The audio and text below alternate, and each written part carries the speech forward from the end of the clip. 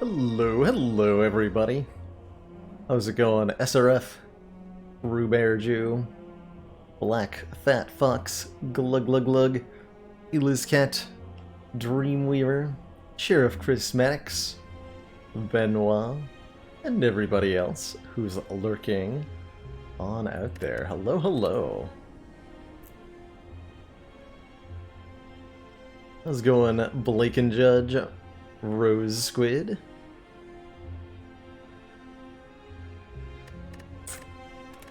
Let's see, so I have a clean slate here on the main branch now that the Watcher's been officially released. Speaking of, there was a slight patch today. Nothing major, just a couple bug fixes for achievement unlock conditions and some backwards mod compatibility with localization support for Brazilian Portuguese. But nothing gameplay-wise. But now that the Watcher is officially released, I'd like to gather some data on my Ascension 20 play and see how it compares to the Balor of 6 months ago, which was the last time we gathered any kind of real data on A20. Which I believe, what is it, exclamation point data? There we go, yep. So I did 100 Ascension 20 runs to the heart, won 35 of them, and I'm curious to see how I compare. This does not mean that I'm going to stop with the ladder streak content, by the way. I'm going to be kind of feeling out both ladder streak and A20 streams, seeing how they compare in terms of the numbers and how people seem to enjoy the content. And certainly won't be doing one at the exclusion of the other.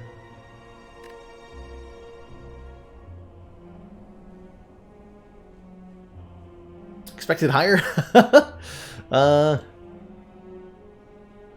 Can't say that there are really any other people with a much higher win rate on Ascension 20. Or at least certainly weren't at the time, back in July.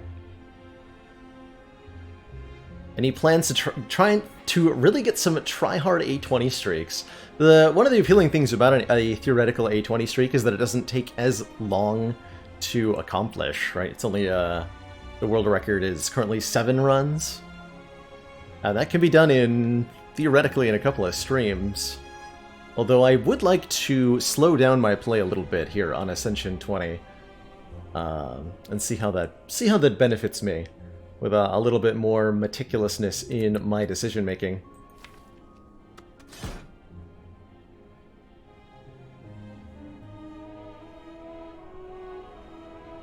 Crimson, yes, I saw Crimson Blur's stream, or I caught the VOD of it anyway, from yesterday, and saw that he's on a 6-0 heart streak currently, which is incredibly impressive.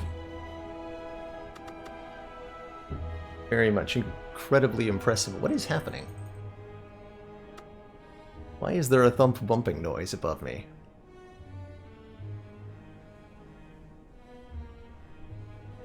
Not supposed to be anybody here. I'm going to be right back. I just need to check on something.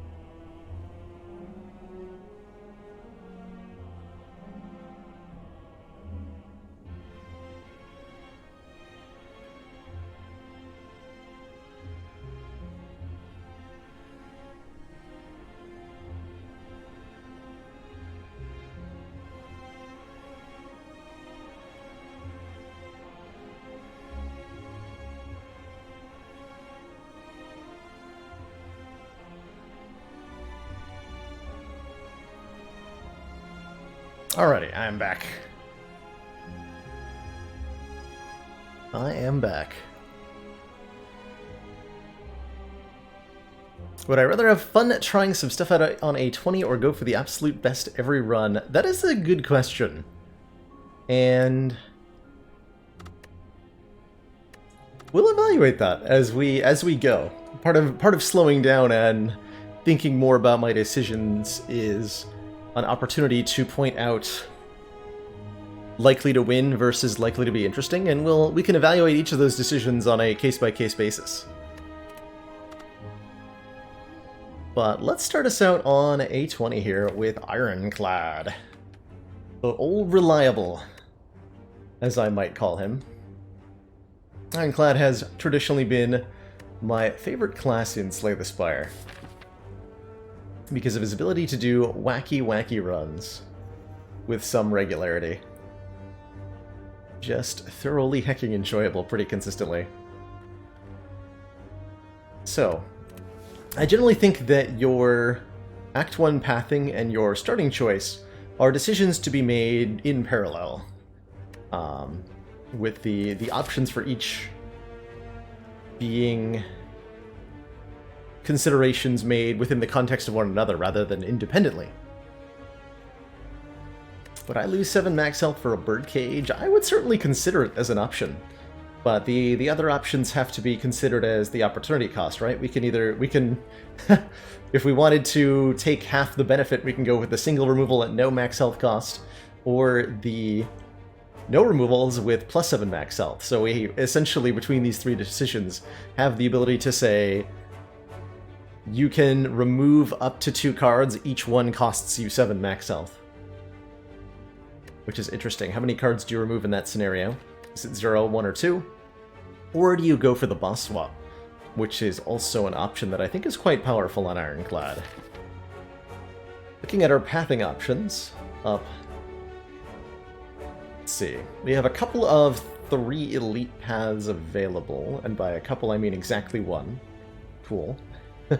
And it's not a particularly good one, doesn't hit too many campfires, so I think we can reasonably assume that this is an at most 2 elites path, since this path up the left side is just kind of unreasonable. There's the option for an early campfire into the Burning Elite, but I think this would require a fairly decent set of results from our opening combats, and there's no option to, once you've started along this path, there's no option to not fight an elite here on the 6th floor, which could be pretty consistently disastrous. More reasonable pathing involves hitting this fire first, grabbing this elite with an upgrade or something, and then taking this elite and getting a couple of upgrades. That doesn't hit a shot, though. I don't see any way to get more than the 3 campsites. Nope. So a lot of fairly equivalent pathing, with some option to go a little bit safer, some option to go a little bit more dangerous, but in all cases, I think relatively middle of the road when it comes to risk. So the question then becomes, do we want to trade our starter relic for a boss relic, or do we want to go for card removals? Card removals are an important resource in Spire, letting you thin out those starting cards, the strikes and defends, that will come to limit you later on in the run. In Ironclad in particular, the strikes are pretty valuable at the start of the game, letting you defeat early elites, Gremlin Ob in particular. And Ironclad likes their strikes more than, say, Silent does, because Ironclad's strikes can scale better into the late game with things like Vulnerable and plus Strength. You can do 100 damage with Strike on Ironclad, whereas doing the same with Strike on Silent is pretty much unheard of.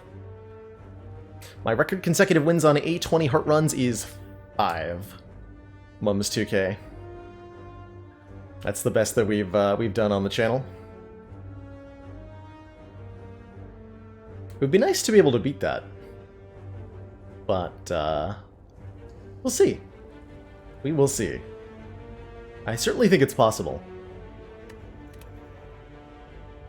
Let's see, so if I was to remove 1 or 2 cards, 1 card would almost certainly be a strike removal. 2 cards might have to be 1 strike, 1 defend.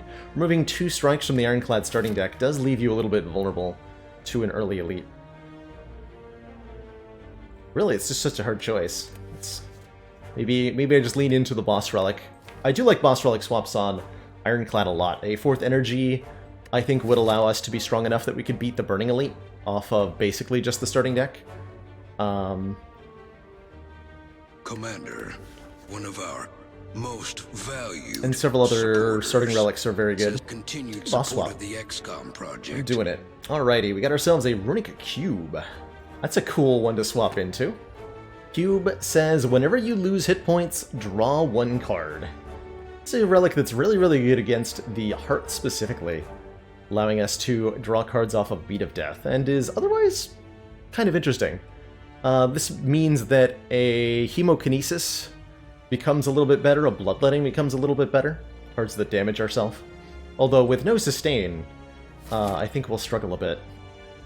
This does put us into a bit of a weaker situation here in Act 1, and I think we should go for this early fire, maybe even end up avoiding this elite entirely, because we're lacking the healing from Burning Blood, and I don't expect the Runic Cube to save us a lot of hit points as we go, but we'll look for opportunities to do things like take 1 or 2 damage to draw a card. Maniac and a Mask, thank you so much for those 6 hackin' months.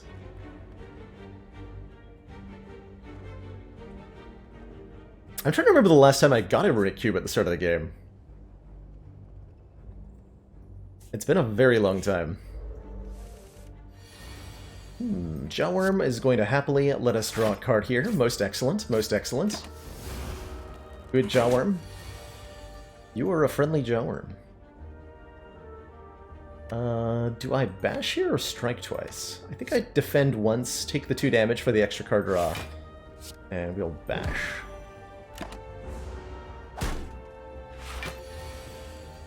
Yeah, then we can bash strike again.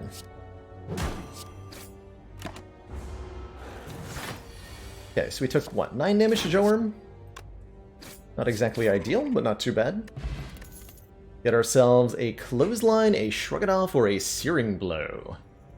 I think Clothesline makes a pretty decent first pick, letting us apply Weaken to our opponents. Shrug would be a good block card going into Guardian, but we're more interested in the imminent potential elite fight and getting ready for that. Could this be a Searing Blow deck? I don't think so. Not with only 3 fires upcoming. And I don't think with the Runic Cube either, because I do expect to have to rest probably at one of these upcoming fires. So while the first floor is definitely like the place to take Searing Blow, I don't think that the map or the current run conditions are favoring it as a take. So I'm going to take the Clothesline, I think. Give us the weaken, give us the damage. Look to maybe upgrade this. I do like the upgrade on Clothesline a lot. Especially going into something like the Guardian fight. Guardian is a lot easier to block if they're weak, doing 12 damage on a Whirlwind turn instead of 20. To say nothing of how that affects Lagavulin and Nub. Happy to give up some max health to take the Gold Idol here. That's a floor 2 Gold Idol, which is as early as they come. I certainly can't take the current damage, and I don't want to take a curse. Not an injury, anyway, so we'll happily give up some max health, and I feel a little bit less bad about the damage Jawworm did to me, truthfully, because of that. 2 lice, one having 12 hit points, is nice, although that I can't kill it is not nice. Unfortunate. Just block, strike, strike. I don't think there's any real choice to be made here. We could bash strike, but that's not enough to kill through the shield there. So lose another 3, but that should be all we lose here. It's just the 3.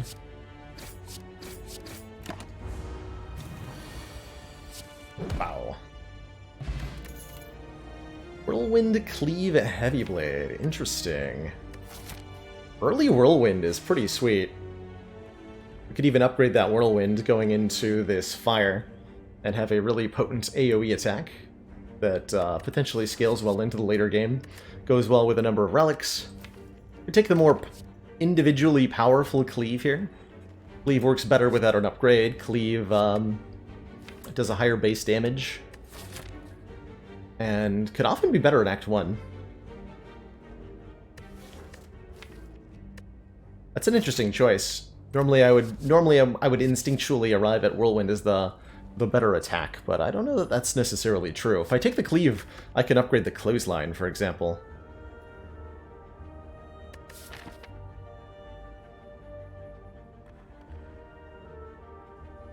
Whereas if I take the Whirlwind, I'm pretty sure I have to upgrade it when we get to this Spire.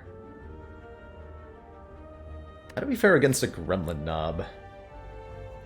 Or a Lagavulin without an upgraded Clothesline or Bash? I'd also upgrade Bash going into that elite fight, actually. And that would feel a lot better with a Cleave. Yeah, that would feel a lot better with a Cleave. Kind of leaning towards Cleave here. Just because it makes this fight a lot safer to tackle than the Whirlwind does. Better once we get debuffed against Lagavulin. It doesn't require an upgrade. And the Cleave is still quite good against 3 sentries. I can't believe I just talked myself into taking Cleave there, but here we are. I am going to take the money. I think we're going to need money in large quantities. Although the health is a significant concern. We're a little bit worried about this upcoming elite. So, depending on what the spin outcome is here, I'm going to have some feelings. Card removal, okay. Okay, I was hoping for a heal or a relic, but I'm happy with card removal.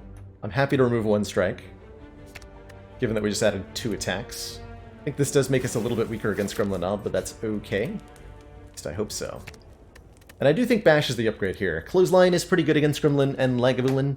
The additional vulnerable, though, I think is the answer, so that we can potentially kill Gremlin Knob by turn 3. Realistically, we're, like, best case scenario, bashing on turn 1, clotheslining on turn 2. We take 6 damage on turn 2, plus 18 damage on turn 3. There's no way we kill on turn 3 for Gremlin Knob here.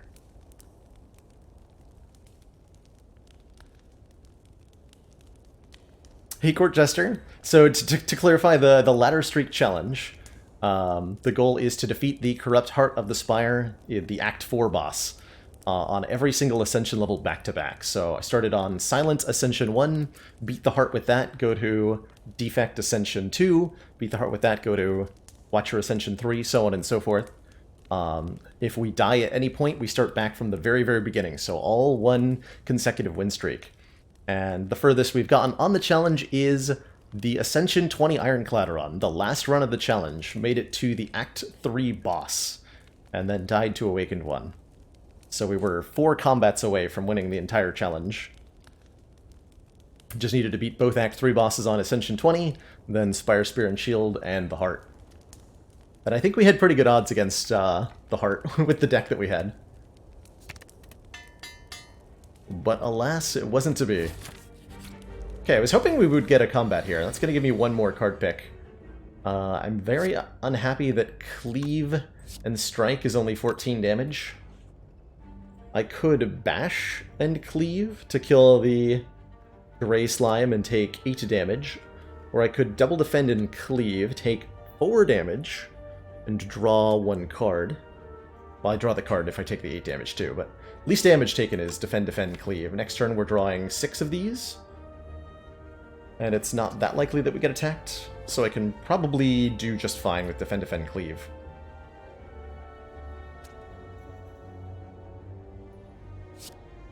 I think that's the play. You attack for 12, that's super rude. Oh, that is really rude, actually.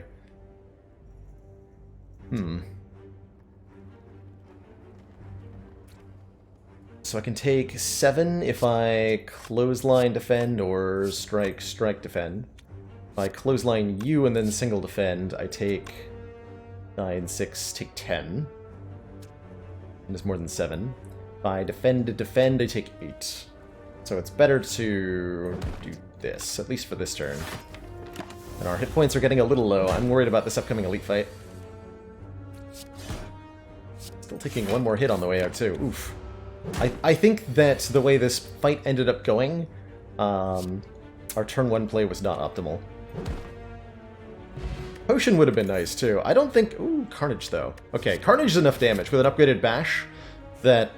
And we've already... Yeah, okay. Probably end up going to the shop, not the second elite. But let's take this Carnage. Does 20 damage. That's a huge, huge hit.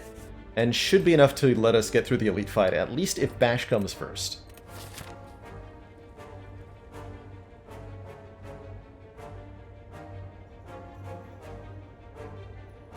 I think about a boss relic that says gain 1 energy, but every enemy has 30% more hit points. I think that would ultimately end up being a really, really rough energy relic. And that you would find that you'd want to give the enemies less additional health than that. Let's see, next turn, most damage I can do to 1 sentry. I would like to prevent one of the attacks from hitting me next turn. And the best we can realistically do is 20 damage with Cleave and Strike or Clothesline. So if I want to kill one next turn, I need to make sure it's below 20 health. So let's do that, to give us the chance of killing one. Then we can take another 10, and hopefully that's the end of the damage. We can also strike here, or I can defend, take just a little bit, do the Cleave Clothesline thing next turn.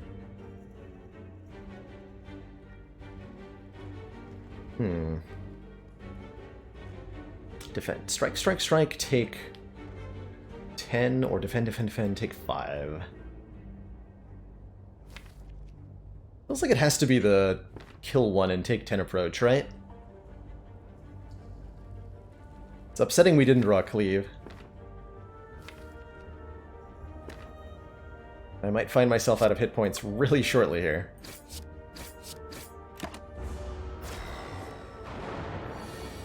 I'm gonna try. Really shortly. Okay, we have to kill this one next turn.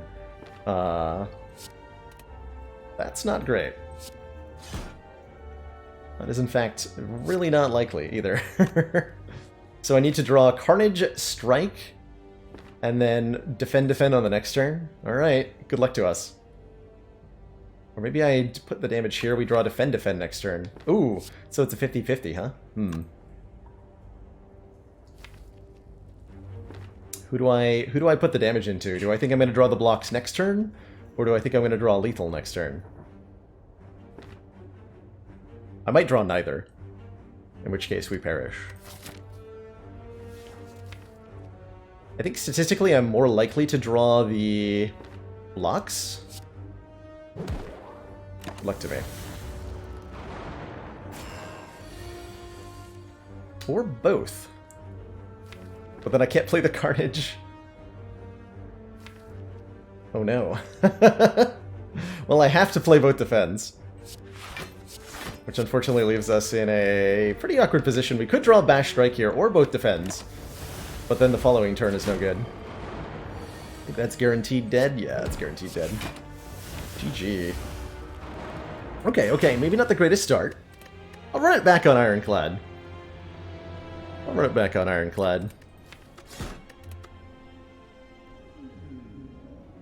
That was unfortunate.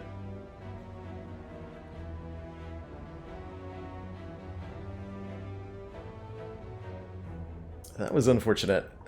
Part of what went wrong there was our potion drops, which is to say that we got none in 3 combats, which is not hugely unlikely, but it's definitely less than 50% chance. We took, honestly, one of the safer pathings that was available to us, but we did choose a risky starting bonus, and that did come back to bite us with the Runic Cube.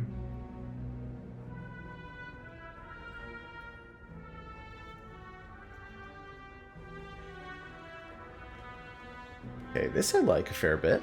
Our starting bonuses are, of course, Niao's Lament. Enemies in our next combat have 1 hit point, which could result in an elite snipe in a couple different locations. We could try to get a 1 hit point elite. There's no way for me to do that to the... Ooh, it is possible to do that to the Burning Elite. Oh, interesting. Very interesting.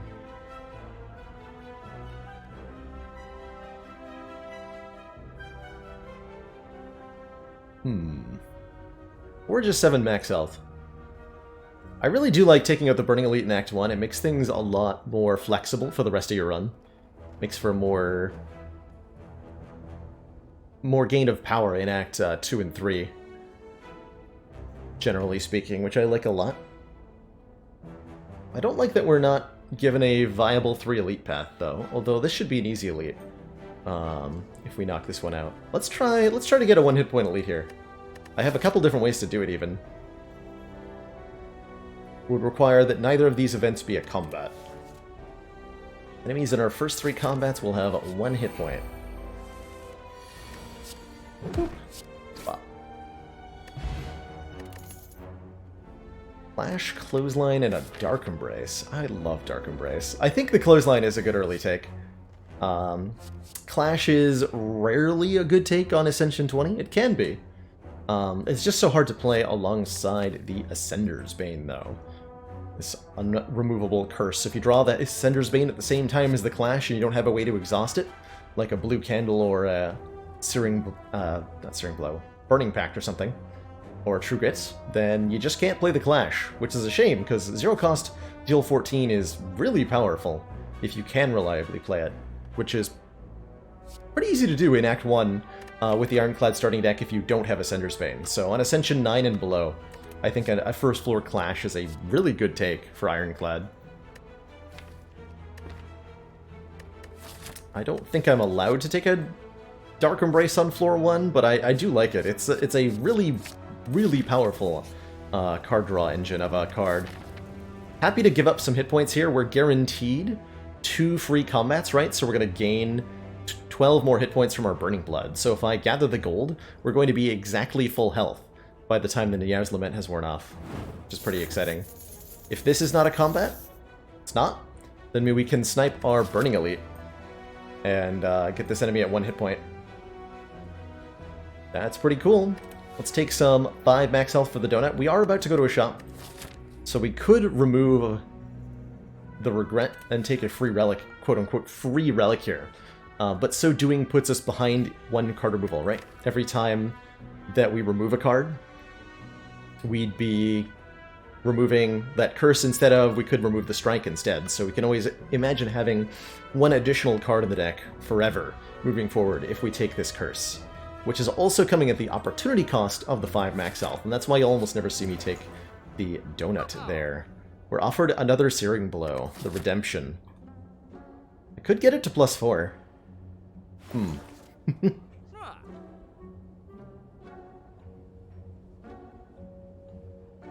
The Searing Blow Redemption.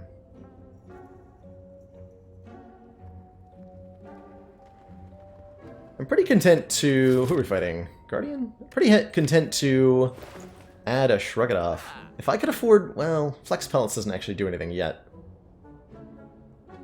As the road trip yesterday, it was great, right, X? We had a really good time.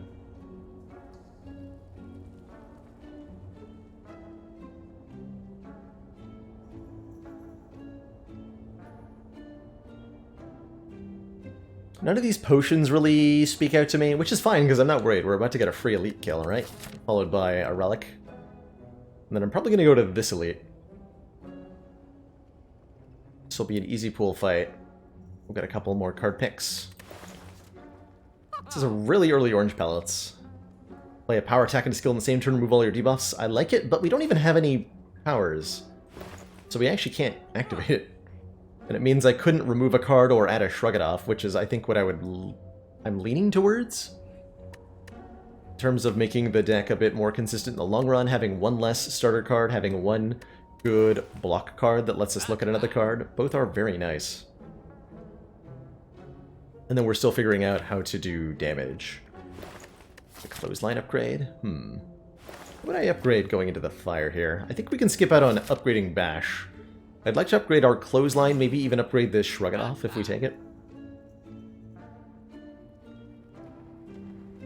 Or again, we can just orange pellets and leave.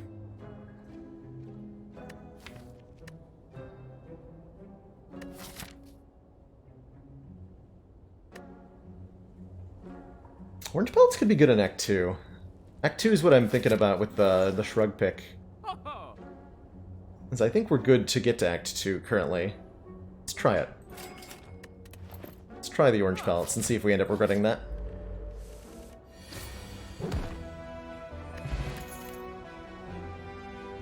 Headbutt, Thunderclap, Wild Strike. I like a Headbutt as an early damage card.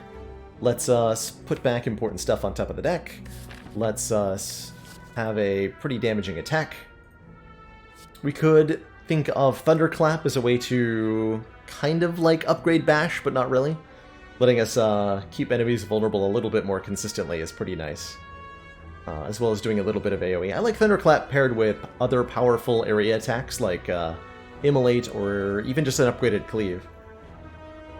Wild Strike does a lot of damage, but I'm usually pretty hesitant to take it. Putting a wound into your draw pile really slows you down, and without something like an Evolve at least, or some other way of drawing a lot of cards, you'll find yourself really quickly suffering the drawback of putting a Wild Strike, and it's only offering 3 damage over a Headbutt. Where Wild Strike really does get its advantage is in the upgraded form. It upgrades for +5, so Wild Strike Plus is 17 compared to the 12 of Headbutt, and that's a lot more impactful than 9 versus 12. But I'm not thinking about dedicating an upgrade to that Wild Strike, so I'm not going to take it. Alright, 3 regenerating sentries. Wait, are they free? Actually get more health? Oh no. The hit points. Alright, we got a boat thingy. The start of our second turn, gain 14 block. We got ourselves a Liquid Memories. Commander, choose a card in your discard pile, return it to your hand. The support of another council member. And there's our first chance at a power. This is significant because this is our first opportunity to actually make orange pellets do something. Matt Warbuckle, thank you so much for gifting a sub to our Boreal Octopus. Welcome to the council. How's it going, Cleverwing? And, OSM1. Planning on doing some A20 streams, A20 runs today.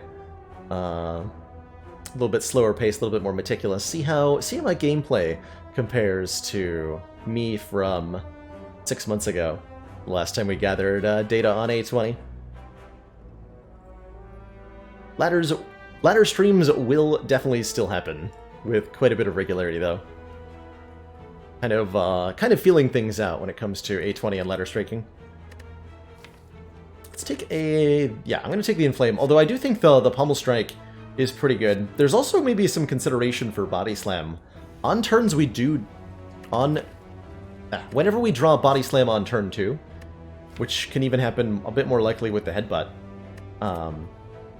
we get the 14 block of Horn Cleat will add to the damage of the Body Slam, and that's pretty significant.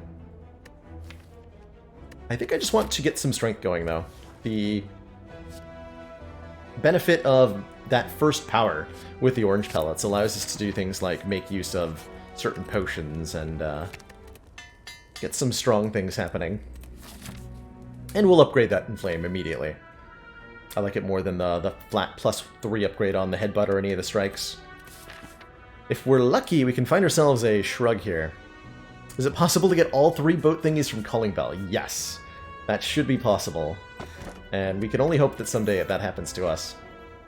Happy to see 49 gold in that chest. I also like a Lantern quite a bit. Energy on turn 1 is pretty good, especially on an energy-hungry character like the Ironclad. Do we remove a card or gain some gold? Don't mind thinning the deck a little bit by removing Strike. We're fighting Guardian, so having strikes out of the deck is a good thing, generally speaking.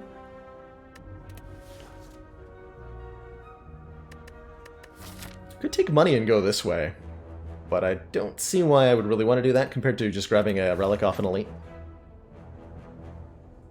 First A20 win today. Congrats, Dapperau. That's certainly an awesome step forward. An excellent accomplishment.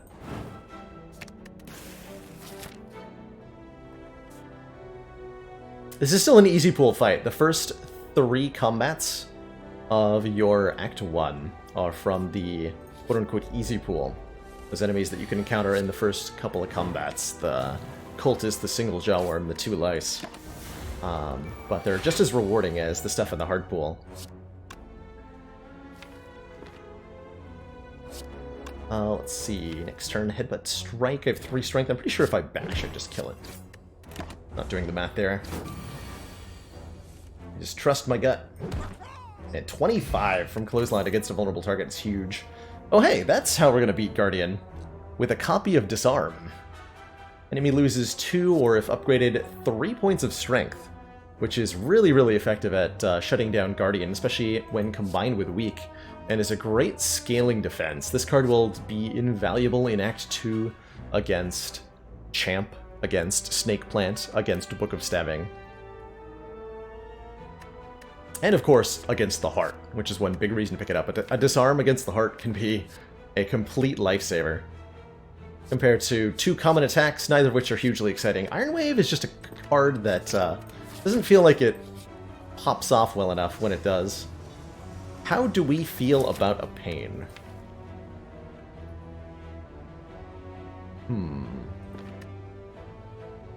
The Ominous Forge allows us to upgrade a card in our deck or rummage around, get the Warped Tongue's Special Relic, which upgrades a random card in our hand every turn of every combat, but gives us a Pain Curse, which I think we can handle. We have 80 hit points. We can certainly manage it at least until a potential removal in Act 2. And we don't mind our strikes too much right now, thanks to the Inflame. I think upgrading our cards every turn is going to be hugely beneficial against either Lagavulin or Guardian. And we're definitely fighting the Guardian. Knob would be just fine, too. Sure, I'll rummage. I think the Warp Tongues are, generally speaking, quite worth it. Oh hey, what a turn 1. Inflame? Bash? Strike. I think we have a 3-turn kill lined up here. Especially if we draw a Headbutt this turn. We did draw a Headbutt this turn. Perfect. So we know that Clothesline does 25. Our best card that we can Headbutt is the Strike.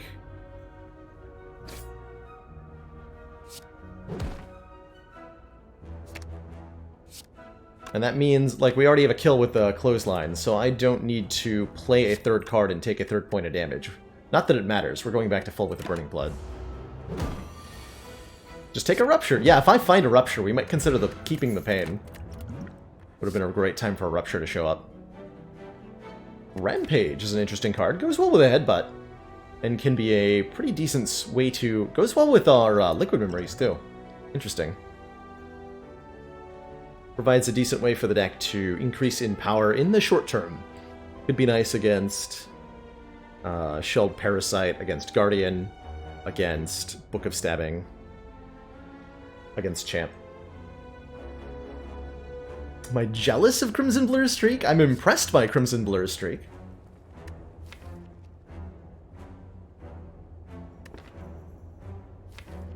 Power Through is a really good block card, but it does add wounds into our hand. Cleave would be our first AoE, and I think Cleave pairs really nicely with both Inflame and with the Warp Tongues, for the potential upgrades. We're definitely lacking AoE for Act 2. Maybe a Cleave is a good take. It is. Just not sure we're blocking well enough. Kind of have to trust in Clothesline, Disarm, and 80 health to beat Guardian. That's a fine way to beat Guardian.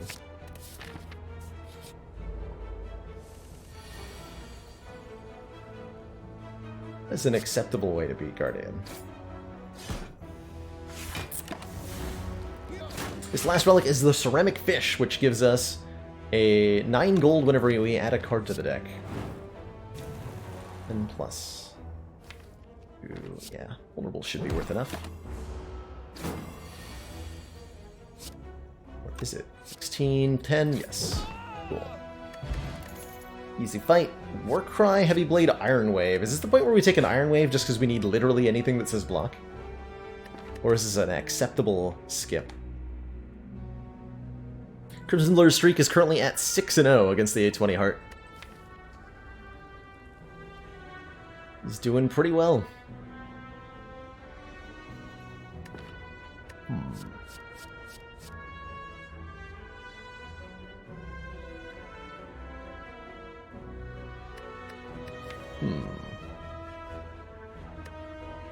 I like the little bit of additional block Iron Wave is offering us. Hey, Real Beggar, you can indeed transfer your beta save files to the standard Spire game. Yep. What you'll want to do is, in your Steam directory, copy the contents of your beta preferences folder into your preferences folder, and that should transfer over all the save data. I like a Warcry, actually, to help mitigate this pain. And it works with Headbutt to get cards back in my hand immediately. Like a Warcry.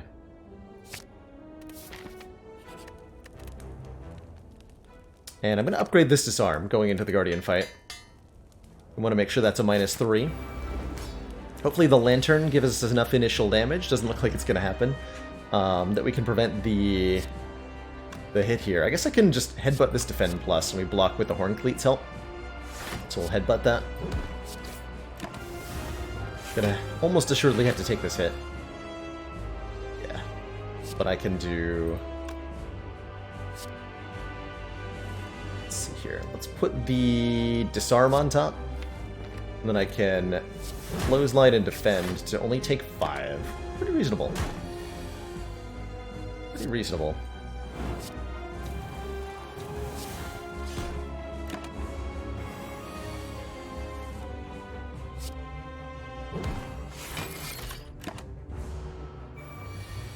For the course of this fight, just about everything in the deck will end up upgraded eventually. Clothesline, just like any other attack, costs 4 hit points to play against the Angry Onion mode of Guardian, but reduces this turn's damage by 3, next turn damage by 4, so we're saving 7 health at the cost of 5. 4 from the Thorns, 1 from the Pain, so this is blocking for 2, ultimately. Oh, and then it's an upgraded Clothesline, so we have 1 more turn a week beyond that as well. Could have used the Weak Potion to get the same result, but I'd rather keep that for next act. Just going to... I could defend Headbutt. I think I'm just going to let the Pain stop hurting me that turn. 1 times 4. Cute. Very cute. How long is a Chinese name? How's it going, Ronix?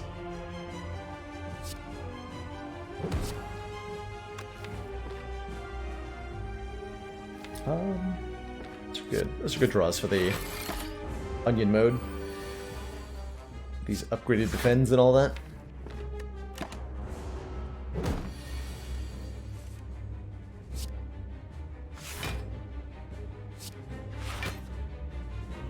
Pick 1, deal 12? Sure.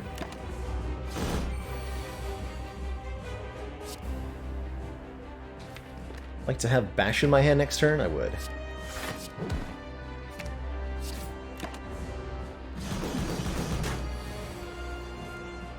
There.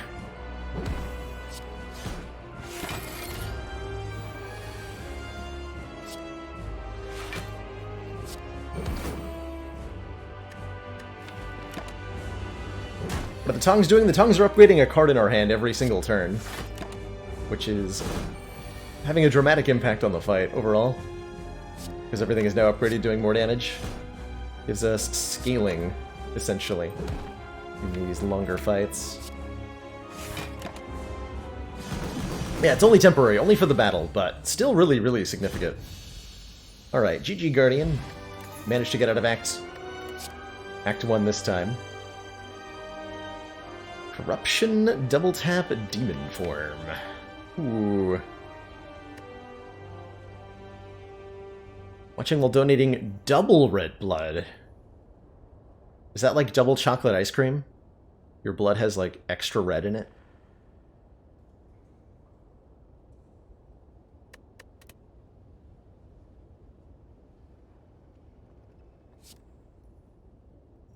Corruption is very good.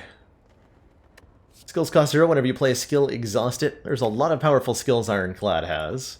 Corruption is essentially an energy-generating card, but also an exhaust-generating card. So compared with things like Dark Embrace, Feel No Pain. Didn't we take this Clothesline over a Dark Embrace? Damn it. Wish I'd taken the Dark Embrace now. Still considering a Corruption just because it does so much work in terms of late game stuff and powerful synergies. Corruption immediately makes a Snecko Eye a pick, immediately makes a Runic Pyramid a take from our boss relic here. Demon Form a valid choice? I think it is, absolutely. Demon Form gives us another power for Orange Pellets. It's a tricky power, but it's still a power. We're blocking fairly well with the... despite our relative lack of block. Like the Clothesline and Disarm and the Horn Cleat boat thingy here in particular, and Lantern mean if we draw Demon Form on turn 1 or on turn 2, we have a reasonable chance to actually put it in play.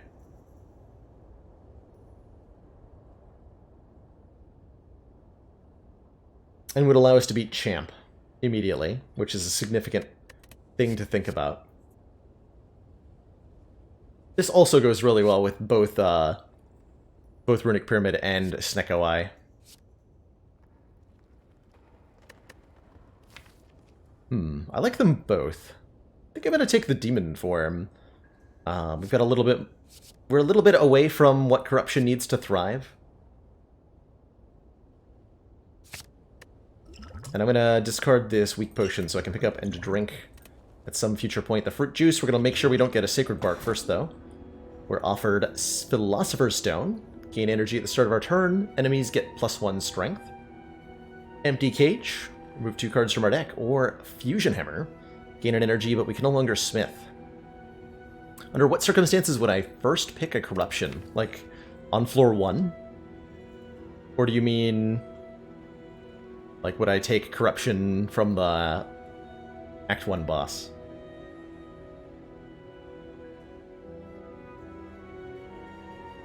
I've taken a first floor corruption once or twice. It's usually worked out pretty well for me.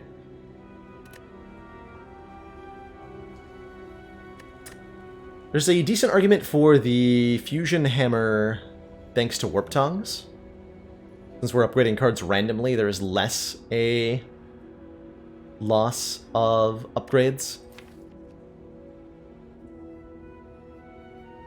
It's the first card choice. If I had any one relic that that synergized, like if we got as our starting bonus Charon's Ashes, as King Koopa points out, or if I traded my starter relic and got a Snecko Eye, I would take a first pick corruption for sure. Although it's really, really rare to get a floor 1 corruption. It is possible to get, I saw somebody ask this in someone else's chat today, it is possible to get a rare card on the first floor. It's very, very unlikely, but it is possible. I believe, unless something changed, which might be the case.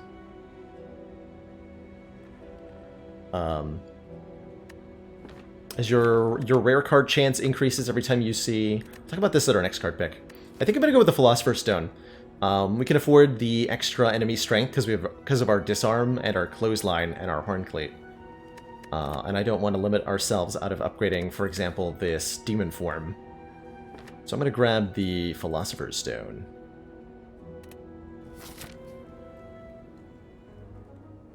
And I'm quite happy to go to this shop. We can get rid of our pain here. And I would like to do that. Plus it doesn't actually cut me off of any pathings. For the act overall, I like the amount of elites we're seeing here in the back half of the act. What? Look at this Campfire Elite Bonanza. Oh my. Yes, I like all of these things. I like all of these things. We can also fight tons of elites in the first half, which I'm less excited about. But with these potions, not exactly worried. Pretty happy to see Chosen here as the first encounter.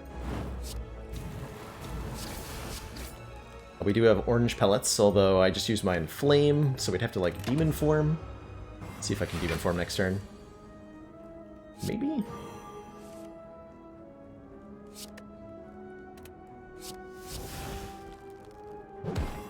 Smack Chosen 3 times, keep that weak up. So next turn, we are being attacked for quite a bit with not too much block. I may end up using the Liquid Memories to do something. We'll see. Chosen will be weak. 21. Can block for 13. That's less than ideal. I think we just block for the 13. The next turn, that'll put 2 days, so I'm guaranteed drawing Bash, Headbutt, 3 dazed, which means if Chosen is attacking me next turn, we just kind of fold to that. It's unfortunate. Plus I take 3 damage from Pain here. Is there any Liquid Memories play that, like, saves this from being a hot mess? I could defend Liquid Memories to defend, and I'm adding yet another Dazed into the draw pile. I don't think I want to do that. But I do think I want to block for 13 here. I don't think trying to play Demon Form on this turn is a good idea. We could do Demon Form, Defend, and Liquid Memories, say Clothesline to activate our orange pellets. That would make me take... We'd no longer be vulnerable, so this goes from... What is this normally? You have -2 strength. The big hit is normally 21 base, so 19.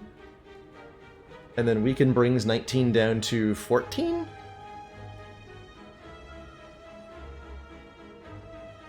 Yeah, 14.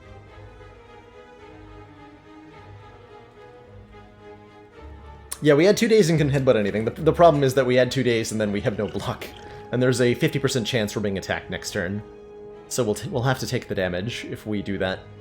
Although I guess I could Liquid Memories for the kill next turn if we are. Okay, I like that idea. Do this. Please don't attack me. Thank you. Okay, that's good. We're only 1 damage short of just outright killing. That's kind of cool. Yeah, a little bit of a painful chosen fight, but definitely could have gone worse. Definitely could have gone worse. And we're offered a Shrug, which I like a lot. That helps our block game significantly. The Pummel's pretty good on the offensive side, scaling with our strength really, really well. But I'd really appreciate a Shrug right now. I would really appreciate a Shrug right now for the block that brings. Start at -2 and rose by 1% after every non-rare prick. Oh, that's right. It does start at a negative value, doesn't it? And that would prevent a floor 1 rare card, wouldn't it? I think the information you have is correct, and that my memory is a little bit faulty. Oh man, I can't buy all the things I want to buy here. So, things that I want to buy here, TM. 1. Dark Shackles. 2. Boat Thingy number 2. 3. Card removal.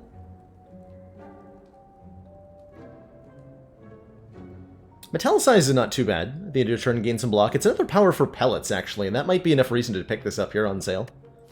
As well as helping out our blocking game a little bit. We could take a flex now that we have the orange pellets and the powers. Because the flex... if we activate orange pellets on the turn we play flex, we get to keep the strength. Our act boss is Champ, who we beat thanks to this demon form we picked. We don't have to worry about that fight basically at all. Metallicize helps quite a bit, making the Champ fight go a bit smoother too. You can definitely get rare cards with a first floor transform, that's right. So it is possible with the right circumstances.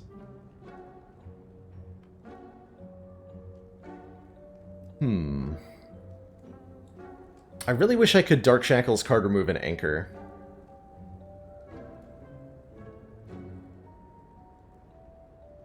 My opinion on Dark Shackles in general is that it's a really good card. At completely shutting down enemies for 0 block. Helps us play the demon form a lot. It's obscene when upgraded, like 15 strength. It's crazy how... It's absurd how good this card is, honestly. It's fairly specialized. It's only single target, but what it does so well. But it's really not fair. That said, Anchor's also real good, especially going into Act 2 elites. We could really beat them up big time with some free block on turn 1 and 2. If we Dark Shackles, Anchor, Metallicize, then we're not removing our pain. And that is pretty rough if I want to take some elites. That is a rough experience. That is a frightening experience. I think I have to remove this pain. I'll do that now. So it is then either Dark Shackles or Anchor.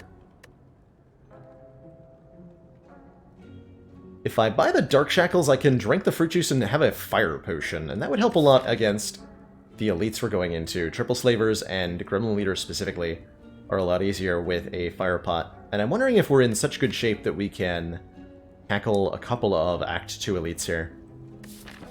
And by a couple, I mean 4.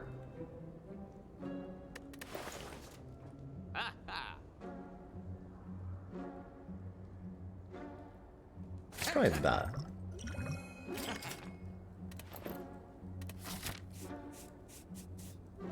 have... Let's see, one easy pool fight, one hard pool fight. Is there going to be hard pool fights? Let's take the events. It was a fight anyway! Haha! Don't I wish I had an anchor right about now? Yes! Yes, I do. I very much do. But we're only going to take... Let's see, what is this? 24 minus 8? 16 damage? And the next turn should be fine. I could use the liquid memories to heal or to block for 8, but I don't think that's a powerful enough use of that potion. That's a really strong potion, quite frankly. Potion is too good.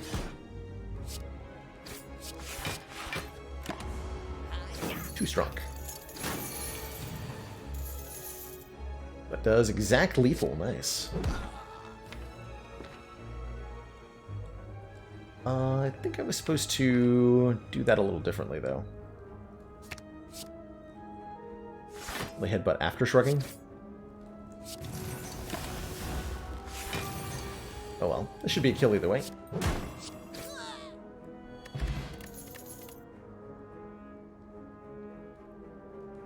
If we'd taken Corruption, this is where I would take a Feel No Pain. Because of how heavily we're invested we are in Strength, I really do like a Sword Boomerang. This is one of the most energy-efficient ways to turn your Strength into damage. Hitting a random enemy 3 times, and upgraded that's 4 times. It doesn't scale quite as well as Heavy Blade with Strength, but Heavy Blade is more expensive.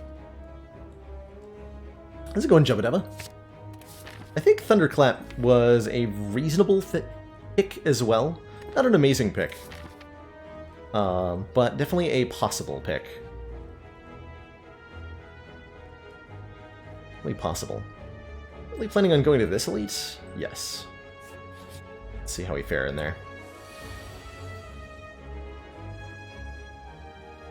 Okay, not the greatest turn 1 against 3 cultists. In fact, I would call this one of the worst turn 1s against 3 cultists that this deck could have had. We do a little bit of damage. Don't want to play any of this.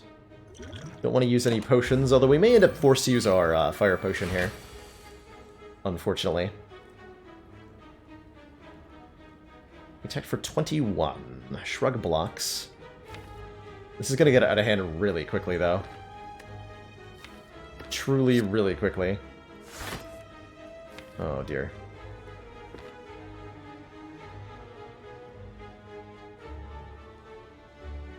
So next turn I'm going to be taking 24. I block for a most... nothing, pretty much. Well, that's not good.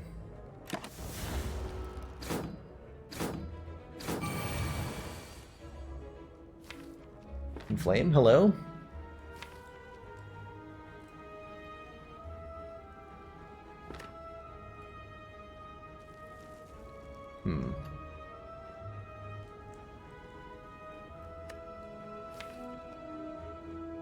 I think I have to use a potion here.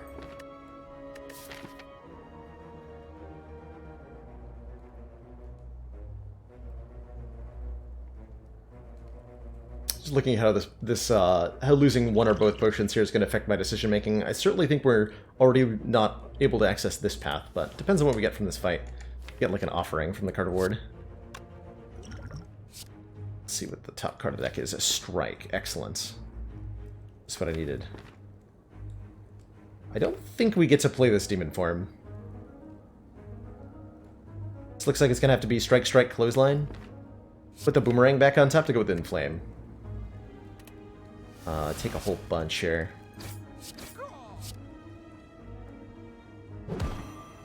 We take 21 damage. I could Liquid Memories for, like, Shrug It Off. Or Dark Shackles or something, but I don't think those are a good use of the potion.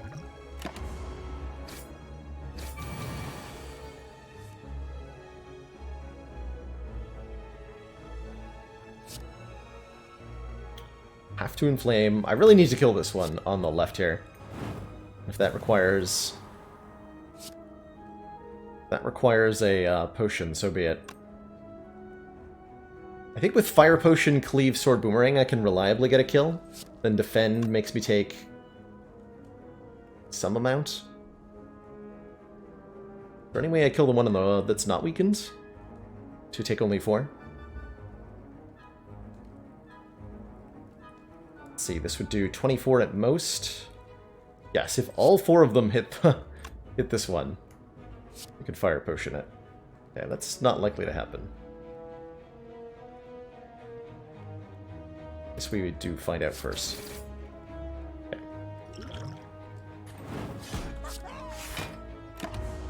Take the ouch. Good. Okay, a little bit terrifying. We're add another fruit juice though. That's kind of cool. I like a pommel strike, a little bit of card draw, a little bit more direct damage. It's like a strike that draws a card and does 3 more damage, and that's not a bad thing. I think we could definitely use a bit more ways to spend energy, especially with our 5 energy turn 1s. But that was a rough fight. That was definitely a rough fight. Ooh. Oh man, this is really good. Upgrading all of our strikes and defends is 8 immediate free upgrades. All the defends and all the strikes are upgraded. But not only that, now the Warped Tongs can no longer upgrade our strikes and defends randomly. So it's more likely that the Warped Tongs are going to upgrade important, impactful cards. That's really nice. Is upgrade all almost always the best choice? I would say almost always. Maybe like 80%, 90% that this one's the best. There's definitely times where elegance is correct. Sometimes you have no strikes and defends. Sometimes you only get a couple of upgrades. Sometimes there's like really interesting circumstances where you're never playing the strikes or defends. Alright, I had previously planned on going like this way. I think now we rest at this fire, go up the middle here, and try to take these 2 elites. And that should still be pretty good.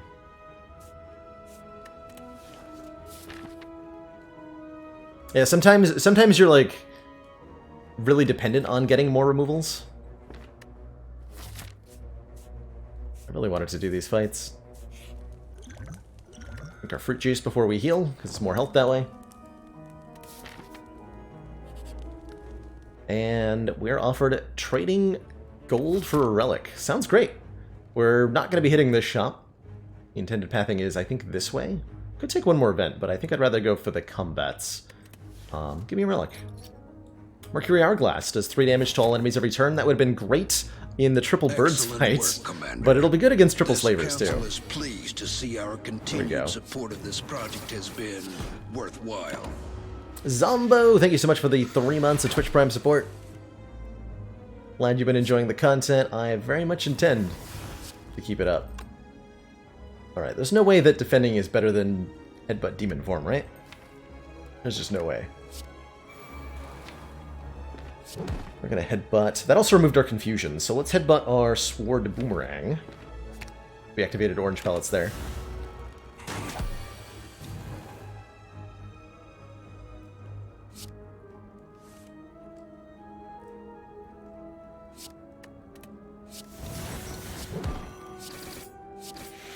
Okay, well. Cool. Energy Potion's nice. Offered another Flex. Offered a Thunderclap. Offered a Body Slam. Flex for more immediate power. I don't know if we want that. Exactly. Flex is interesting.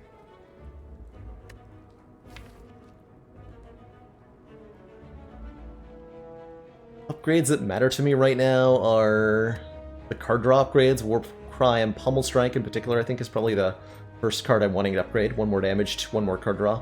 Sword Boomerang is a good upgrade. We do really want more card draw if Flex is going to be a thing we incorporate.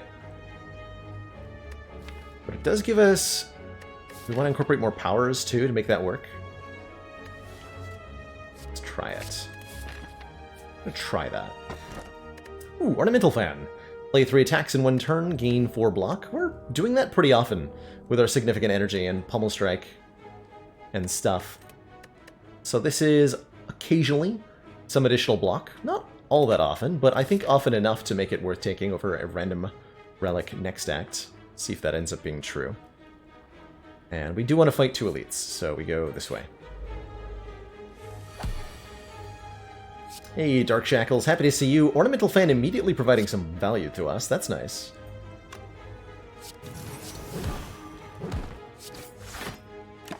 Definitely appreciated. Boat Thingy providing some value. Also appreciated.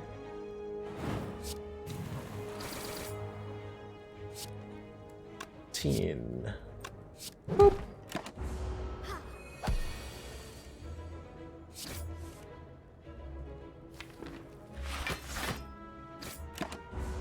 Easily mess this lady up. No problem. Armaments Rampage Shrug. I think an additional shrug feels like a great way to round out our block. To become Captain of the Spire with all the boat thingies. Aye, matey. What did the pirate say on his 80th birthday? Aye, matey.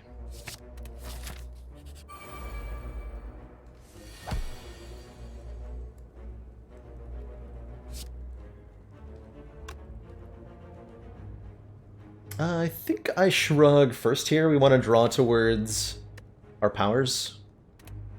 It's imperative, as usual, to KO a gremlin on turn 1 against the leader here to prevent or to lessen the chance you get attacked on turn 2. Although being attacked on turn 2 is maybe something I want. It's an interesting thought. What if I deliberately get attacked so that we can use our Horn Cleat block?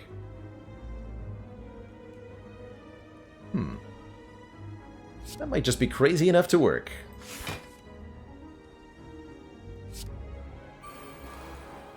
On the other hand, got Demon Form. Play on turn 1. Hey, we got attacked, and I drew Dark Shackles. Now that is convenient.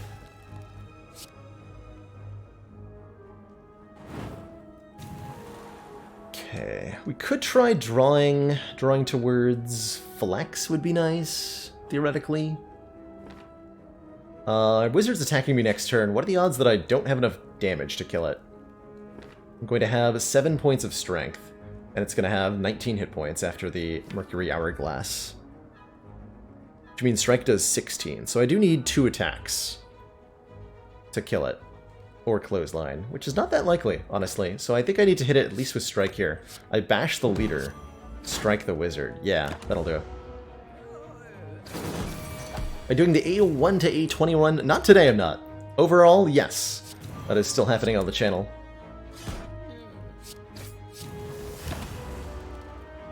But we're playing some A20 runs today.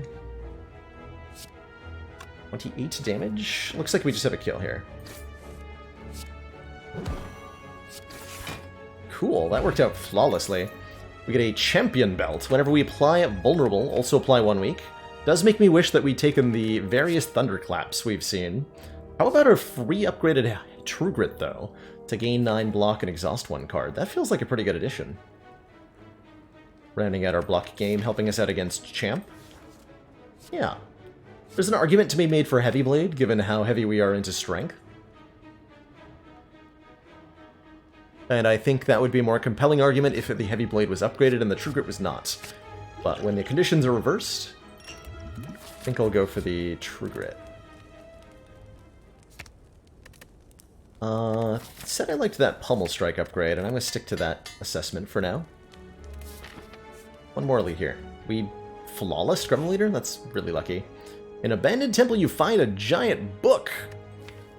Open. Riddled with weird words. Those words tell you of a powerful book relic called the Enchiridion, which says at the start of each combat, put a random power that costs 0 into your hand, making it easier to trigger orange pellets on turn 1. Although that's not necessarily beneficial, but it is possible. Also can get upgraded by the Warp's Tongs, which is kind of cool. Looks like I just play every card in my hand. There's not a lot of decision making to make here, other than where do I strike, and that's, generally speaking, Red Slaver.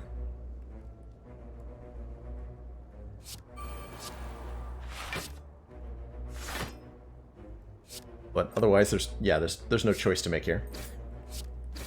getting made weak or vulnerable, though I could remove those debuffs if they were applied to me.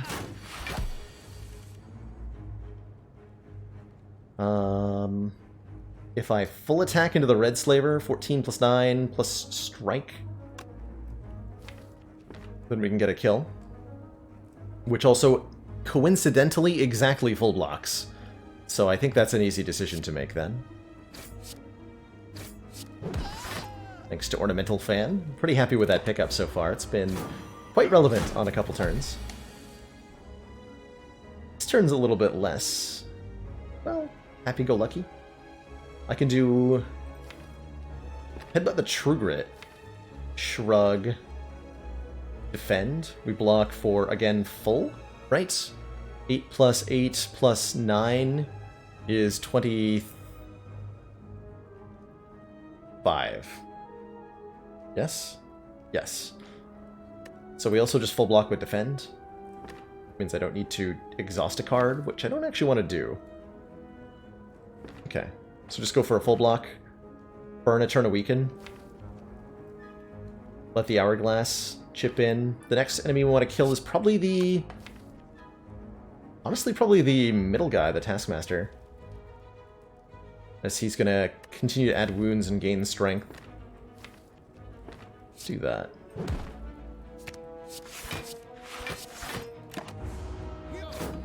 We have Evolve. You're right. We do have Evolve. Completely forgot we had Evolve. We totally have an Evolve.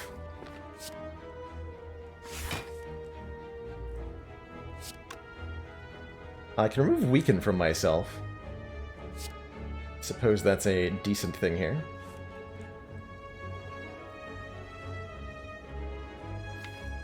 Do I put Demon Form in play instead of playing Bash? Or Inflame?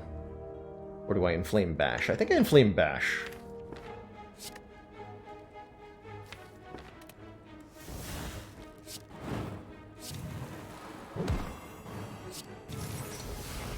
Which also plays Weaken, which is nice.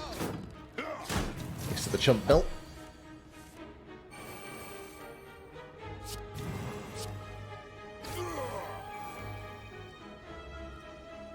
Okay, we just slaughter them both. Cool fight. Art of War. If we don't play any attacks during our turn, gain an additional energy on the next turn. Havoc is kind of interesting. Havoc plus, play the top card of your draw pile and exhaust it. We can probably cheat Demon Form into play sometimes with that. And I don't think there's too many cards in this deck that I, like, wildly care about losing. Great question, King Koopa. Is Warcry Demon Form enough on its own to take an upgraded Havoc if we see one? That's a very relevant question. I dare say that's an extremely relevant question.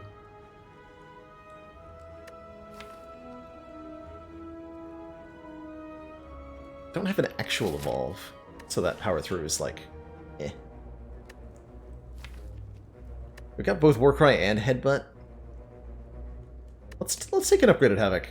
I think we can get use out of that. There is no way we need to upgrade before champ, or we need to rest before champ with 56 health. It's almost half, but like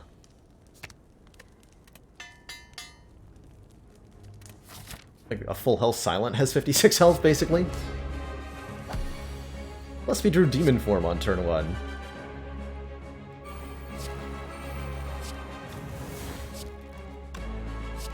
Let's see, do I want to look at another card with Shrug here? I think so. Havoc, huh? It hits an attack. I don't get an extra energy next turn. But I do lose the attack. Might lose Sword Boomerang. I'm not gonna Havoc blindly here. That's my belt! We've got his belt, chat. Okay, we can barely make a dent in champ. We're just gonna patiently wait for our strength to go up. And try to thin the deck in a couple of ways, maybe, with our exhausting. But I will definitely play Bash Sword Boomerang. That sounds reasonable.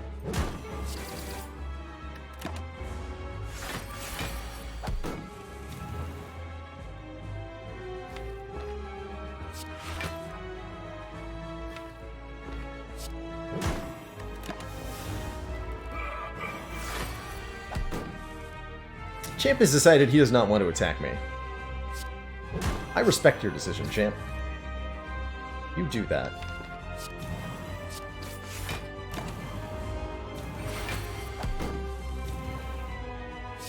You have fun with that.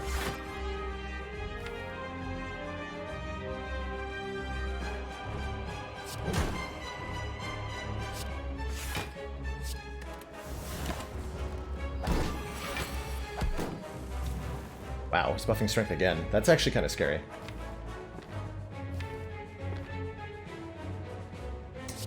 Never mind, no, he's dead. We actually just do this. If we Warcry, we get Headbutt into our hand. Let's put the Defend on top. Then I can play Sword Boomerang, Headbutt the Sword Boomerang, draw the Sword Boomerang with Shrug, and play it again. Which is enough damage to kill. GG! Hey. I don't think that there's a world where I don't take this offering, but let's at least entertain the idea of the other cards. Fiendfire exhausts our hand, dealing damage per card in hand. The more cards in your hand, the more damage that does. Goes well with exhaust synergies too. We have neither of lots of card draw or exhaust synergies, so Fiendfire is... it's okay. Offering is like the gold standard of Ironclad cards. 3, draw lots of cards, gain lots of energy. Lose some health, but Ironclad can usually mitigate that. Double tap lets us deliver damage pretty quickly. Although, I'll say that the thing that double tap is doing, letting us play an attack twice, can be oftentimes replicated by offering and headbutt. We just headbutt whatever we want to play again, back on top of the deck, and then draw it with offering. That's almost as good, legitimately. I think we're at the point where I would take a second copy of Headbutt. I will take this offering. Pyramid? No? Our options are Coffee Dripper, gain an energy, but we can no longer rest at rest sites. Calling Bell, get a unique curse and 3 relics, 1 common, 1 uncommon, and 1 rare, at the cost of getting the Curse of the Bell. This is an unremovable curse card. Or we can take the Busted Crown, gain a 5th energy, but future card rewards have 2 less cards to choose from. I do think we benefit significantly from an additional energy. We've got Shrugs, we've got Pommel Strike drawing cards, Offering drawing cards, we've got some expensive stuff in Demon Form, Clothesline, and Bash. I think we benefit a fair bit from additional energy.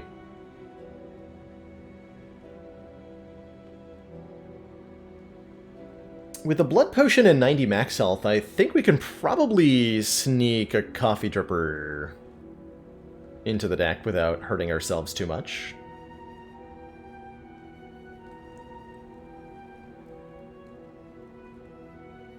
Just trying to imagine how much we were hurt by the -1 draw of the Calling Bell. We do get 9 gold, that's true. The Ceramic Fish gives us 9 gold when we take the Calling Bell. Amazing. I'm feeling like this is a nice Coffee Dripper run. That's the Blood Potion that really convinces me of that. We already took out our Burning Elites. I think we can handle several Elites. We could take up to 3. Going up the left, going up the right. We can also take 3, but there's no fires. If I want to go left, I don't get to visit a shop, at least not guaranteed. Shops would be nice. I'd like to remove a couple of strikes from this deck. We could remove 1 here, and then 1 in Act 4, or even actually 1 here. If I'm willing to get 1 less elite, we can guarantee 1 more removal. It's an interesting thought.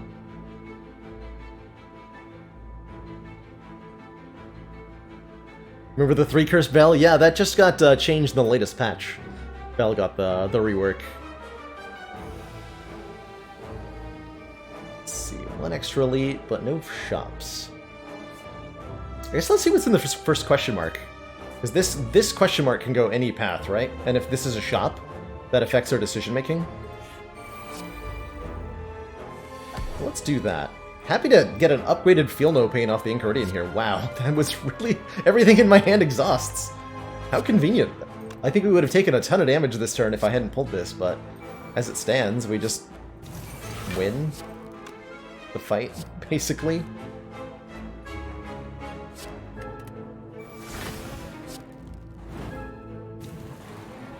That's 18. We're blocking... I have to disarm you. Want to disarm one of the ones on the end, yeah, because the one in the front and the back are capable of doing multi-attacks. The one in the middle cannot do this ×2 attack. Fun fact about the 3 Darklings fight. There's no way I'm blocking this without offering, so we're going to play this offering. Draw all of the cards. And then slay all of the enemies. Wait, I did that in the wrong order. Eh, that's fine. Don't think it matters too much. Gonna try to lower their health points relatively evenly here.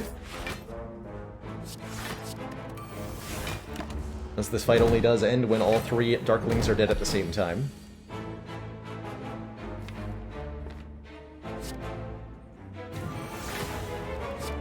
Cool, we can activate the orange pellets here. Although I'm not going to. Duck.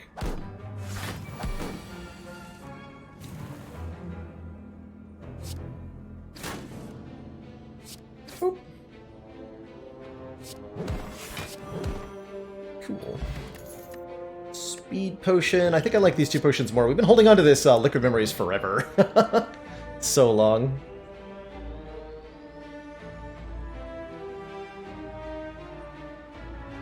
How's it going, Icy Wobbles? Trying to get some A20 hard kills in today. Hopefully we can pull that off. Thunderclap's cool here. We do have the champ belt. We haven't been using it a whole lot. Thunderclap synergizes with Ornamental Fan and applies 1 weaken. We're kind of short on weaken here. And we do want to be able to strip artifacts so that, say, Dark Shackles can work. So I'm pretty okay with a Thunderclap here. Scales well as an AoE attack with our strength too, which we're still lacking. Like, helps a bit with Reptomancer. So let's pick that up. Oh wait, we have an orange pellets. We should probably take the speed potion. In that case, I'm going to drink the blood potion. Speed potion and orange pellets is 5 dex in any one fight. Hey, loose strike. Cool.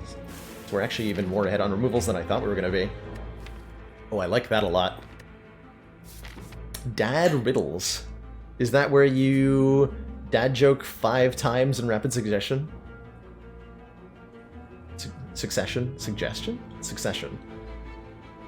5 rapidly delivered dad jokes. I think we do go to the shop here. Chemical X says, effect of your X cost cards are increased by 2. That could be kind of cute. Instead of a removal, what about a Paper Frog? Enemies with vulnerable take 75% additional damage instead of 50%. We have pretty decent vulnerable uptime with our Bash and our Thunderclap. Well, not that good. There's also an opportunity to take a second copy of Sword Boomerang here. Sadistic nature to synergize with the Champ Belt. I do like that. Custard Lemon wants a chemistry fact. I got one for you. Got some blood-related facts today. Did you know that human blood is red because of the molecule hemoglobin, which is used to transport oxygen around your body? Specifically because of the iron in that molecule. Hemoglobin is a fairly large biomolecule that has 4 atoms of iron, I believe. And it's the iron atoms that make it red. Oh my god. Legonian, that was painful. I'll take this Paper Frog here. I think that's a huge up to our damage, and lets me take a red mask. For only 9 gold, we can now apply weak to enemies on turn 1.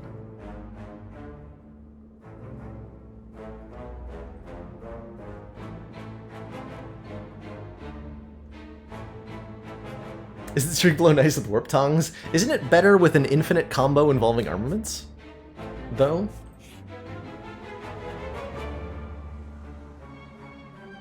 Become cursed with Writhe. Or lose 5 max. Or receive 2 madnesses. We have plenty of energy, don't want madnesses at all. A curse on turn 1 is pretty rough, especially given our Lantern is getting wasted by that draw. Or we just lose 5 max health, which is fine by me.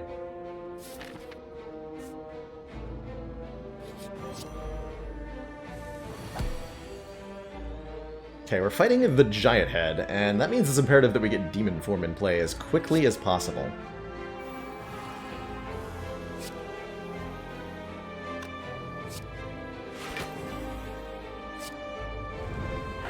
ASAP. Did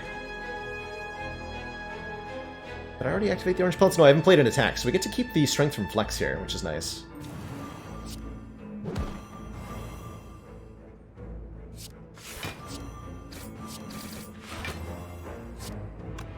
Will I headbutt anything? I play the headbutt, yeah. I'm drawing though. Fortunately, there's not a lot of cards in this deck, only 26 cards. Here's our Demon Form. I'm going to Havoc the Demon Form, not because I need to, because I want to.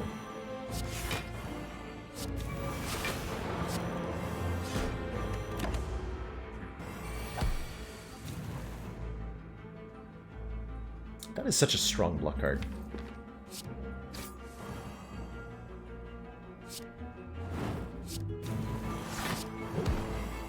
Like that. Okay, we should be good. The big attacks are coming in, but we have pretty decent blocking here with our Feel No Pain.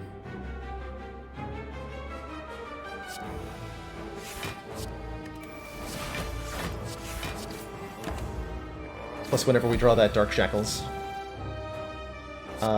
Boomerang is 17 times 4. If I headbutt Boomerang, is that going to be enough to get a kill here?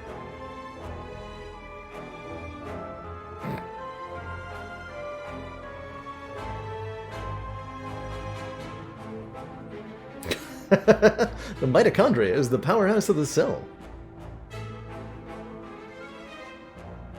Something that can't move if it has too much energy. Is this a dad riddle? The driddle?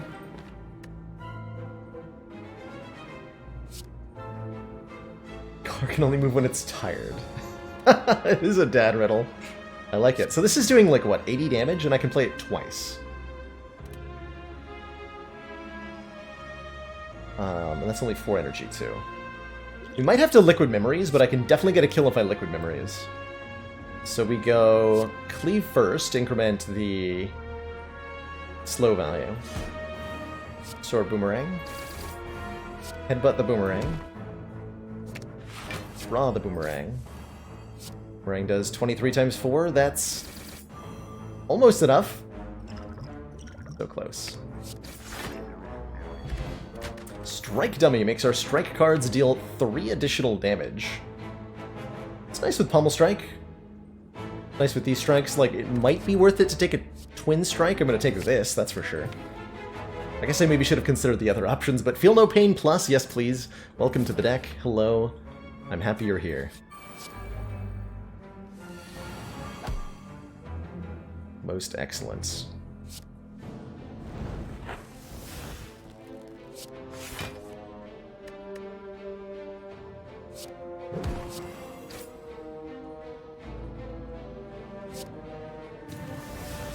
I don't think I played Brutality in this fight.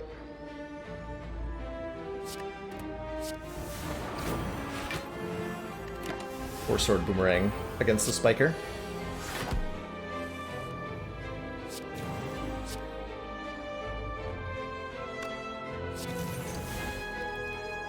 C9, so I can attack you twice here. Cool. Spiker officially dealt with. Our Liquid Memories came back to us. How nice. How nice. They're good, but they haven't got a kick yet. I like it. I like it.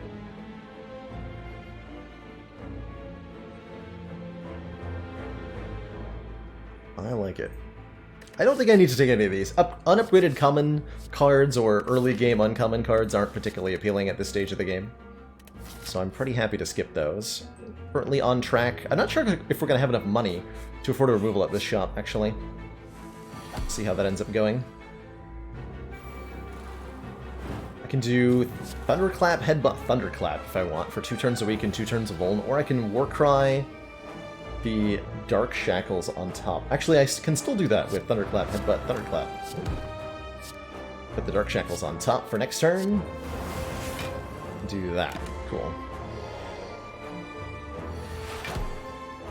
Okay, we got attack with the big one. The 34 damage attack. I'm gonna YOLO Havoc here. See you later, Ascender's Bane.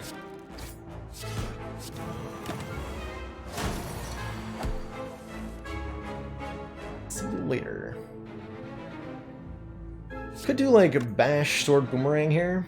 Or we could just play Demon Form in the block cards. Just do Demon Form in the block cards. Means removing Bash.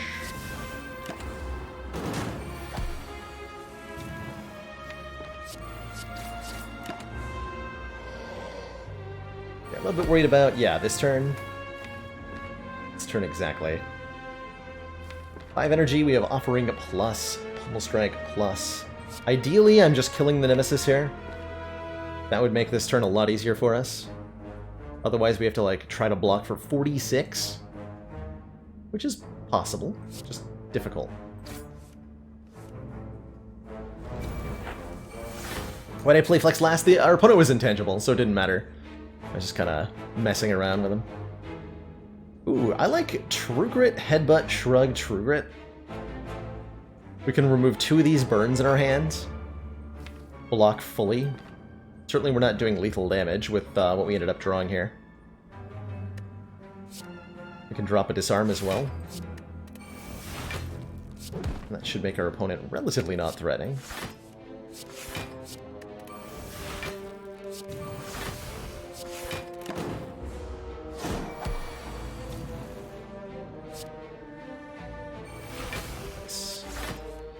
Ah!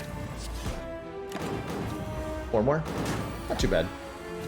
Oh, spoke way too soon.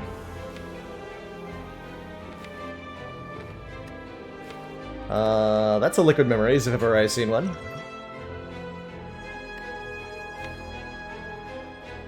Oh, was Sword Boomerang headbutted? Wasn't in the discard pile. Although I do think I was going through this fight a little too quickly here. We do have an out, I believe, if we Pummel Strike plus, and as long as it doesn't draw both burns, that should be good.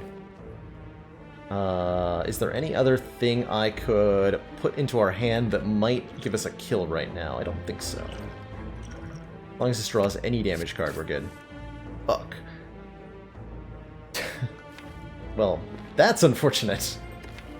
I think that was my best play, right? Whatever. We live. Just... Ow.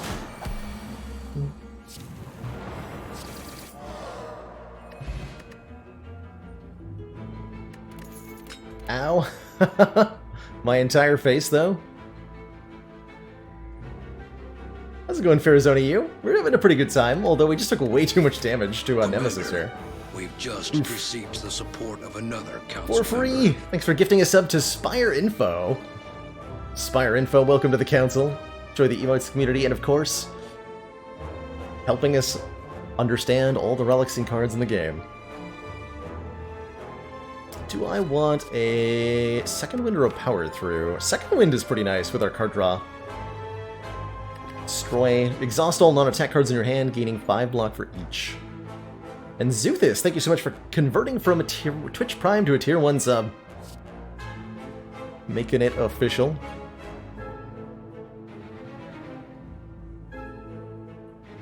Feel really resentful when Nemesis wrecks you. I think the reason that Nemesis, like, it really stings when Nemesis hurts you is because the whole thing, the whole shtick that Nemesis is doing is trying to make you draw poorly. Nemesis puts a whole bunch of statuses into your deck, and Nemesis has a random attack pattern, and Nemesis is invincible every other turn, and these factors combine to make it such that Nemesis does a lot of damage to you when you fail to draw the correct cards on the correct turns. And you'll find yourself doing, on average, better against Nemesis the more you can manipulate your draws with a Runic Pyramid, Retain, stuff like Headbutt to set up cards for future turns. Things like that will fare well against Nemesis, and things that don't have those might get punished by Nemesis, but might not. Sometimes an inconsistent deck simply draws well and has no problem against the Nemesis. I'll take the second win, I think. And I think I want an event. We haven't seen Mind Bloom yet. Plus, the opportunity to heal to full at Mind Bloom would be nice. With exactly 100 gold, we can afford a removal at the shop, which is pretty good. We're taking the blue key here over the courier. That's fine. That's fine. And we can gain money in exchange for regret. Interesting. That would be enough to remove the regret at the next shop. Like, we can take the regret, go to this store, and then that lets me, in Act 4, have more money.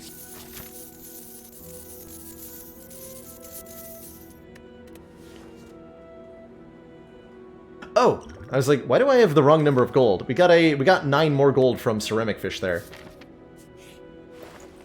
And there's a waffle. Perfect. That brings us back up to full health. So the Nemesis disaster never really happened. And we can remove our card. Could also instead take the ink bottle. Getting a, drawing a card every time we play 10 cards. I think that's pretty good too. But I'm having a hard time saying no to Waffle. It really makes the Awakened one fight a lot more consistent. We're a little bit worried about Awakened one. We have like 1 too many powers? We have a Disarm Plus. We just don't play the Inflame, probably. But I think we definitely take the Waffle. Delicious, delicious Waffle. Leaves me with enough for either a card removal next act or a potion. Several good potions here. Could take the Iron Wave for, like, kunai scaling, but I don't think that's a thing. Although, speed potion? Nah, I think we're gonna hold on to this money for the next shop. See what we get there. Grab our recall now. Do want the upgrade, I think, over a hallway fight. Current upgrade target is looking like it's going to be maybe Warcry, Flex even. If you rearrange the letters of Postman, we'll be very upset with you. Words of Wisdom. Words of Wisdom. What is turn 1 here? I'd actually like to set up a power for next turn so I can remove the stuff.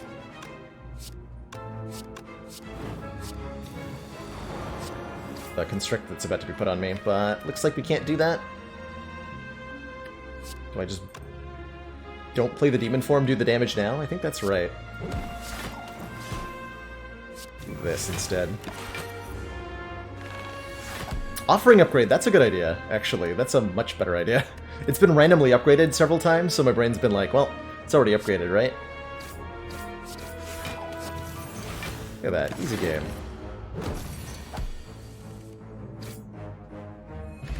Really feeling the Paper Frog in that fight. Second demon form. Fighting Awakened one.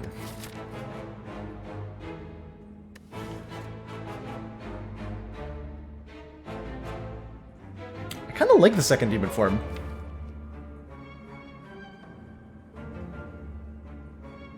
We have the energy to play it.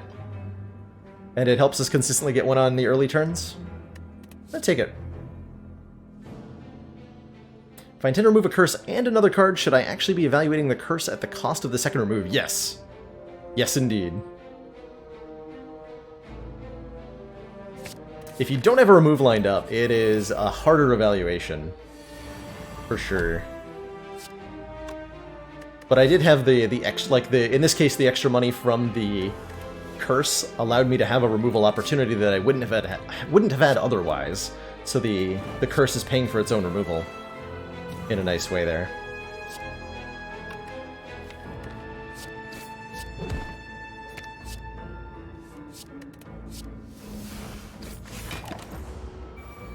that kunai proccing.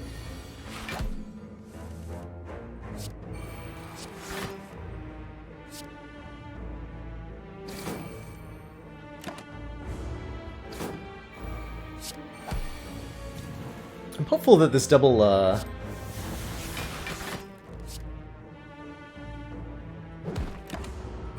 demon form thing doesn't punish me too hard against the Awakened one. Let's see.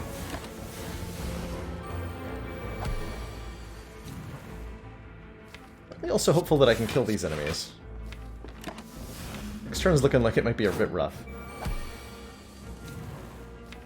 Guaranteed Clothesline Havoc. Just to take 10?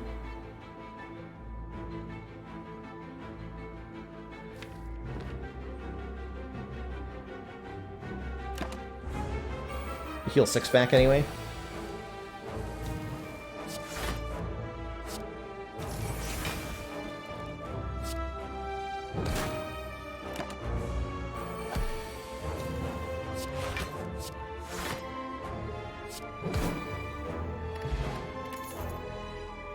I think with the kunai, I'm kind of into another pommel strike here.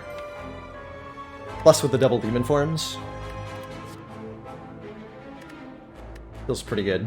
Second Warcry is not bad either. Going with our Feel No Pain. Take the pommel here. We're gonna upgrade, yeah, Offering, I think. I like the demon form upgrade too, but get Offering upgraded for that guaranteed, like, first cycle extra power. Recorruption against, Awakened one. Okay, sure. Do I dare Havoc here? There's definitely some bad results we could have if I Havoc.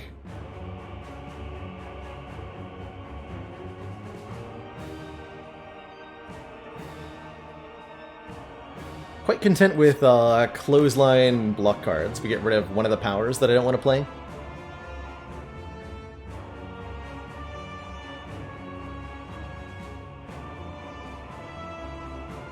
Do I dare not? Great question. I don't think I do dare not. The only ones I'm really upset about Havocing are Disarm. Actually, that's about it. And only if it doesn't hit the Awakened one.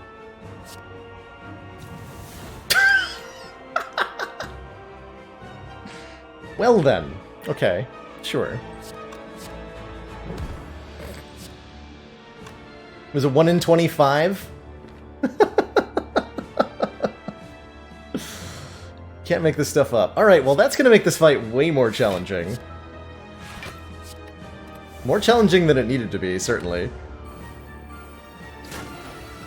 Don't have any stream leaders planned for tonight for free. I'm thinking we might make that something that we do on the... on like non-Spire nights during the variety streams. Okay, okay, we do get to kunai our heart out this turn, at least. So that's nice. Get that trigger back.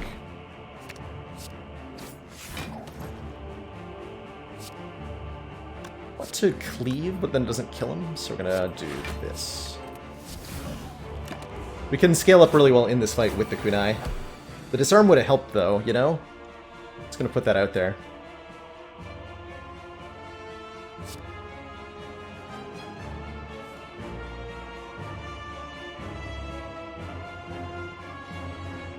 Okay, I'm gonna play one demon form.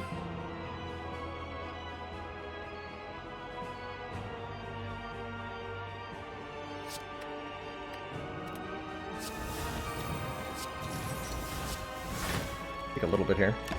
Exhaust the other one. Don't think I play Feel No Pain.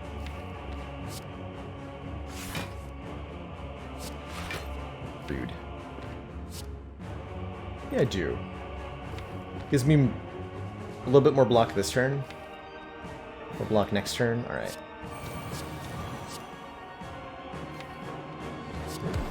Next turn. Lets me keep the strength, I think, as well. It's quite relevant. Speeding us up here.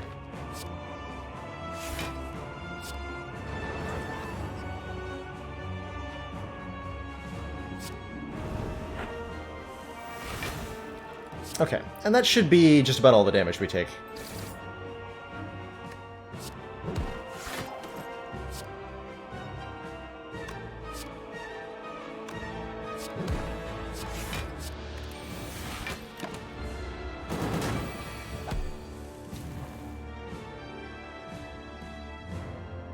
is a lie.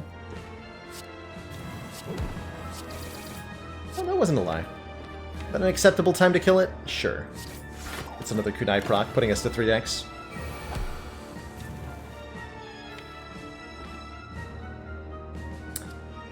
Seven points of strength has the awakened one here.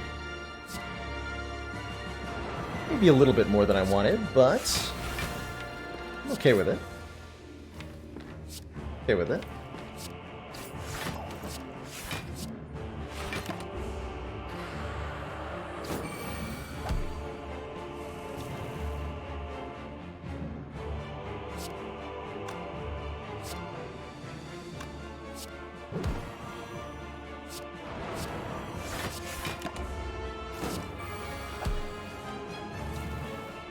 Okay, let's play the corruption now. I can also orange pellets the flex here. Not that I think it matters too much at this point.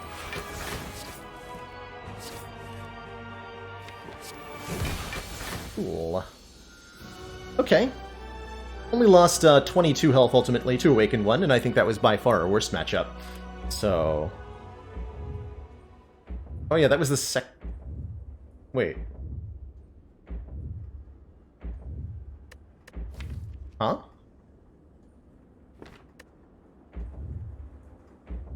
Isn't there supposed to be a second boss?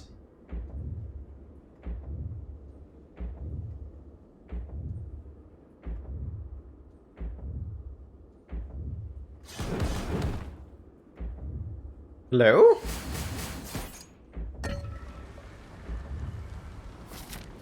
Double boss.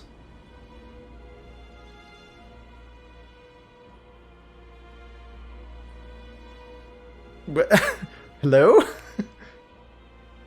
Why did I only fight one of them? We're on Ascension 20. I'm so confused. Secretly A15? Question mark? I don't know. I've never seen that happen before to anybody. Havoc bug? What is that? Is that new? Or is there a bug when you kill a boss with a Havoc card or something? I've never heard of a Havoc bug before.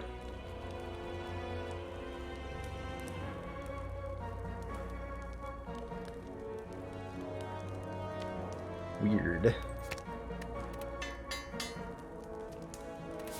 So confused right now. Do we take a Brimstone? It's a shame we can't afford this dead branch.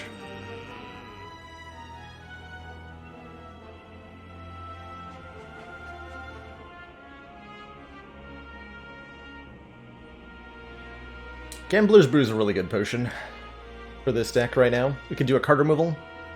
I like Panic Button as well. Gain 30 block, cannot gain block from cards for a couple of turns.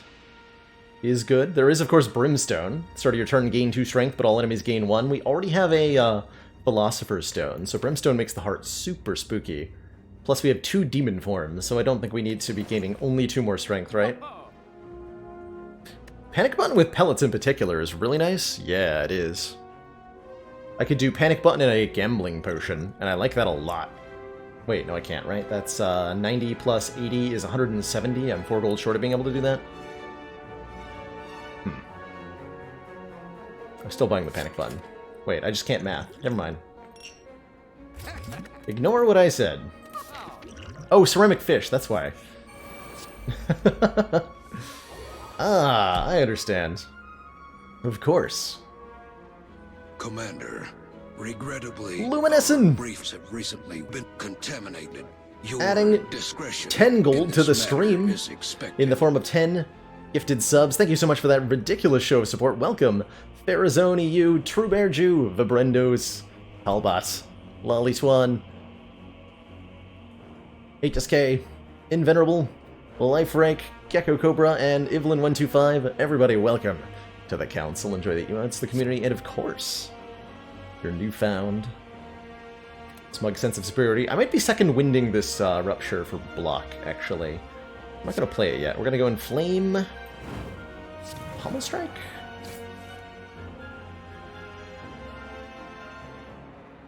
If I...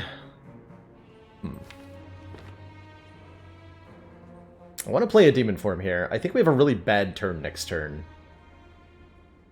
Probably need to use the gambling potion. We're going to have 2 burns put on top of the deck.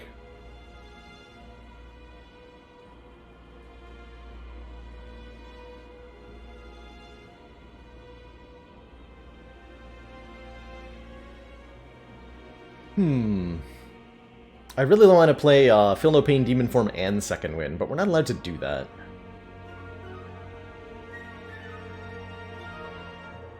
Don't have the energy.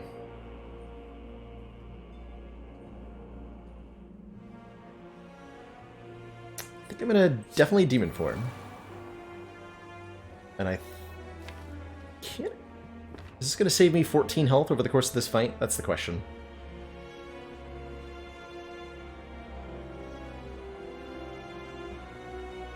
That is the question. 1, 2, or probably. Probably. Okay, draw... That's pretty good. If we can get the artifact off the Spire Spear, Disarm will be good here. And a Pummel Strike, and then probably Gambler's Brew.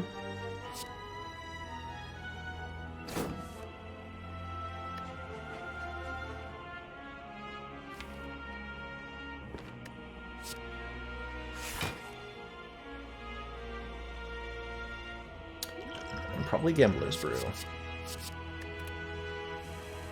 Okay, yes, good. All is well. We got Thunderclap, we got Dark Shackles, we can play the other demon form. I'm definitely going to play Offering here. And this is looking good now. And even Headbutt back a card. Beautiful. Beautiful.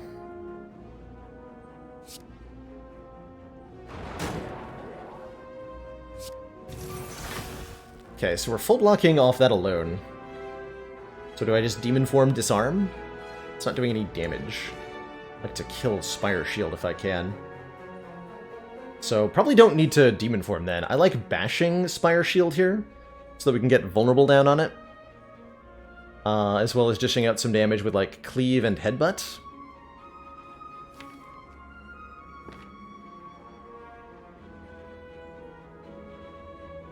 Am I keeping track of my runs with a new patch? Yes, I am, Stark Devi. That's exactly right.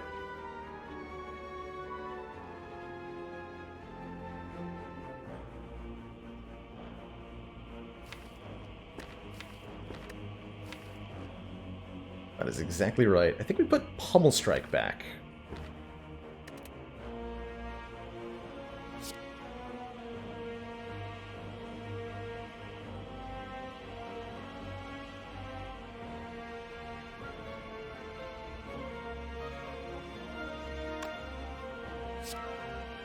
Keep it polite and civil in chat, folks. If a mod tells you you're out of line, odds are you most certainly are. And please, please do not...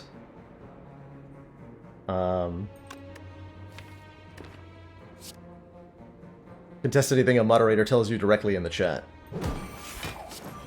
Commander, one of our most valued supporters, says continued support of the XCOM project. Anti-Big Zombie, thank you so much for the 7 months?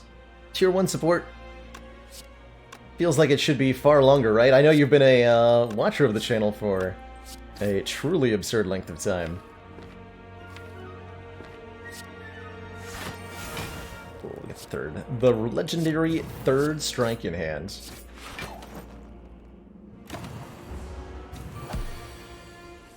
Pretty exciting stuff. Boomerang, Headbutt, Boomerang. Should be good, right? Commander, one of our most valued supporters. And Juvenism, thank you also for the 7 months of support. XCOM project. Heckin' appreciate it. Red Skull gives us 3 additional strength when we're at or below half. We still have this Speed Potion. Explosive Potion deals 10 damage to all enemies. And Uppercut applies 2 turns a week, which is tempting. Do I have enough week up time for hearts? I think I like the Uppercut. Let's take an Uppercut. 3 more months till 5 years, my god. It's been a truly absurd length of time. Alright, Mr. Hart. We drew Flex turn 1 and can activate the orange pellets. That's pretty cool. That's really cool.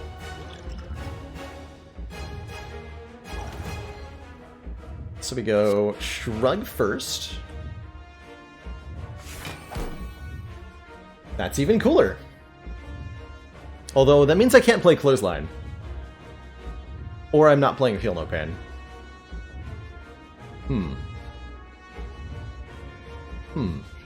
Which of those is more correct? For weak, we have Uppercut, and Thunderclap, and Bash. Sources. Clothesline is saving quite a bit of health over the next couple turns.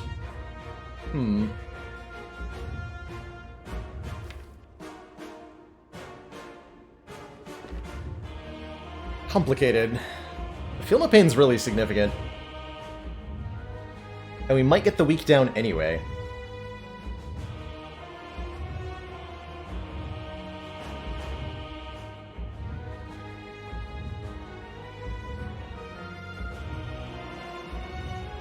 I have to say, the early orange pellets has really paid off in the end here. I'm not sure how we would be doing this if we had a Shrug It Off and one less strike, which is what I thought about using the money for, so I'm feeling pretty good about that decision. I think I want to play the Feel No Pain.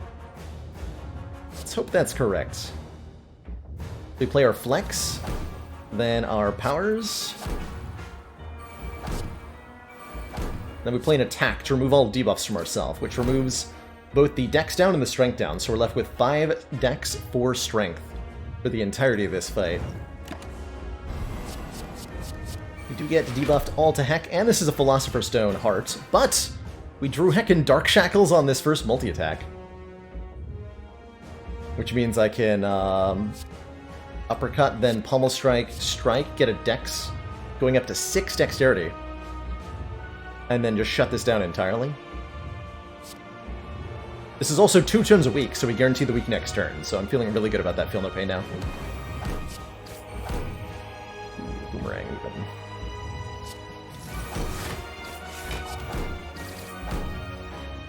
Okay. That's a pretty good use of Dark Shackles. This turn might hurt a little bit. Disarm is not where I wanted it to be. Would really like to draw into either Demon Form or Inflame so that I can remove Vulnerable this turn. We're looking at a lot of damage here.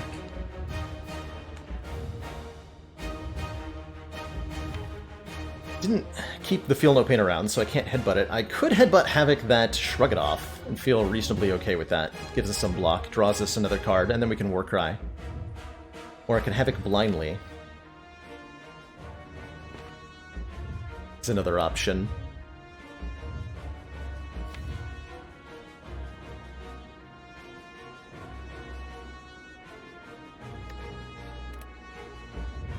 Warcry to try to set up Havoc works pretty well too, but might not get me the Shrug I want.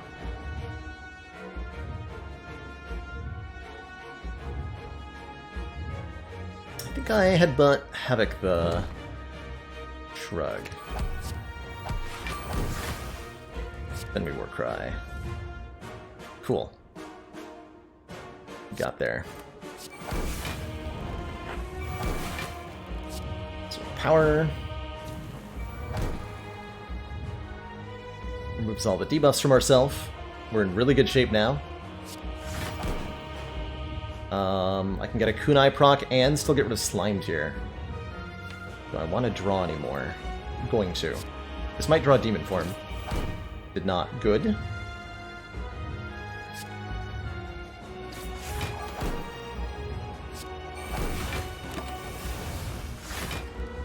That was a really fantastic turn. This turn is not so fantastic. This turn is kind of bad. That's not good.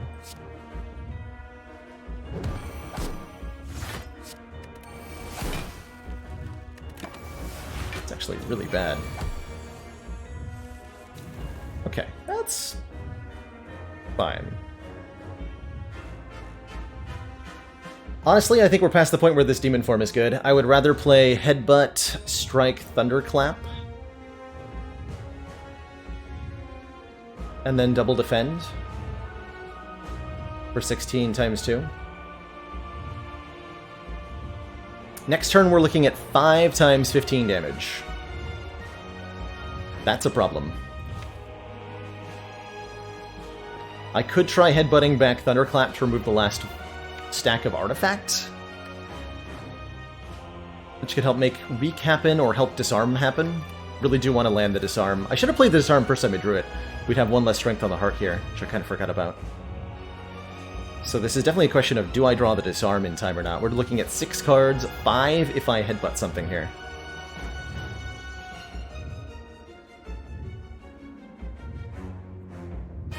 Other artifact removals include Bash,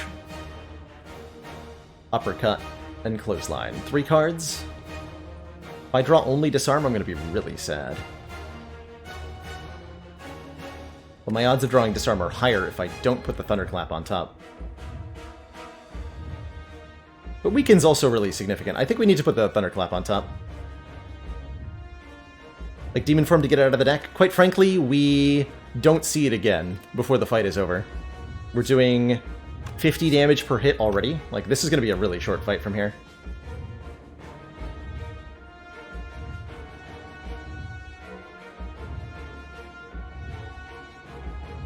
So I think we do headbutt the Thunderclap. I hope that's right. Lose some health here. We're definitely looking at lethal incoming damage if something miraculous doesn't happen. That might count. Let's see. Weaken turns this to 3 times 15. It's only 45. Yeah, we can full block that, right?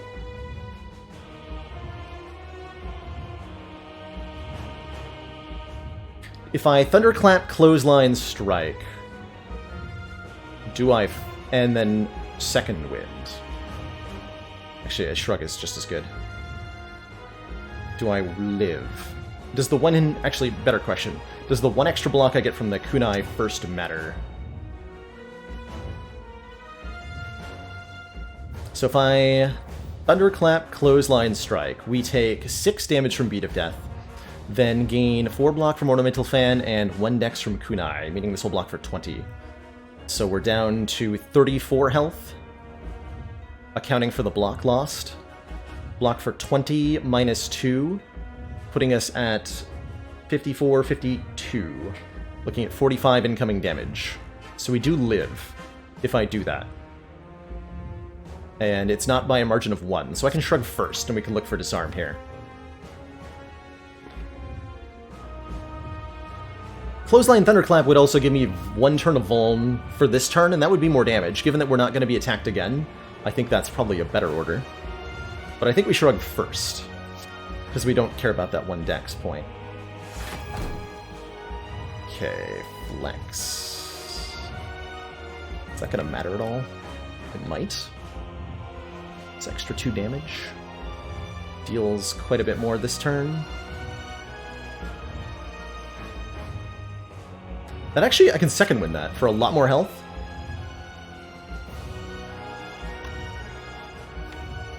Is that the right move, though? I think we want to go full damage here. Let me just verify how much health I'm going to have. If I Flex, Strike, Strike... Sorry, Flex, Thunderclap... Flex, Clothesline, Thunderclap, Strike. That's the order. So that would be 8 Beat of Death damage. I go down to 9. 9 plus 36 is 45 exactly, and I do die, right? Oh, no, but no, 4, because Ornamental Fan. We go to 4. And we have presumably enough block cards? That's a little sketchy.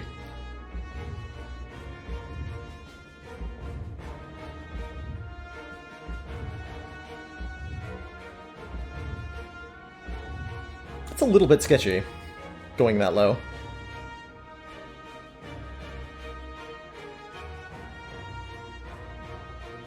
I think that's right, though.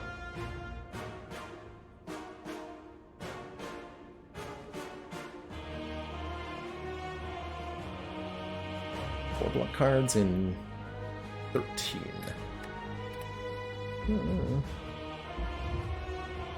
That's really sketchy.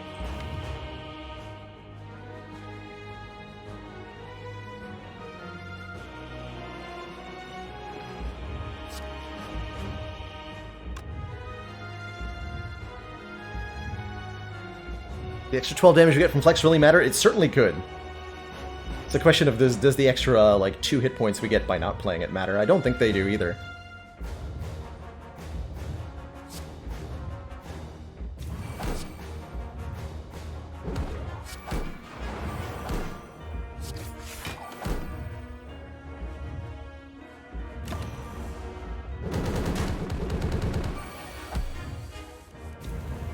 Okay, good. Oh, we're losing 1 health per turn, too. Ooh, didn't think about the brutality. Maybe should have thought about that a bit more. We're fine, though. We drew a block card.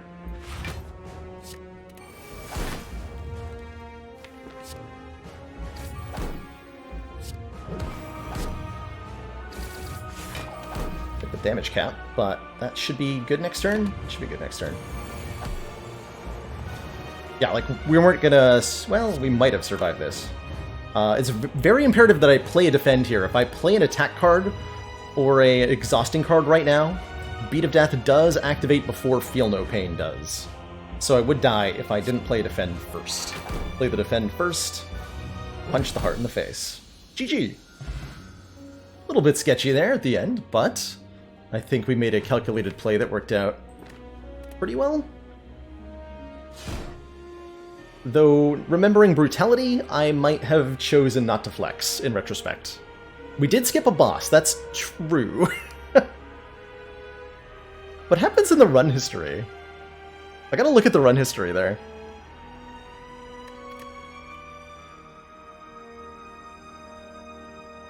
I'm not gonna not count that as an A20 win, because I'm quite certain we would have beaten the boss. But I'm a little confused as to why exactly boss number 2 decided to decline to show up. So how does that... Oh, we don't have a complete A20 run to compare the run history to. Normally floor 51's over here, right?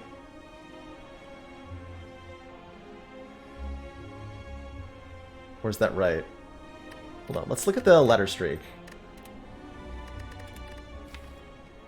Okay, yeah, so that shows up exactly like a low Ascension heart kill. What the hell? Ascension 20, boss 1, and then we were done. We definitely just skipped to the boss somehow. I'm really confused. What the hell? Strange. Well, whatever. Counts as a win. I'm counting that one.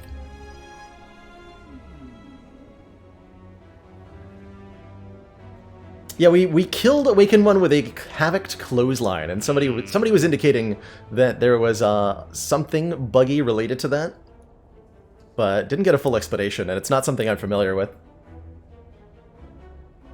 Cheers, Maniac in a Mask. Finally, I can achieve the Ascension 19 world record win streak. These are some interesting starts on Silence. We do have an early shop. A couple of early elite options. Fire elite. Lots of elites. Going into Hexaghost here as our next boss.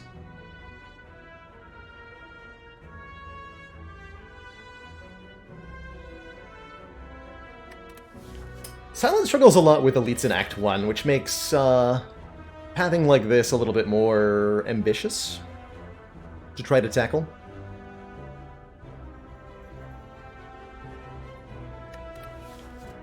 We can either choose a Colas card, one of 3 uncommon Colas cards. I don't think that's a very good start. 3 random potions is a nice, solid, immediate boost that could help you take down an elite, for example. So I think choosing the potion start's good here too.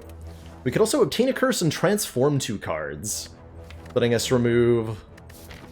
I would seriously contemplate 2 strikes.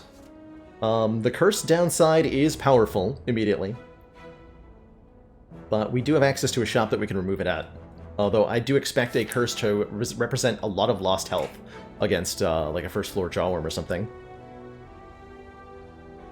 Have I attempted an A20 world record streak? I've come The closest I've come with as far as Ascension 20 win streaking goes is 5 in a row, which is too short of the record of 7. And something only a handful of people have managed to do. If the circumstances arise, I certainly would not hesitate to try to beat the record streak, but I wouldn't exactly count on it. Boss Relic Swamp on Silent, I'm not usually a big fan of. I really do like Ring of the Snake a lot, especially in the later game. Kind of leaning into the Transform 2 here. It's risky, but I like it. I'm gonna do it. Get ourselves a Clumsy, which is not even bad. Just a second copy of Ascender's Bane, unplayable Ethereal. And let's transform 2 strikes into After Image Skewer. That feels like it worked out for me. It feels like it worked out really well. Skewer is a attack card we can dump a variable amount of energy into, and After Image is a block scaling card that we're happy to have. That might even be good enough we can, like, attempt a couple of elites, but we'll see how these first couple fights go. Do I play After Image? Yes. A20 really is an Everest. It is Z-Term, and the heart made it even more so. But, 7 is the record currently. 6. I'm not going to be able to kill you unless I strike again and take 3. And then Skewer kills? Okay. Although Neutralize Skewer will not kill, no. Let's take the 3 damage here and get out of the fight, guaranteed.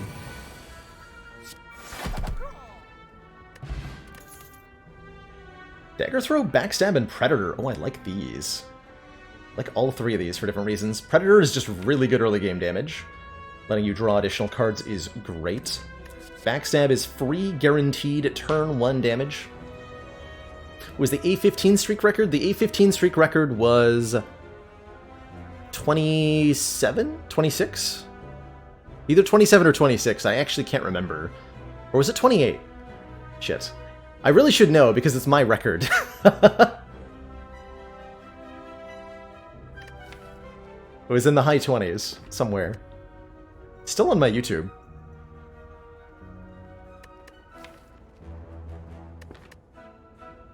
Do I want a Dagger Throw? Probably not. I like an early Dagger Throw. Helps mitigate the downside of an early curse. Although with Clumsy, it doesn't particularly work because we want to be able to exhaust the Clumsy. That's a hard call between Backstab and, let's see, we're fighting Exaghost. Just really gonna reward the Predator more. Backstab is a great card for getting through, like, short little fights. Good for Gremlin Knob. Not that good against Lagavulin, because you want to, like, maybe wait to wake up Lagavulin. Let's take this Predator.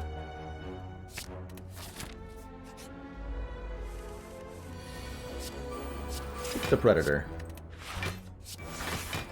I choose not to do the 6. I think with the Predator we have enough damage to beat a Jawworm pretty reliably, question mark? Question mark. I take 1 damage if I play Predator, I take no damage if I don't. Or if I play 2 strikes. Guaranteed draw the Predator next turn. Or the Skewer next turn, and I think we need the additional damage too, right? We do 9, bringing Jawworm to... I mean, this is fine, actually. I'm just not going to take 1 damage. Feels unnecessary. Yeah. Alright, that was the right call. Early Terror. I really like that, actually. In a deck with decent physical attack damage, a way to apply 99 vulnerable really makes these elites look a lot less threatening to us. I could fight as many as 4 elites. That's insane, though. I am currently leaning towards trying to tackle the Burning Elite. Terror makes that so easy to do. And I think we hit the shop. I think we hit the shop. The other option is to go this way. Try to take these 3 elites? That's kind of more reasonable, actually. Get a couple of events, get to remove here. Or maybe even remove it in the event. And buy something at the shop. Grab a bunch of relics. Possibly another visit to a shop. We leave the Burning Elite for later. Let's see what the events give us. What are these events instead? 5 max health. Definitely don't want another curse, and we're not even benefiting. This is only a 10 hit point heal compared to a 5 hit point and 5 max health heal. And we're offered another curse. No. Okay, well, those 2 events were not that helpful. That's alright. That's okay.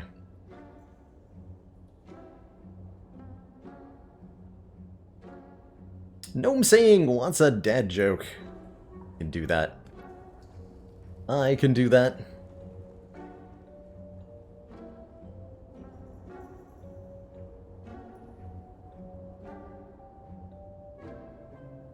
How do you make holy water? You boil the hell out of it. Curse next to a shop, not worth it. Not when I already have a curse that I want to get rid of, I don't think.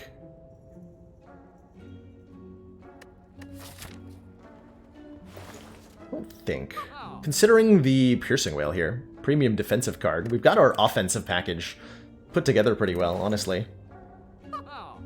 I think a Flex Potion goes a long way towards bopping an Elite.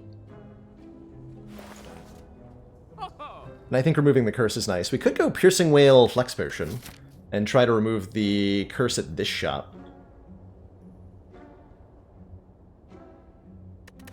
That Flex Potion is powerful. We use this on a vulnerable enemy with Skewer. It's doing an additional 21 damage, so it's basically a fire potion. And the Clumsy's not as bad with the Skewer and the Predator, right? I'm going to take the Piercing Whale and the Flex Potion. See if that ends up being correct. Get our Predator upgraded for 5 additional damage. Though the Terror could have been the right upgrade, too. Hopefully Legable in here. Nice. Legable gives us time to play Terror and to play After Image before we begin the combat. After Image Predator seems like a good turn 1. Plus we get rid of both curses too.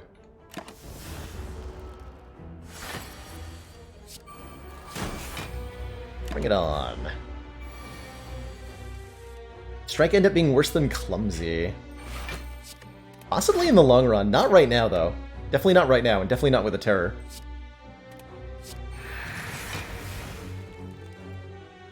I want to do damage, so I'm going to play an attack, but I'm going to do Strike Skewer for 2 block.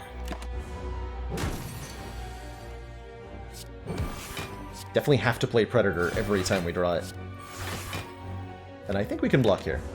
I think we're making it out of this fight without using our potion. Yeah, we are definitely doing that. Wow, good fight. Really good fight.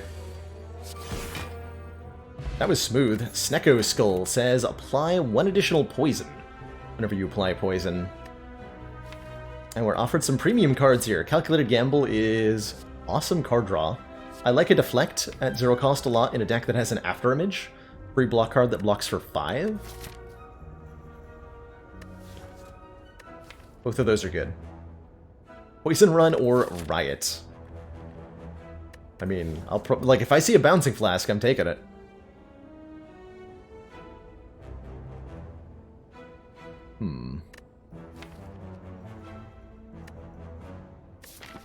Calculated Gamble is sweet.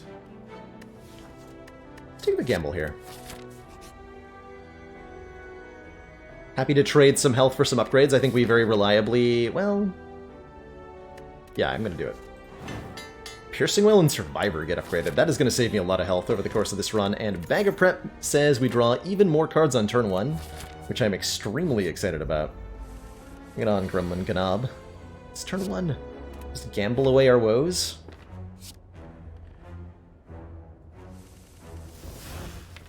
Really? Last card, really? Okay, fine. I wonder if I was meant to play Skewer for the 7 there. I don't think so. We're definitely playing Terror. I'm thinking about blocking with Survivor. And then skewering for 10. Next turn, we have to do 55 damage to kill if I do that. How can we do 55? If I draw Predator, that's 30. I would have to draw Predator and Strike. That's just not going to happen, huh?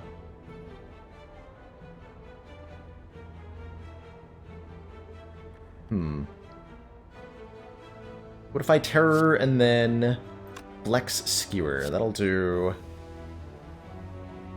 12, 18 times 2. Which means we'll kill... Hold on. I won't kill with just Predator then, right? I have to draw Predator and another attack to get a kill?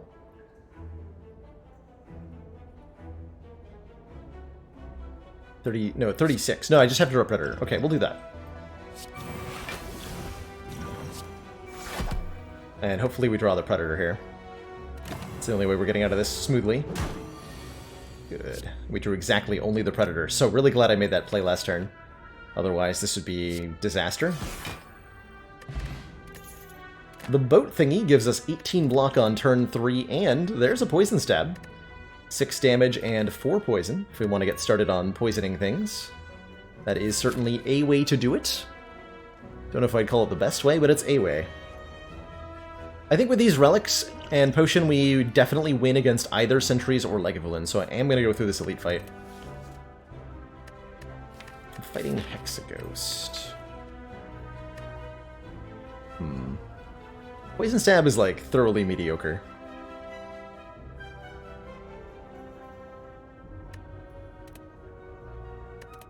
I'm gonna pass on it.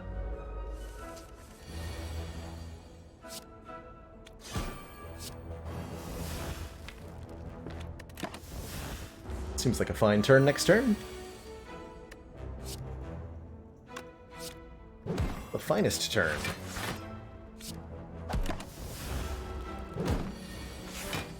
Hey, Liskin. Glad this stream helps cheer you up. Definitely a place I strive to make a comforting and relaxing environment for everybody.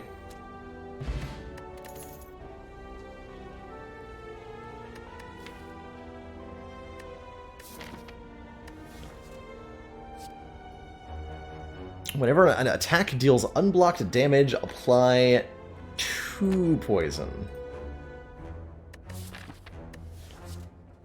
Okay. Hey, we got another Sleepy Boy, too. Beautiful. Calculated Gamble on turn 1 with a 9-card draw is so good, by the way. Just guaranteed put all our powers in play.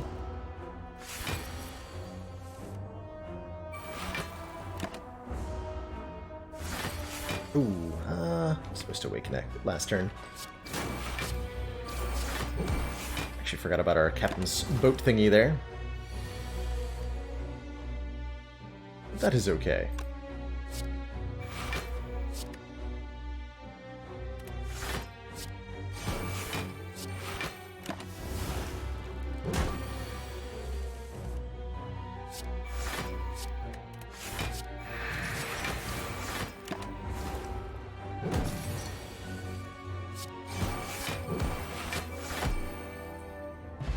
Get ourselves a pair, putting us back up to 26 health. I feel confident going into Hexaghost without a rest now, which means we probably upgrade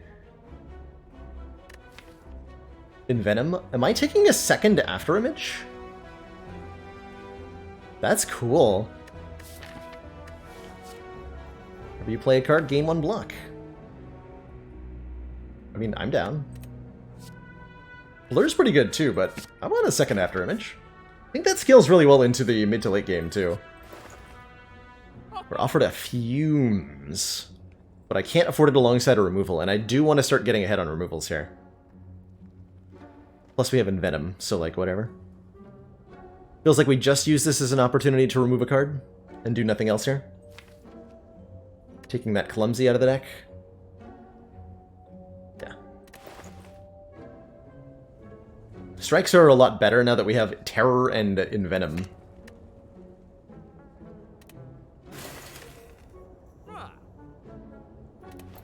Rip Dead Branch.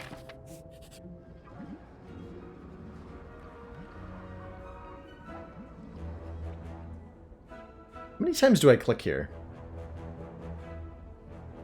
And click as many as 3 times. I'm okay resting to get a relic. Like, would I dig here? If I could dig at that campfire, would I do so? Definitely click 1 time, right? Oh, alright. Easy game. Why not take Blade Dance with Envenom double after image? We'll probably start thinking about taking those in Act 2.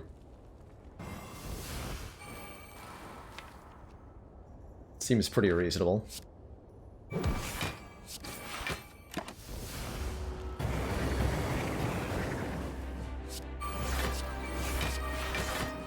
Beautiful. Get dunked upon.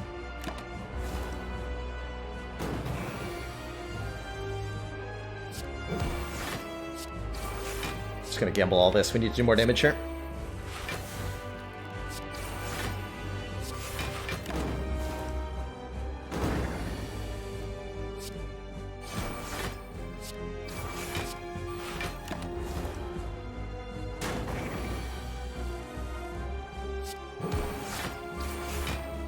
Let that Venom go. 15 poison. Dang.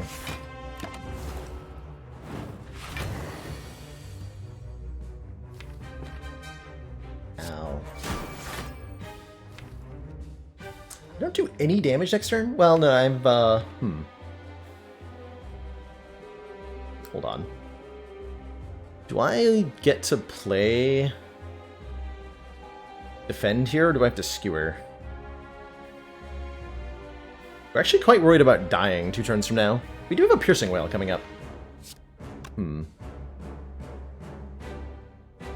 see, I take 9 here, go to pretty low. We full block easily next turn. Although we're only being attacked for a little bit. And then the Inferno happens, and it's kind of up to whether we draw a Piercing Wail or not. Full motion much worth with Terror? Yes, definitely. Still might serve us, though, in a fight where Terror's in the bottom. Or in a multi-enemy fight, like Slavers. Does 10 damage and 2 more poison, so... I should have... I think I gotta play the block, and we're hoping for a Piercing Wail draw? Don't know how realistic that is. Oh, shit. I might be dead next turn. Unless I get lethal, which might happen too. That looks like lethal to me. Good. This is good. Okay. That was a little terrifying. Just a little bit. 2 After Images and a Wraith Form makes for a great defensive core. The After Images give us block while we're intangible. That is certainly a powerful defensive card. Storm of Steel with the Envenom double After Images. It's the perfect turn 1 draw.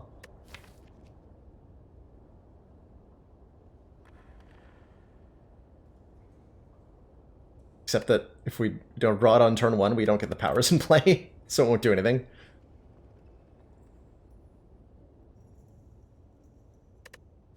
Storm of Steel's cute here. I don't think it's unfortunately what we want it to be. Really like adding a Wraith Form quite a lot here. So that's probably my take. I think there's an argument for Doppelganger too. I think I set up some big turns. I think the guaranteed survivability of the Wraith Form is going to be way too good to ignore. This card is hard to say no to. At the best of times. Makes a Snecko Eye totally viable too.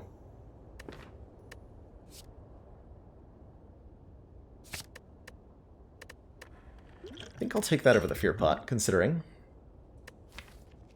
Okay. Things we want most here are, of course, Snecko Eye and Pyramid. Both would be incredible. Pyramid with Piercing Wail Wraith Form is excellent. Snecko with Wraith Form Predator is excellent. What do we got here? None of the above. We have Cursed Key. Gain energy at start of our turn when we open a non-boss chest, gain a curse. That's okay. Busted Crown, letting us look at less cards moving forward. I think that's maybe takeable, but tough. Let's take a Busted Crown from here. We've got some really good stuff. Or Wristblade. Tax costing 0, deal 4 extra damage. That could have made the Shivs from Storm of Steel do so much more damage, but alas. More energy makes these 2 After Images way better. Lets us play more cards. Lets us do more damage with Skewer. Lets us do a lot of good stuff. Curseblade mocks our hubris. Curse key means getting at least one curse. We have not gotten our blue key yet, so probably getting one curse and removing one relic versus the loss that is Busted Crown. Can't take Busted Crown. Let's take the cursed key. Yeah, let's take the cursed key. Have a good night, Krugzar. Thanks for hanging out. Been a pleasure, a joy, a good time. Is this a good opportunity to take out the Burning Elite? Probably. Do I like it answering my own questions? Yes. Wow, this act is sweet, actually. Lots of fires, lots of elites going on. I think this route in particular. Hit up this shop, maybe remove one more strike. And we're looking really solid. A little bit low on damage, admittedly, but we will add poison cards if we see them. I think we take 2 events leading up to the fire, leading up to the shop, and then maybe 1 non-event afterwards. Why am I not surprised that it's these jerks? Actually, a pretty good matchup for us, though. Would like to play Predator. Let's see if after Image Piercing Whale, we're being attacked for 6. We can Essence of Steel to full block. Probably gonna get another potion?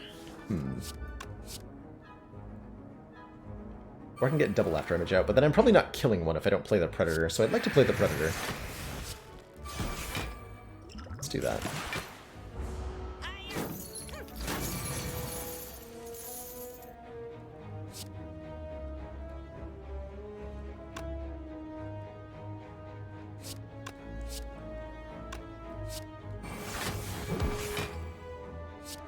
So I take 1 and get a kill if I skewer here.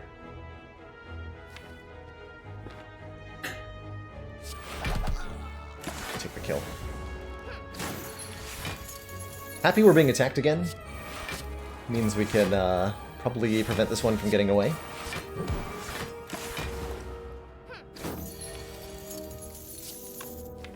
Probably.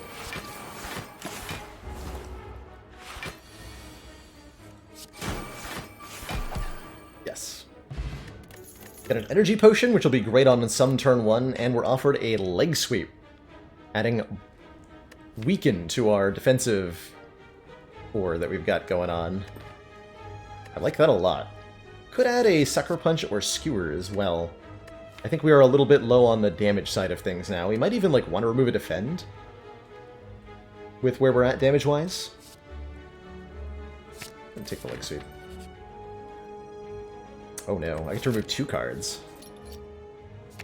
1 strike out first. And then I can upgrade all my strikes and defends. We already have 2 upgraded defends, but still good stuff. Now do I even go to the shop? Maybe I just don't go to the shop. In fact, I don't think I want to at all go to that store.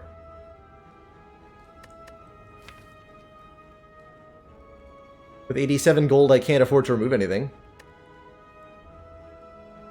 Be a fumes there. You struggle a little bit to kill stuff. But only a little bit.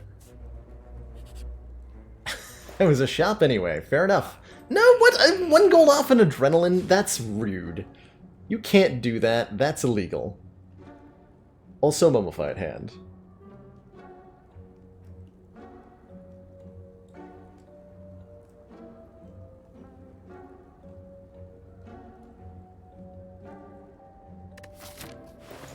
I feel cheated. Escape plan for exactly all of our money is, I guess, a thing we could do. It's pretty good. With double after image, right? Dagger Spray is also nice, giving us some much-needed AoE.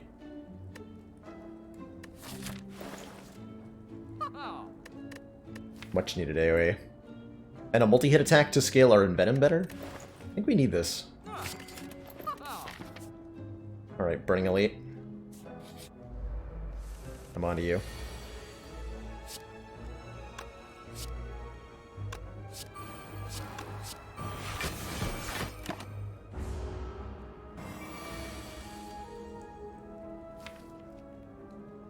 pretty good turn next turn. I'm just gonna do damage. Not play any non-attack cards, so I add no days to the draw pile here.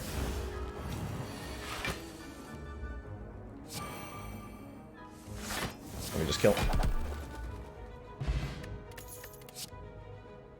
Deadly Poison. Apply a bunch of poison. Bane's also kind of good with the Envenom. Bane and Envenom, even if the enemy has no poison, it'll hit twice if the first hit applies some poison. But I think we want a Deadly Poison. What elite does this deck actually beat? We definitely beat Book of Stabbing. And I think with the Wraith form, I'm going to take a skill pot over the dex pot, by the way. I think with the Wraith form upgraded, we should be able to beat any of them, hopefully. That third turn of intangibility. Our turn 1 is just so good. Yeah, so good.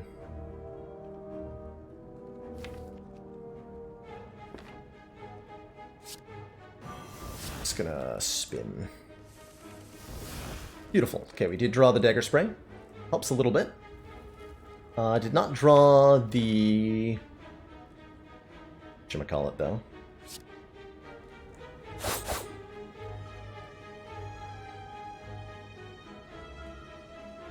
I think I want to Energy Potion this turn so that I can kill both gremlins and apply some poison.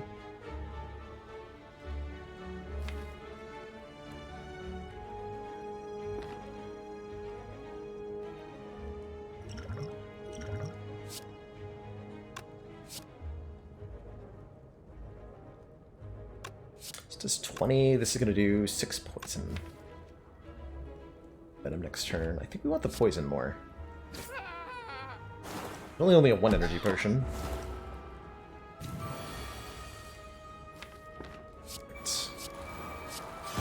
Okay, this should be a pretty smooth fight, especially if we get attacked this turn. Not. What if I just Wraith Form here? If I just Wraith Form and attack Gremlin Leader, do I kill it? Get attacked next turn, this turn, next turn, the following turn. Not enough damage. I feel like that has to be enough.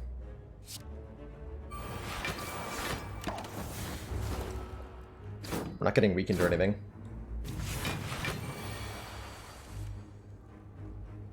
Slate Monkas. Let's go one more turn of invulnerability.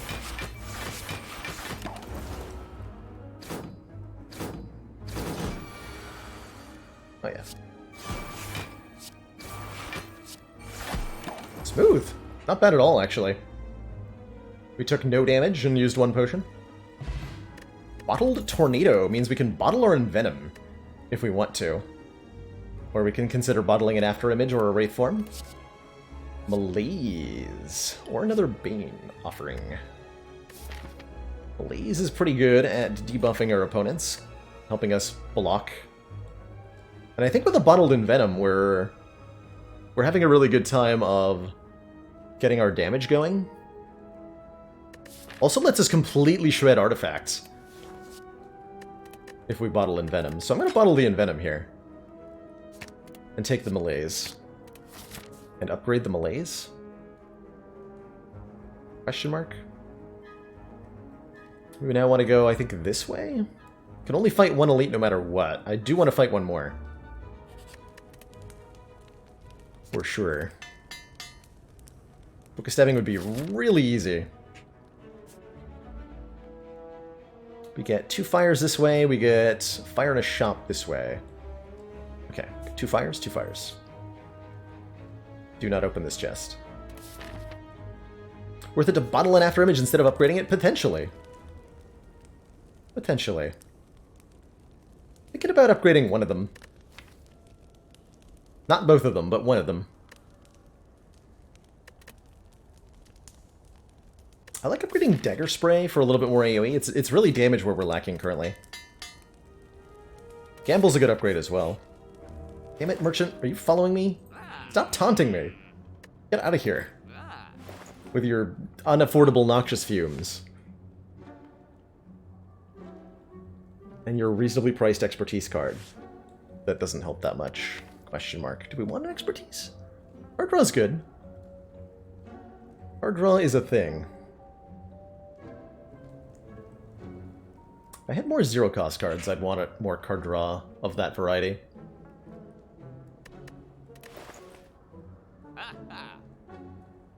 Could take a Blade Dance. I think Blade Dance is pretty good with the Bottled Envenom, in particular. Could take a Potion. Although, quite frankly, I think we're fine for the rest of the act, at least. Probably gonna carry this skill potion into Act 2. Barring, or into Act 3, barring really unusual circumstances.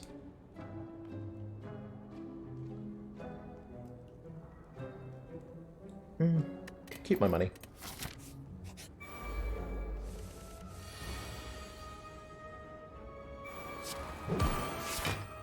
Woo.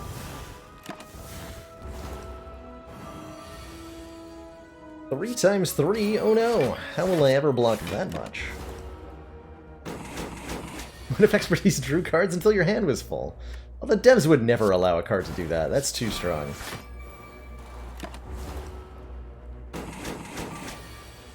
That's just way too strong.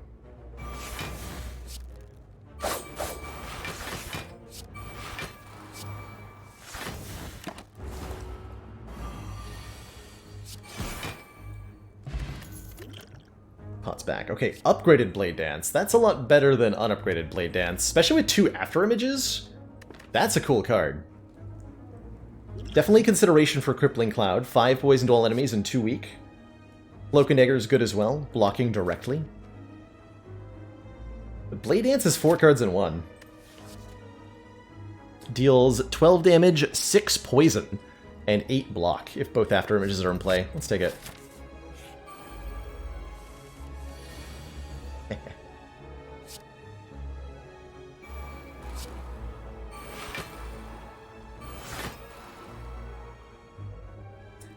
Do I terror here?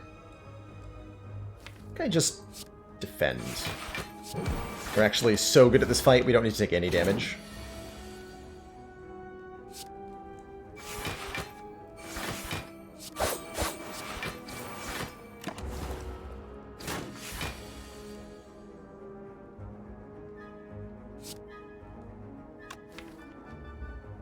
Semi-rude?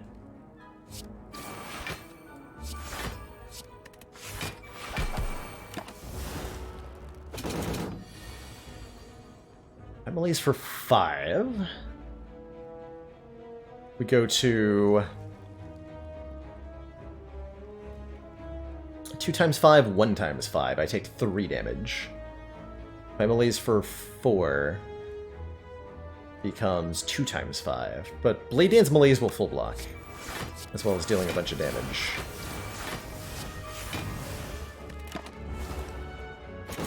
So that's the play, I think. Just like ignoring the fact that we have a Wraith form, that's usually a good sign.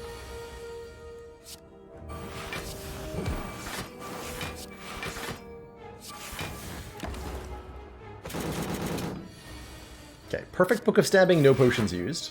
Good. Get ourselves an Art of War if we don't play any attacks, gain an energy, and oh boy, a well-laid plan sure makes a Wraith form a lot better. When we can decide exactly when the intangible's coming, we're gonna have a much better time. So I'm happy to take a plans without much consideration there. Too strong. Just too strong. We want a Malaise for, what, 2? Just get the weak. The weak matters more than the strength down, so let's get some damage going.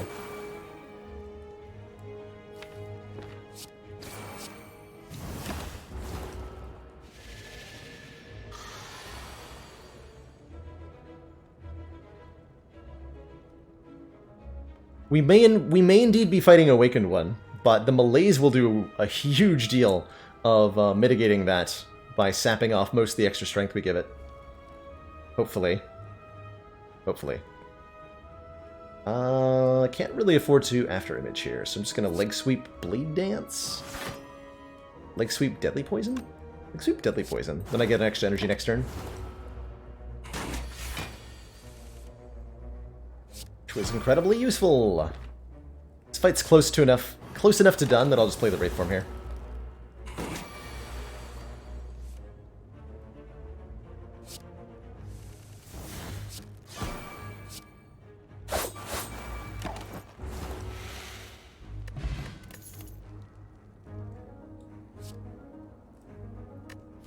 Flechette does damage per card in hand. That scales really well with our Envenom.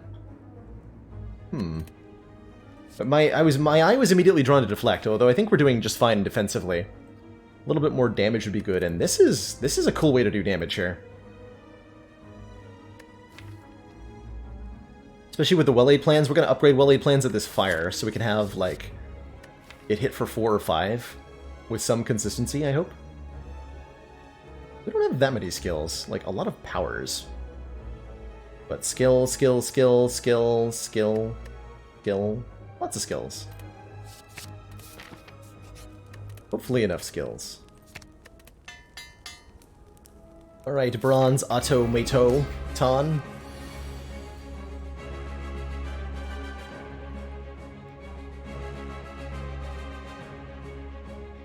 Bring it on.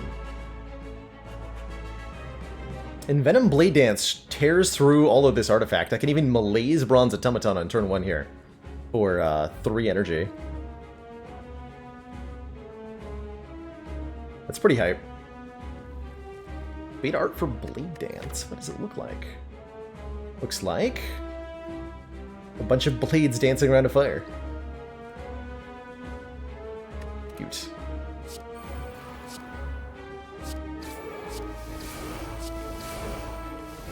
So I could like gamble to try to draw more powers, and I think that's a valid approach here.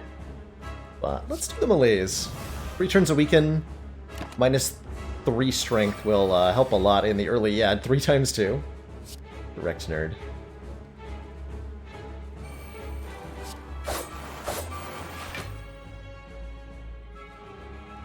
It's a good piercing wail. Rather than leg sweep, although leg sweep would have been maybe a good idea.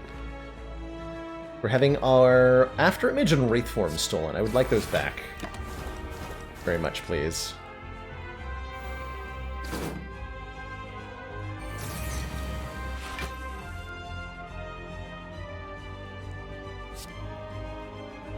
Let's keep stacking, well, let's do that.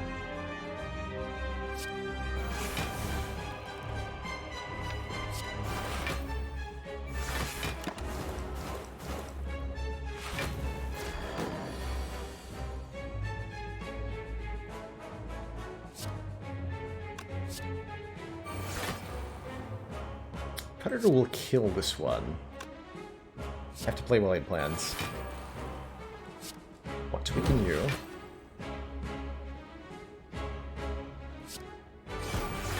Wait, never mind. My brain told me that thing was vulnerable. Doesn't matter though. We have the right cards in our hand now. And we should be pretty good. We just play Wraith form next turn.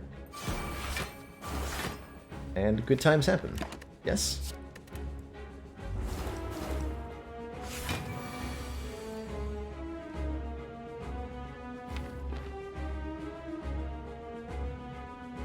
Could actually do a pretty decent job of blocking here, too. Like Leg Sweep, Survivor, Blade Dance, maybe?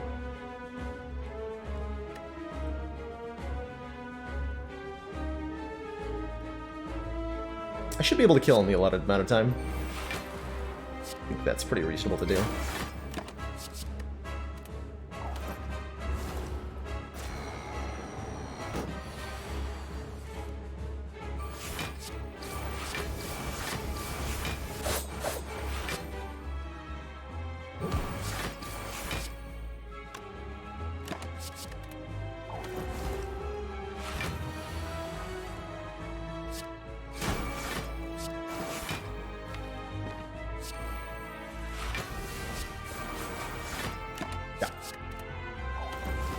Good damage. It's like enough damage output that we're actually going to be pretty okay against the heart, even without something like a Catalyst coming in. That's encouraging. We take a second Envenom, although adding an additional Envenom puts us to 3 poison per attack, rather than 4. since the Snecko Skull only applies once there, so I'm not thinking we're too interested in that. With 2 after images in the deck, an Adrenaline is definitely appealing, right? Gain energy, draw more cards, and potentially gain 2 block. Really, really good stuff. 1,000 Cuts could allow us to get some AoE added to the deck, which is not bad. And rewards us more damage for playing more cards. It's a bit slow, though, and I think we have enough powers that we don't really want to be adding too many more. Whereas Adrenaline mitigates the downside of all these powers by maybe making our melees a little bit bigger. As far as boss relics go, Energy Relic-wise, I think the Energy Relic I'd be most happy to see here is a Slaver's Collar. Although I'm also very, very happy with like a Runic Pyramid or a Snecko Eye, which we have. Although the Snecko Eye is not as good with the Adrenaline we just picked up. Snecko Eye says, start of your turn, draw 2 additional cards, start every combat confused. Could also take energy in the form of Coffee Dripper, gain energy every turn but we can't rest. Or Runic Dome, gain energy every turn but we can't see enemy intents. Main benefit of the Snecko Eye is that we draw Wraith form earlier and more often. We have more cards in hand for Flechettes.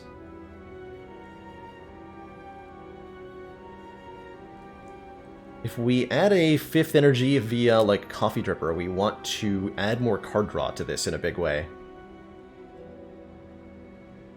And it is really card draw that we're only lacking, and I think the Snecko Eye really helps with that. We do miss out on 1 card on turn 1. That's fine with me. I'm gonna take the Snecko Eye here. I think that's the play. I say Snecko Eye is more viable, offered in Act 1 because you can shape your deck around it a little bit. Little bit. It's definitely really good if you start with it. That much I do know. Starting with Snecko Eye is very powerful. We can fight how many elites? 4. Contemplating. I don't know how many events I want. Events don't seem like they're that good. I think we are very good at beating hallway fights in this act. And we should take lots of combats to benefit from the rewards we'll get from those fights.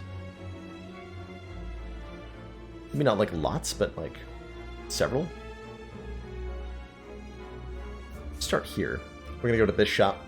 Probably remove a strike. Actually, we want to be able to remove the... We have to take a curse at this chest. Maybe I'm going to this shop, although that means skipping out on 2 elites. We'll see what the curse is, I guess. We'll see what the curse is.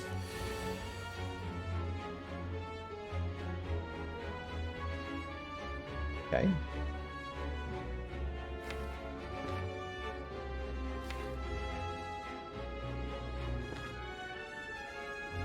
I have to Wraith form to full block here. It's fine by me.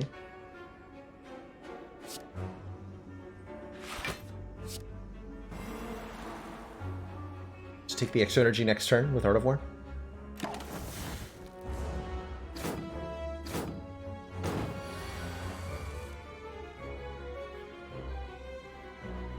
We're going to be intangible for the Exploder's explosion, so we want to focus our efforts on the Spikers for the moment.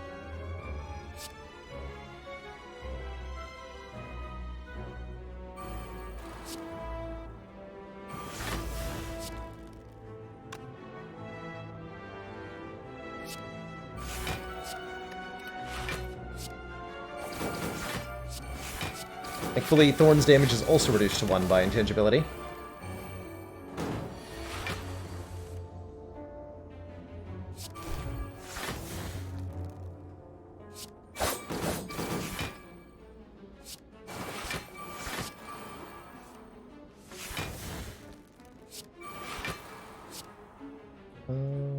So this is our last turn of intangible. Get rid of you.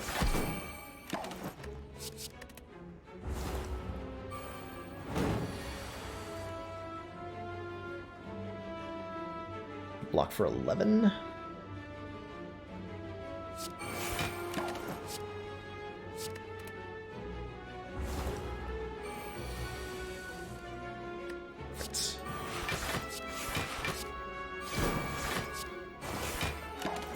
Wait.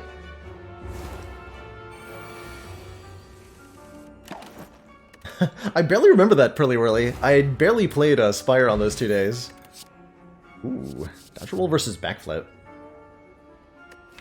Both pretty appealing. I like the backflip for the card draw. With Snecko Eye, the more card... Because your incoming cards are random cost, the more cards you draw, the more cards you can, on average, play. So backflip is kind of an energy-generating card, in a sense. And I'm happy to pick it up, upgraded for free.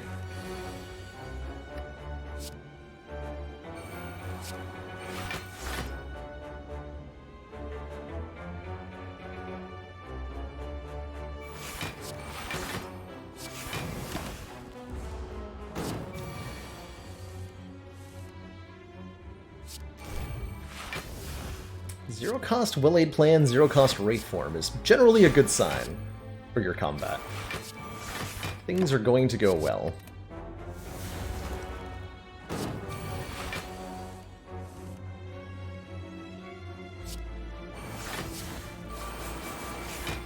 Dunked on, nerd.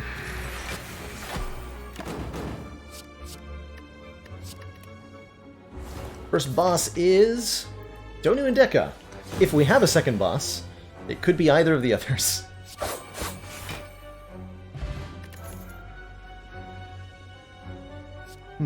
Cloak and Dagger, Bane. I'm liking the flechettes more and more as we play with it. Unupgraded commons are just not that appealing generally in Act 3. It's always hard to want them unless they synergize really well with the relics you have, and things don't do that. In fact, these are all attack cards that turn off Art at War. I'd rather have a Bouncing Flask, though that's not a common. Okay, this fight's hard. Double Orb Walkers are pretty brutal. We have 2 decent potions, though, and the Rare Relic reward can often be worth it. This also gives you a lot of money. Not actually sure how much money this is supposed to give, but it gives a ton.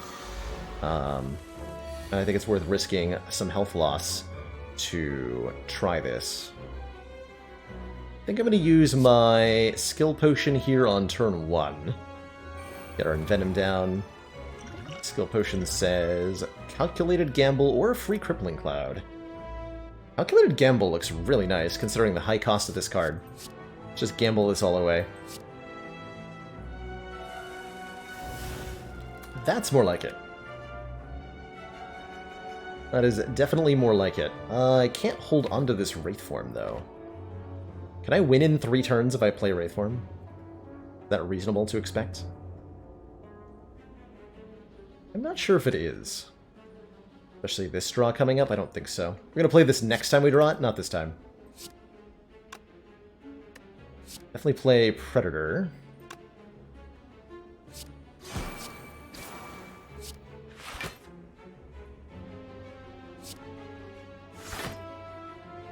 Weaken them both.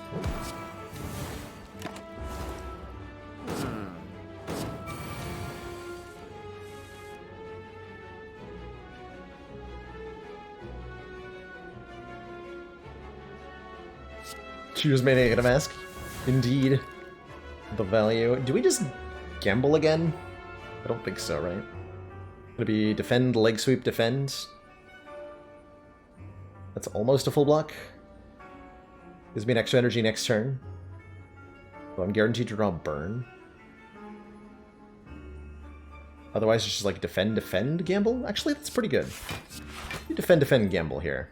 Shuffle the deck here, get back to Rig. Wait, gamble? Oh, there's a 3-cost gamble. For some reason I thought it was cheaper. Well, made a mistake. I definitely made a slight mistake. I made a mistake by not using the Flex Potion, too. A little bit too fast there. Take 20. Ah! Okay, you got a kill? Terrifying.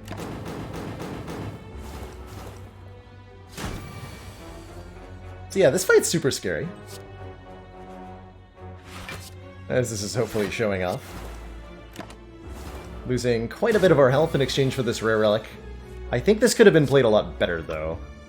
So I'm happy to admit fault here. At how the combat has gone.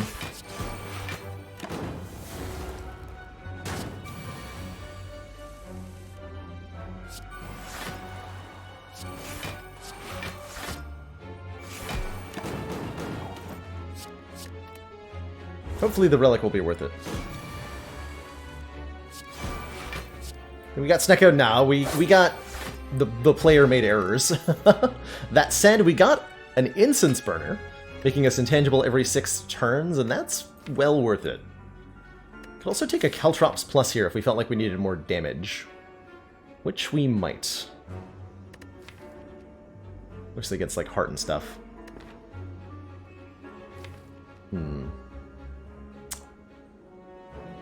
Also, how much gold was that? I meant to look. It was like 80? It's like a lot of gold. Can you get this chair on Amazon? I don't think so. You might be able to get it from Lazy Boy, though. Okay. I'm going to take a short break, refill my water, stretch my legs, and try to slow down, because I think I'm making a couple of mistakes by playing too quickly. 50 gold, okay. So that's more than a regular elite, then. Elites give between 25 and 35 gold, normally.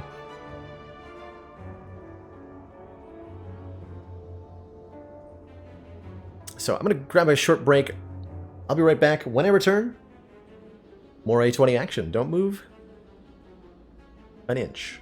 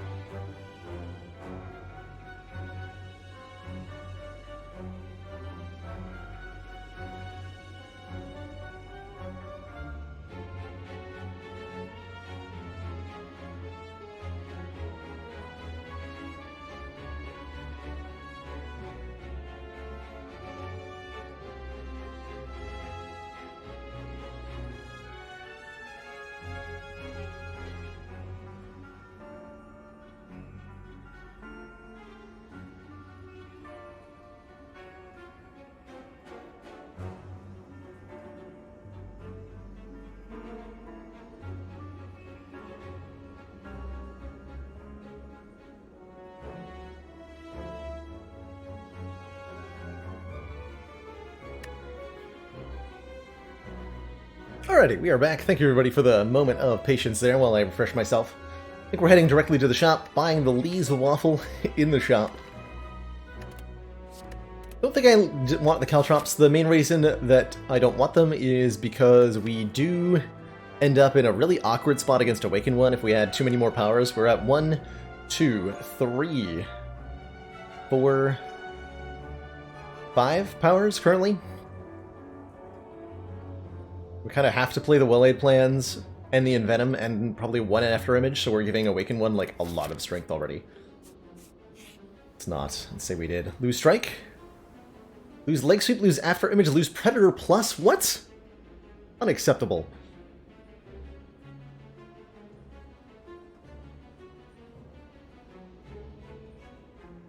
Rude.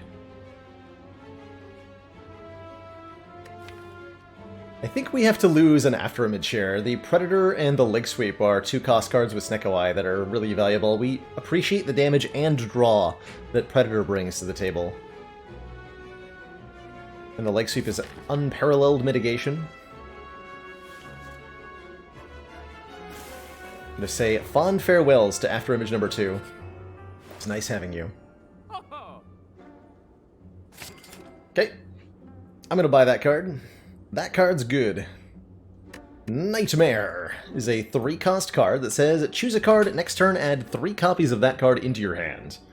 And this, with Snecko Eye, is... I believe this is when we bring out the D word, degenerate. Is what you can do with Snecko Eye, and a Nightmare, and a Wraith Form, and an After Image, and a well-laid plans. We can do some horrifying things to our opponents now. And I can't wait. We can Nightmare Malaise against Awakened One. We can Nightmare Wraith Form against literally everything else. Do I want to add a Fumes into the deck? Probably. Fumes card remove. Feeling pretty okay.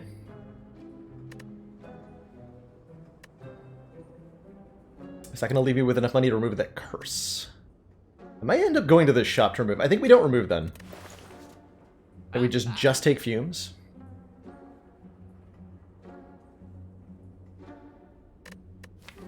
We do want Fumes, right? I think we want Fumes. Is Fumes too slow? Could take a second Flechettes. I think that's kind of cute.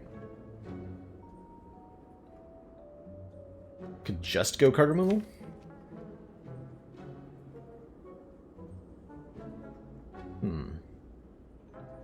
You know, I'm not really sure.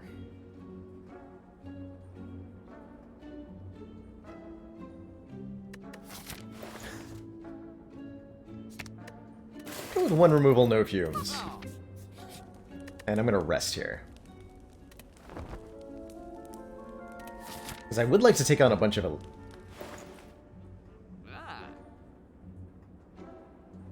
This guy's been trolling me all run. Get out of here, Merchant. Get out of here.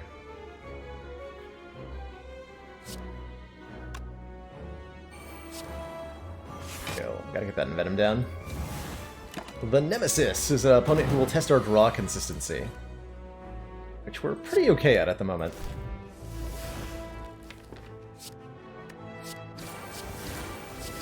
Stack poison here.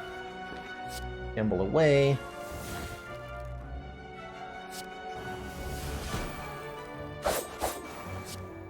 Pretty good turn.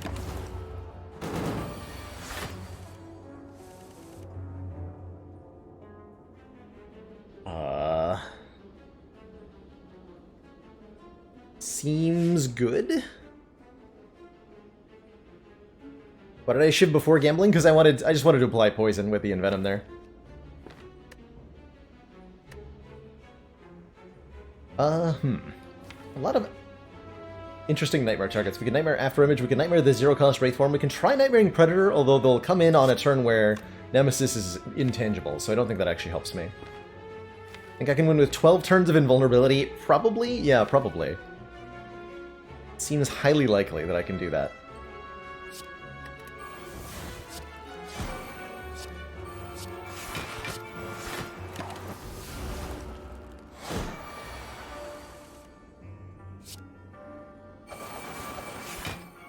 Seems exceedingly likely.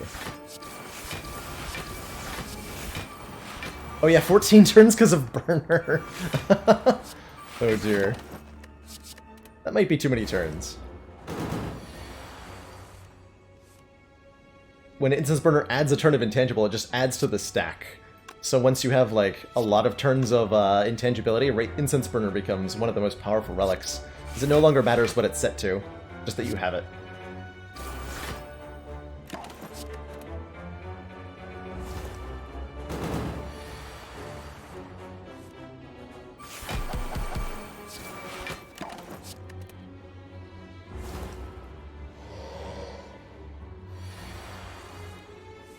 Dun-dun.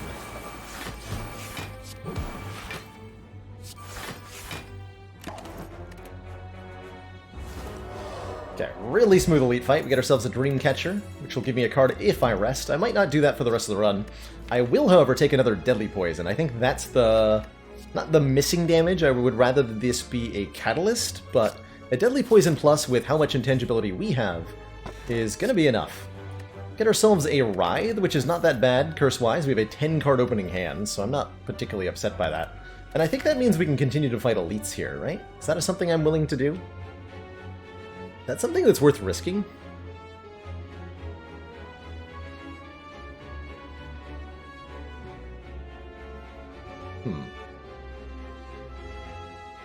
There's definitely a point at which we reach, like, I'm safe against the heart.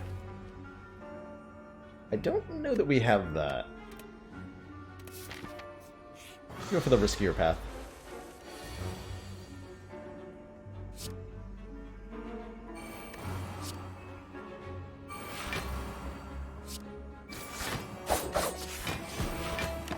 Slightly riskier path. Let's leave Venom behind. I'm gonna try to Nightmare Wraithform in this fight so we can buy tons of time. There's the Wraithform at 0 cost, so we can guaranteed Nightmare that. Good.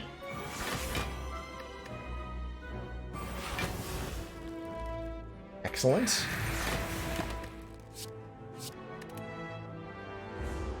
Shops for Mirror. Mirror Nightmare or Mirror... Mirror Wraithform, I guess is the question. What do I mirror?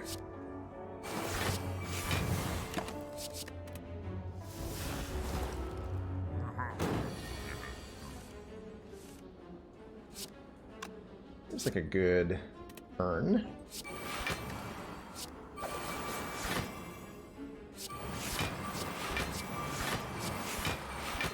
You're the Writhe. And he's got the right idea.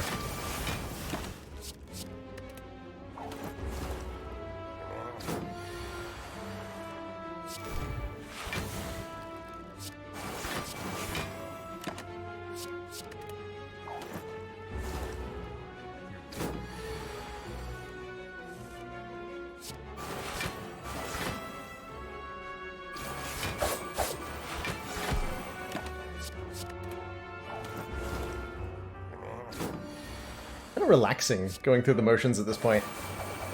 Like, play the cards, take no damage, completely impervious. All good.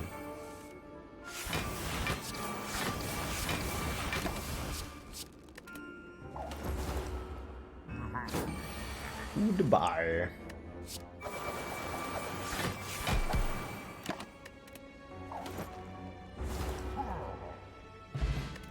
Lantern! More energy on turn 1 sounds most excellent, and an upgraded Flechettes. Actually kind of tempting. I don't think so, though. I think we're doing enough damage, right? Is that true?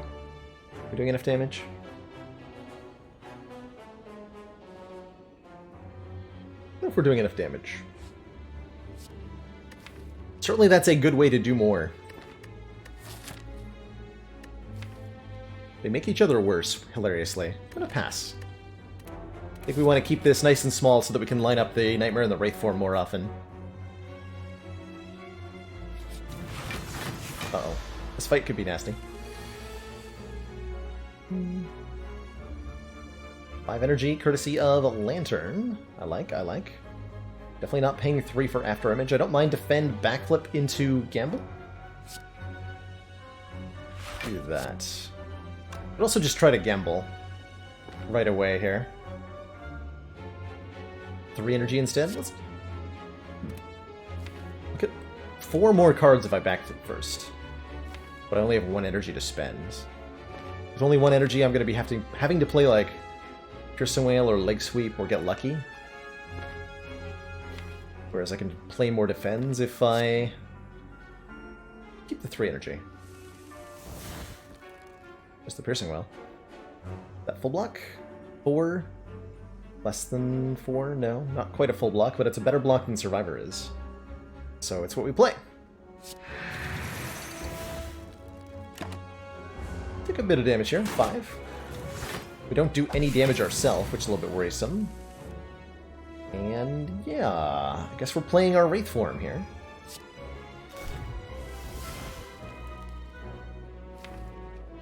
Yes, that is going to happen now. Means I have... Oh, I got a Incense Burn Shoot. We have plenty of time to kill these nerds. Cool.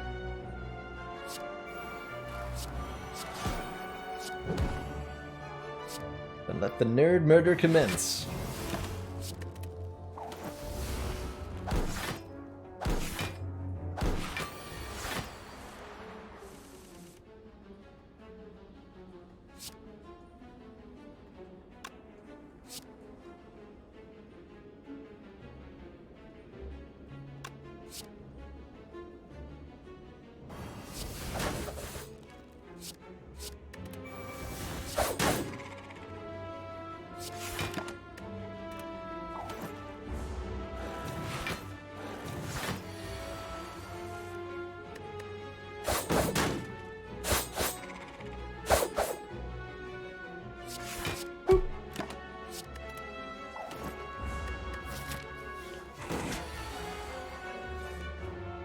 I'm going to stall if I can to get Instance Burner at least a little bit higher here.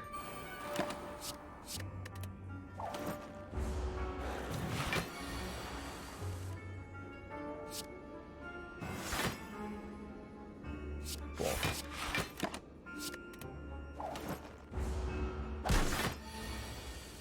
So this will have us intangible on turn 2. If we're fighting Reptomancer, that could be life-saving. Yoink! Okay. That's all we need. That's all we need.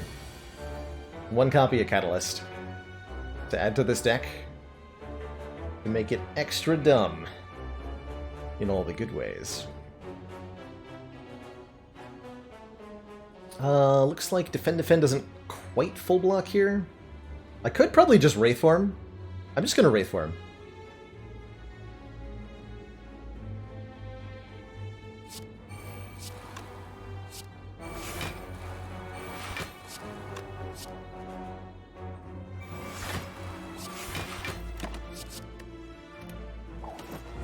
Four turns to win this fight, and I'm pretty sure we can do that.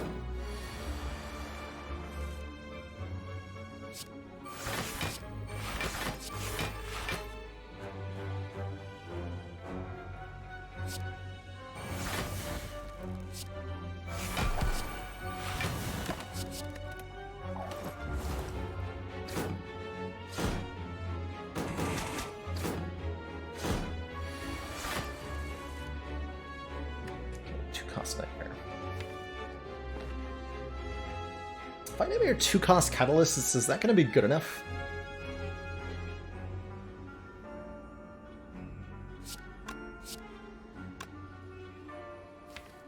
Probably, right?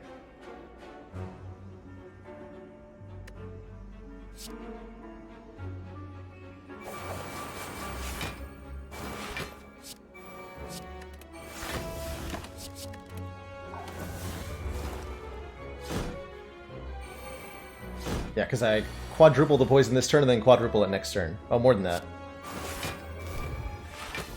Beautiful. Oh, let's just win right now. Do I want to do that next turn? Maybe. Either way, easy fight. Reptomancer Ink Bottle. Every time we play 10 cards, draw 1 card is really good at this exact moment. Really good. Debating taking the 2 question marks. We don't need to fight any more elites, quite frankly. We have everything we need to beat the heart here. Just need to upgrade Catalyst, quite frankly. And make it 2 and beat the Act 3 bosses. Let's take 2 events, I'm thinking. Corpse Explosion make this a lot easier, though. We do need to beat the Spire elites.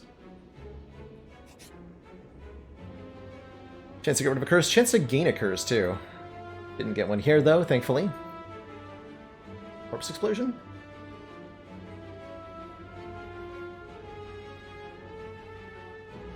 Almost got a second catalyst, dang. Didn't see the rare card there. How rude.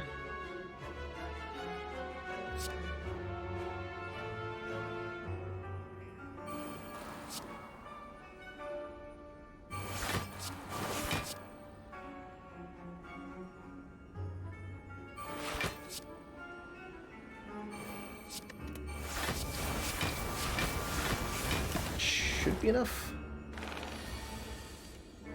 Yes.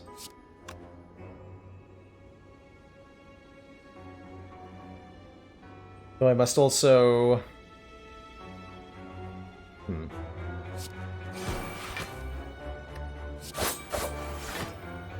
If I play Catalyst, Catalyst, Catalyst, we take the Constrict damage at the end of turn. Let's do this instead.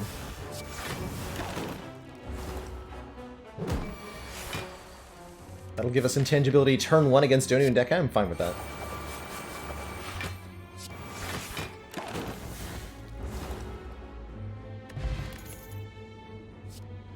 Take the Crippling Cloud. Grab our Recall. Let's fight these nerds. 6 skills.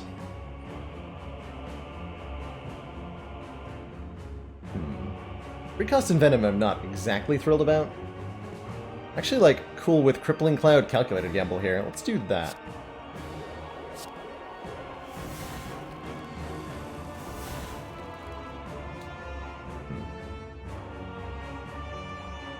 Nightmare Zero Cost Afterimage.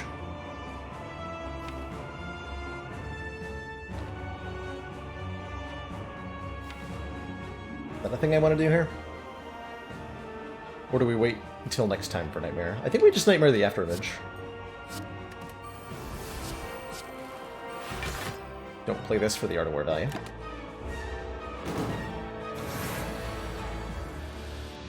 Nice. Well, not actually helpful though. Still appreciated. Don't actually have Envenom in play, that's a bit of a problem. We go for Donu first because of the strength buffs of Donu. Is that actually a reason we want to do Donu first? You know, I'm not actually sure anymore.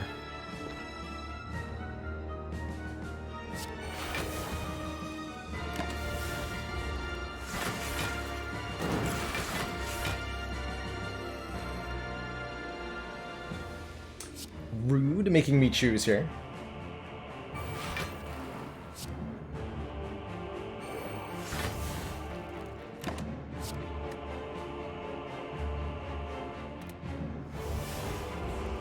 Or block every time we play a card helps so much, though.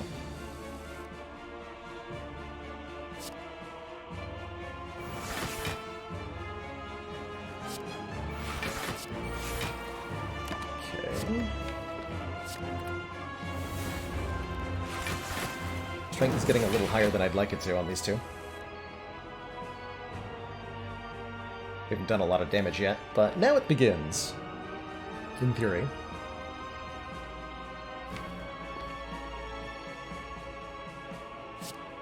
Doesn't even bust through the shields, though. Oof.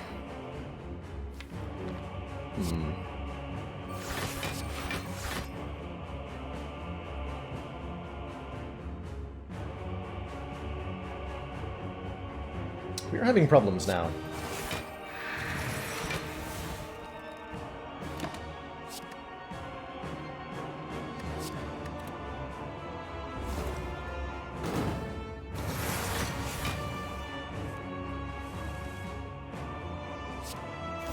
Kind of committed under the Donu first train here. I'm fine with that. This is now going better than it was. Yeah, that's fine. Gonna lose the Wraith form. I think I better hold on to it. We might be forced to use it shortly, although I have an Instance Burner next turn. Makes this much easier.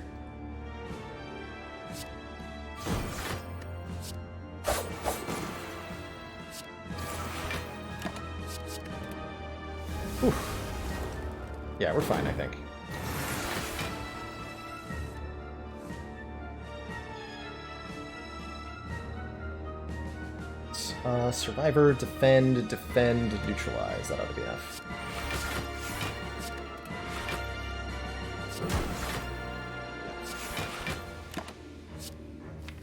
Or if my stuff costs a reasonable amount at some point.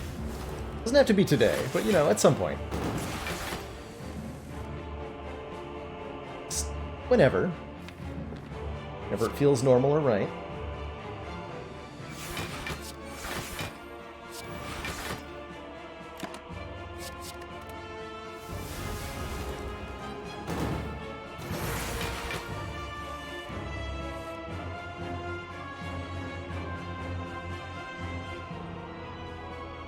Okay, so is this where I'm playing Wraith Form then? I think so. Yeah, and we have the Instance Burner lined up. So attacks on 4, attacks on 6. Okay, so I have lots of turns to kill Dekka here. We want to start putting the damage onto Dekka if I'm going to Wraith Form, because over this period of time, Donu will die anyway. We just want to make sure Dekka starts dying.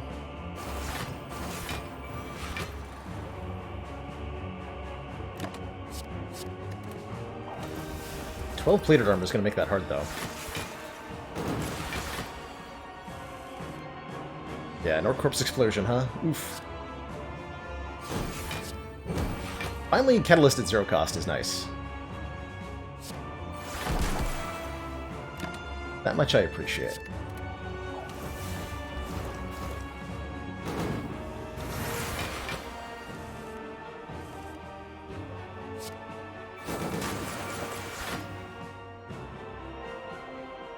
I think we're good here.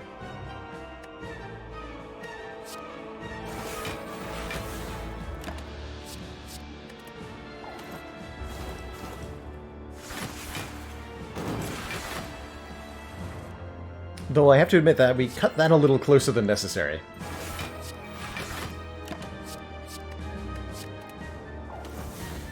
Yeah, Donu Dekka only start getting plated armor on Ascension 17, that's right.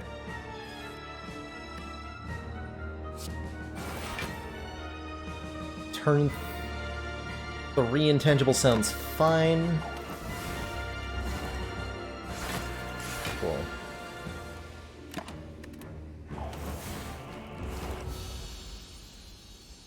And now to Act 4. Wait, what? And now to Act 4. Okay, something is actually wrong. I'm not sure what.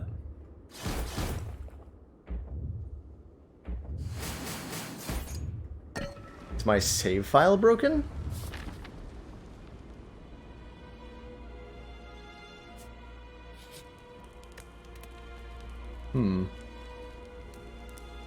That doesn't seem like it's supposed to be happening. We restart Spire. Probably a good idea. Oh my god, we got the corpse explosion. But it's up against Paper Crane. But Paper Crane doesn't matter if I'm intangible. I also really like Snecko Oil here. Draw 5 cards, randomize the stuff in our hand.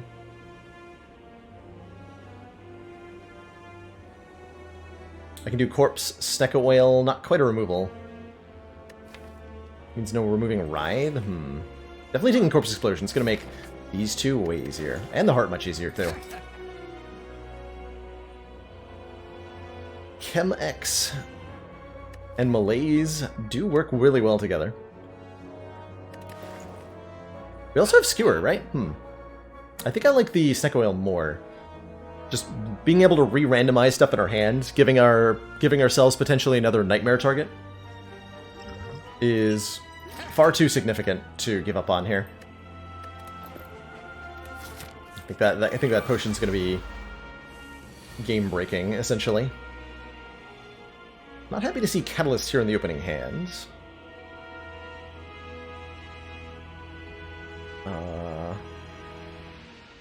Looks like Envenom, Survivor, Crippling Cloud,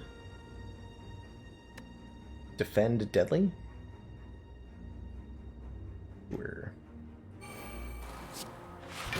Strip all the artifacts. Oh, I can't play the Deadly.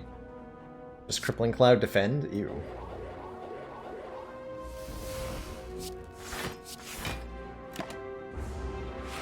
Why Might have to use a potion here.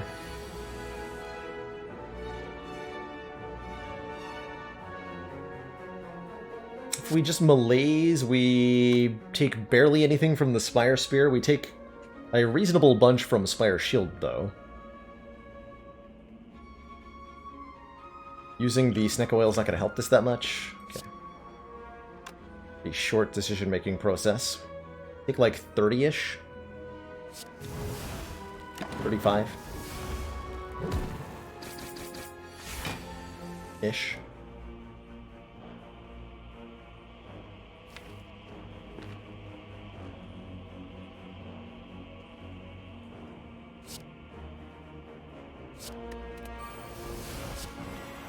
Okay, that ought to buy me time.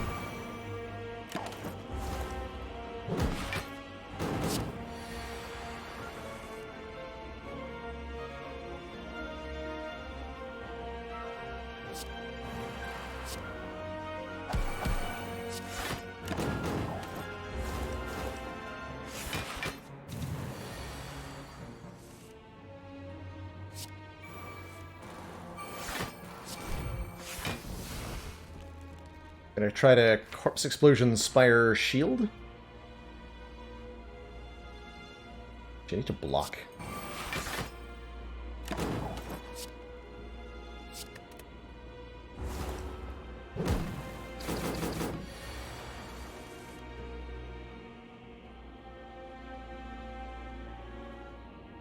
You're retaining that.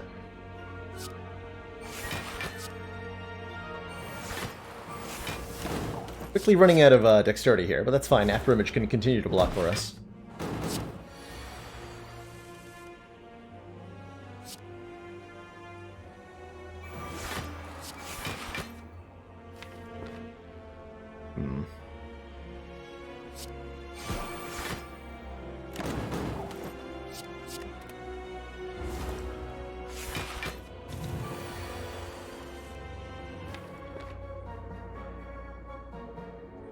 So we just kill you then.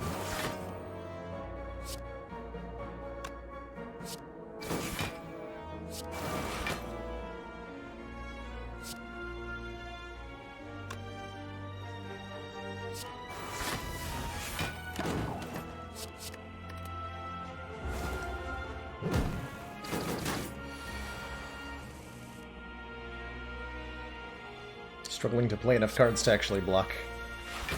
Kind of cute. We'd like Incense Burner to... Being on 0 is fine. Not ideal. Might actually get me killed. I don't have a lot of control over what it goes to at this point, though. So, 0 it is. Actually, it's going to be on 1, not 0. 1 is also fine, right? I believe so.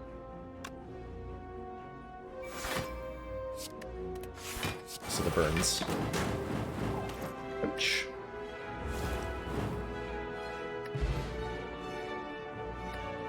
Question card for Lost Gift, a good trade. That's a tough question, Love Scorpion. That's kind of a head scratcher, isn't it? Alright, nice turn 1. We get to put Envenom into play, we get to malaise away the heart's stuff. Could put our After Image down for 3 energy, I'm not sure it's worth it though. Definitely like Defend, Envenom, Malaise. It's going to make the first cycle of the heart fairly survivable. We have guaranteed block on both upcoming next turns. And we should be set up pretty solidly after that. So let's just do precisely this turn.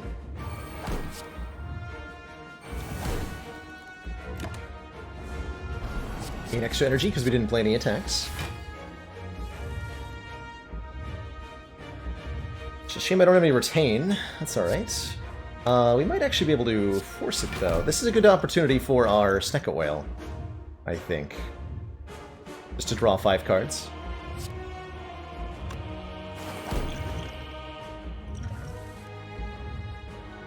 There we go, well-laid plans. We can retain our Catalyst.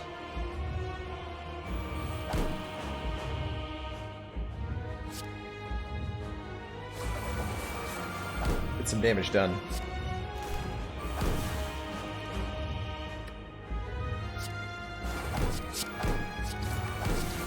lose a ship there, unfortunately. Survivor over the leg suit's cheaper.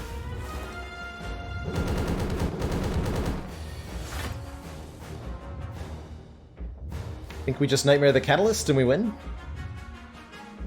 Literally that simple? We do take some damage here.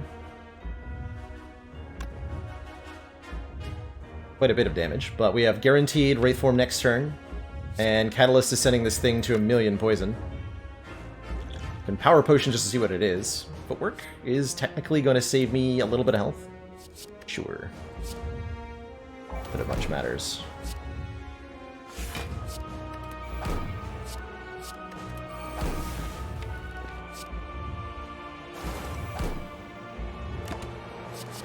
That's unfortunate. That was 3 costs, though.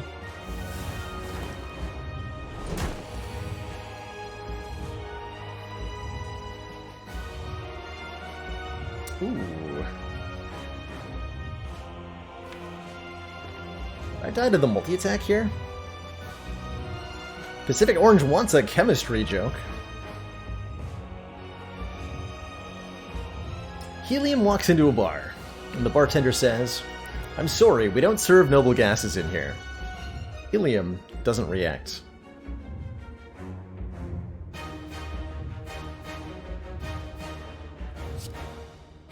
I think we just double Catalyst. That puts the heart to the poison cap here. All we have to do is survive with intangibility. Which is not that easy to do, actually. Given the hand that we have. Okay, not the multi-attack. Good. Get our Wraith Form in play then. And don't die. No meaningful damage to be done. All we have to do is block.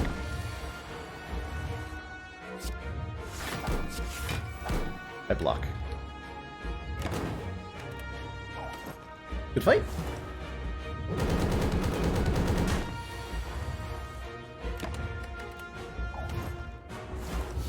GG.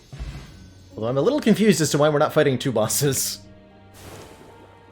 I'm very confused.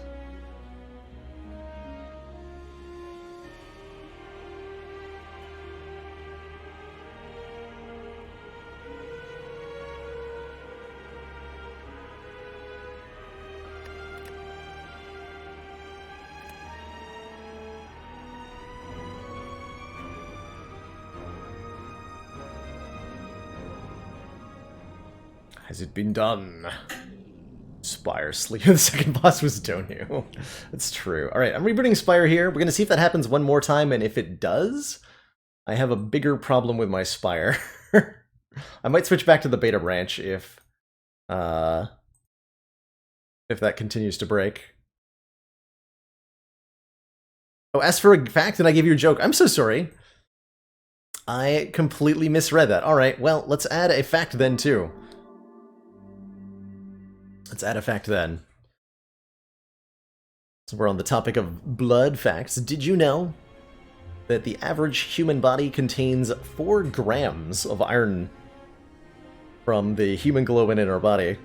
You add up all the iron that transports blood and oxygen around your body. It's 4 grams, which is like enough to bake a tiny thimble out of.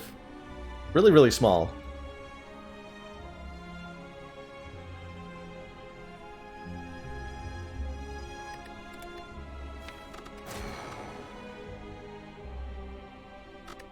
We're on A20, right? Yeah. I should really change this to Baylor A19, huh?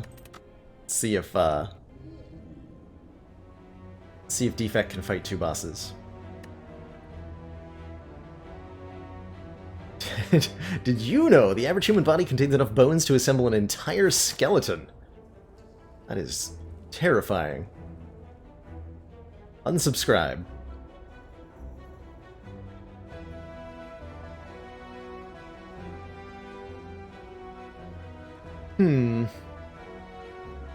Looking for that juicy, lots of fires in Elite's path, as ever. I see, like, 2 Elites, 3 fires, a couple of different ways. Yeah, I see 2 elites, 3 fires a couple different ways. One of the safer ones is going up the right side here. Fire, elite fire, chest, then this late bunch of combats and an elite. We could try to... No, there's no sniping that can occur with Niao's Lament here. Enemies in our next combat's having 1 hit point. Yorjin, what's a chem joke?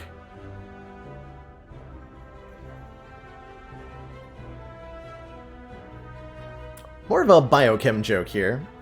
How did the criminal escape jail using transport proteins? He was able to pass through the cell wall.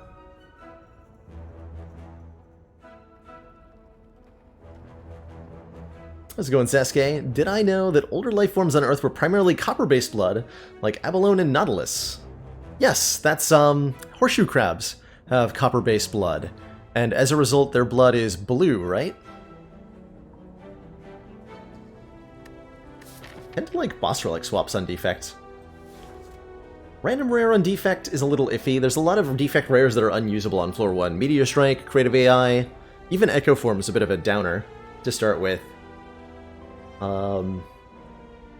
Plus numerous others. Let's go with the boss relic swap. Getting us a Runic Dome, 4th energy, but we can no longer see what our opponent is doing, and that's pretty tough. It's pretty tough. I do think I want to go up the right side here. So we'll take that pathing. Alright, well, currently I don't have any choices to make. Just play all the 4 cards in our hand. When relevant, I'll be discussing what opponents could be doing, and we'll be using that to shape our decisions a lot of the time. We don't get a whole lot of downside in Act 1, as most enemies have pretty fixed attack patterns. I like a Go for the Eyes here. Go for the Eyes, deals 3 damage. If the enemy intends to attack, apply 1 weak. This allows us to kind of scout what our opponent is doing, and will let us know if we're being attacked or not. Pretty great. Sometimes I take out Dual Cast when I swap my boss relic. I don't know if that's right here. Don't want to lock myself out of Dark Orbs just yet.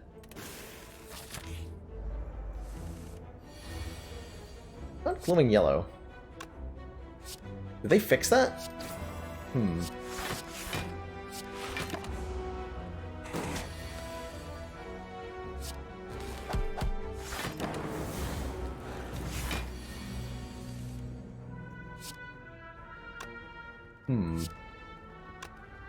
Five strength, this could be attacking for as much as 17, so I'm going to block 3 times.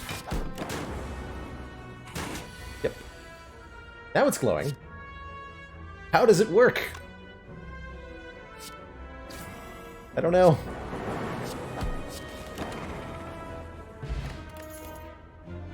Force Field, Steam Barrier, Beam Cell. We have no powers, so Force Field's a bit iffy. I like Steam Barrier, though. 0 cost defensive cards pair very well with Runic Dome. Hoping for a bit more damage, though, admittedly.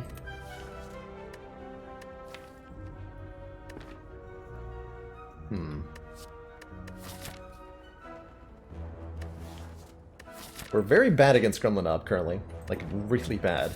And I might have to just fight a Gremlinob immediately. Ooh. Other option is to go this way. Get a couple more fights in before we try to fight elites. I like that idea more. Yeah, I like that idea more. Okay, so we'll take the Steam Barrier. We're going to pick up literally any damage card that we see.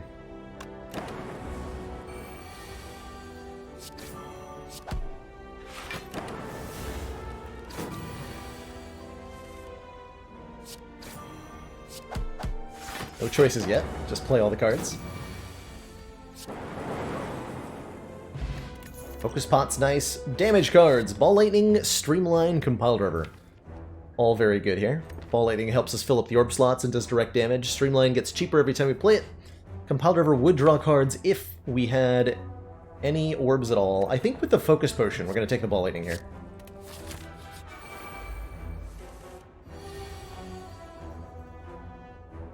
I don't know if they're attacking me. I'm just going to throw my Explosive Potion right now.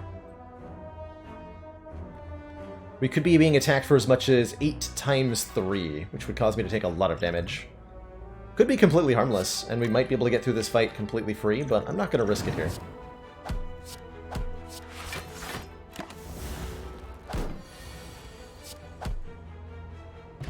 Watcher feel easier than the other 3. To me, a little bit.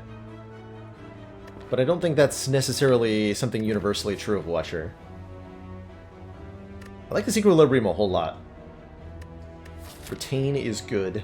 And with these 2 offensive potions, we should be fine. Barrage and Go for the Eyes don't do that much damage. This will be really good against Legavulin and Triple Sentries. And we definitely want to upgrade a damaging card. So probably the Ball Lightning, just for the +3 here. We need every little bit we can get. Oh, Go for the Eyes is a good upgrade too, actually. Let's upgrade Go for the Eyes. Get 2 turns a week in here.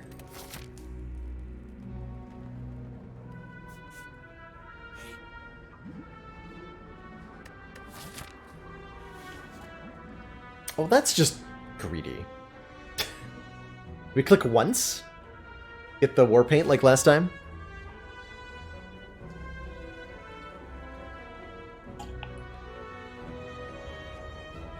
Time of year do atoms in a molecule rearrange themselves? High summer? Oh my god, high summer? That's so bad.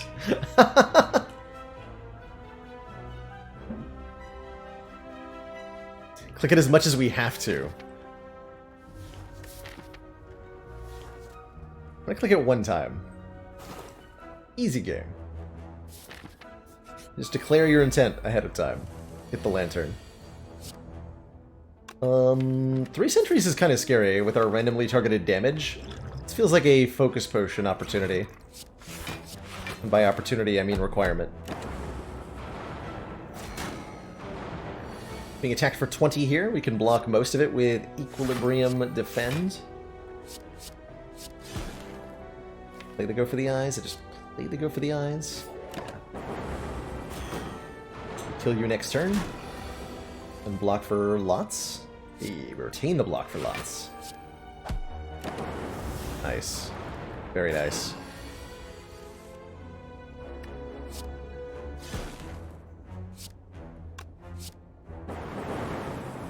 Freaking got him. Wait. Oh, that's fine. I mixed up which one was attacking there, by the way. Lucked out. Smooth fight. Unceasing top. We have no cards in hand during our turn. Draw a card. We're offered Rainbow Cold Snap Steam Barrier. Rainbow seems like a really good way to get our orb slots filled up. I like that a whole lot. That would be probably enough damage that we actually beat Gremlin Knob, so that's important. We could try leaning into the Unceasing Top with Steam Barrier. I don't think that would work out well in the long run. But we will occasionally draw a card or two off of it. Cold Snap's a decent argument here. Just like get an attack in, it does damage in a direct way that Rainbow doesn't. But I think Rainbow is just gonna be better in the long run, especially if we can find some focus. Panagraph's good if there is a second boss, which there might not be, for who knows why. No one's really sure.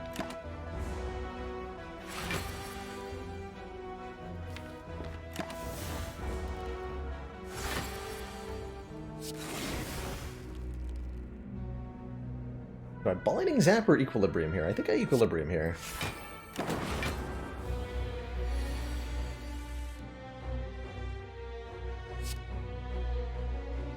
Being attacked for 20 here.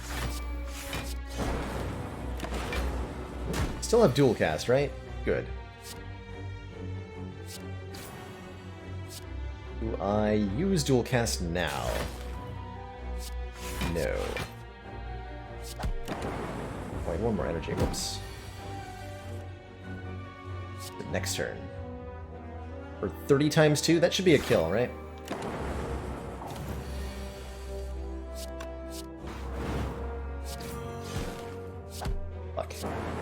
Pure luck. Smiling Mask. Merchant's card removal service is now only 50 gold. Ooh, hologram.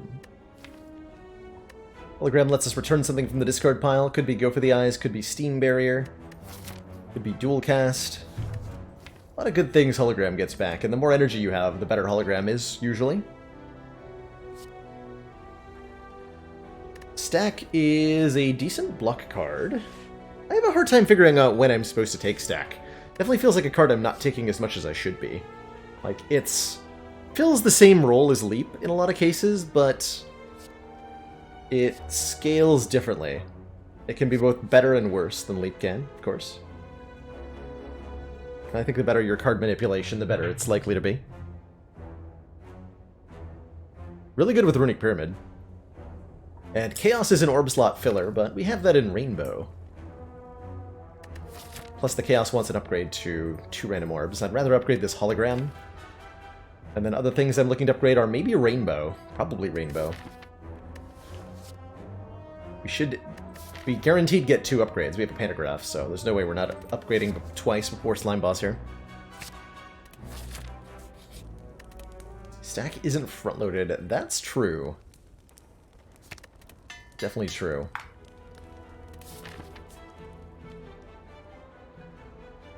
So we're definitely into the hard pool fights. How much do I need more card picks? Smiling Mask before the first shop's pretty good, by the way.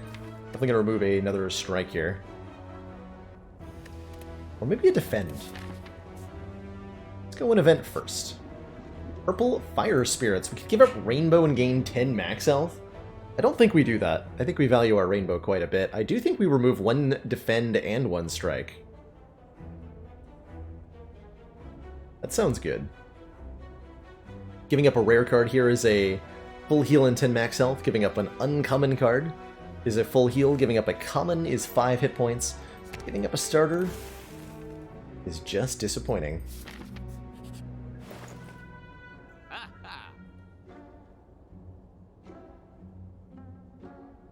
I have enough money for card removal Runic Capacitor.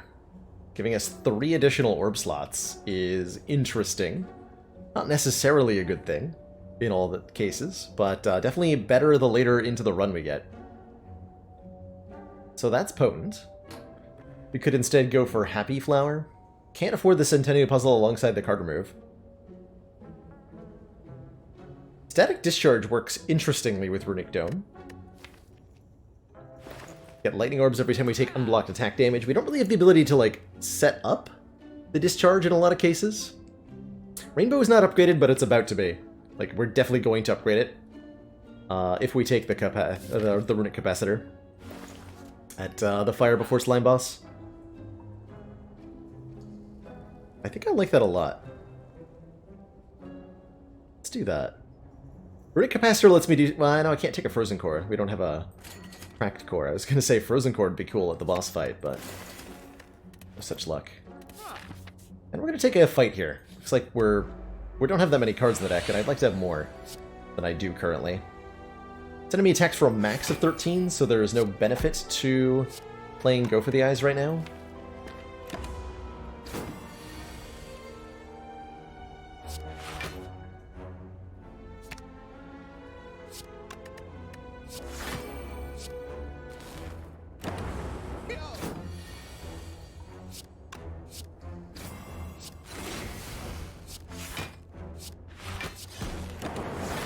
Like a fixed pattern of like scrape, break, rake or something. Don't really know what it is. But I do know I have a ton of orbs. Wusu are dead. Recursion.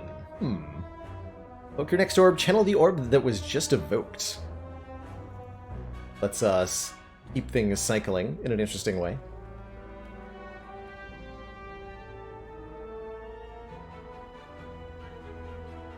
You beat the A5 Heart with a reprogram all for 1 deck. That's awesome, Flannel Violin. That is really awesome. I find it hard to get working.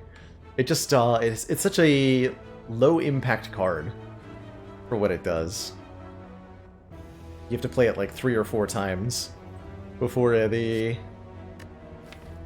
feeling is significant. We could also take a Cool Headed here. Get the orb slots filled up more. I think both of these are fine.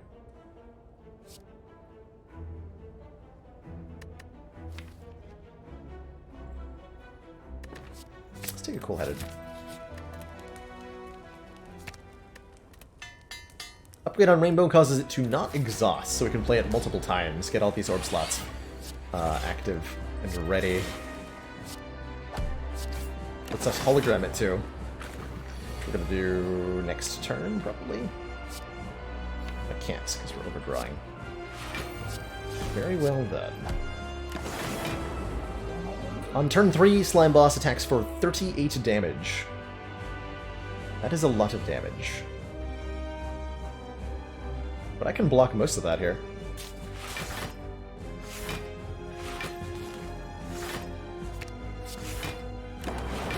Five?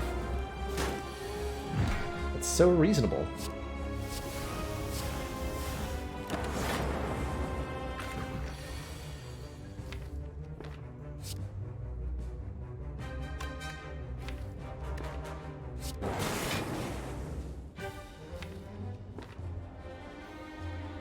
Slime Crush next turn. He'd split. I'm gonna try to dual cast this to win.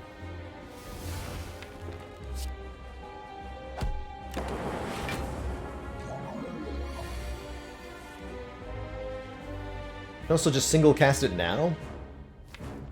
Probably worth it.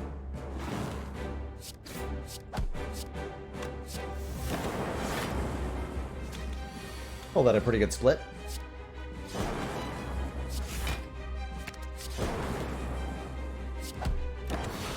Good fight.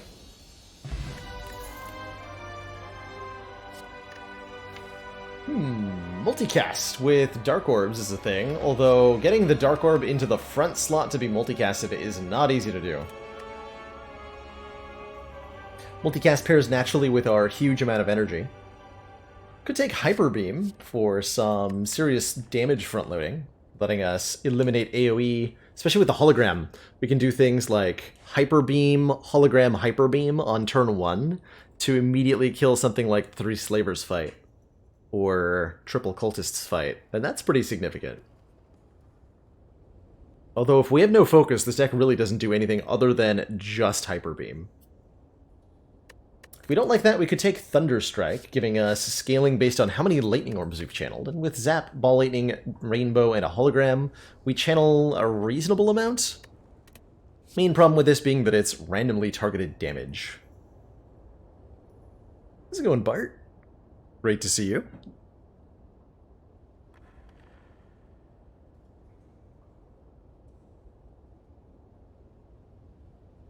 I've got no doubt that the... I'm actually, honestly, Flannel Violin, really happy to hear about a success story for Reprogram. I think you're the first to tell me that you've had success using it.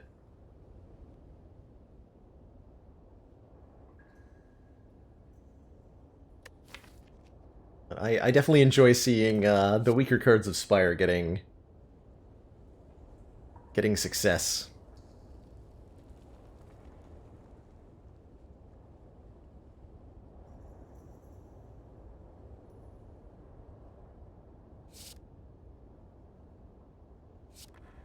Why is the multicast beta art not on?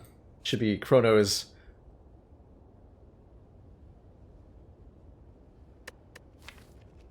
Kind of feel like I need this Hyper Beam.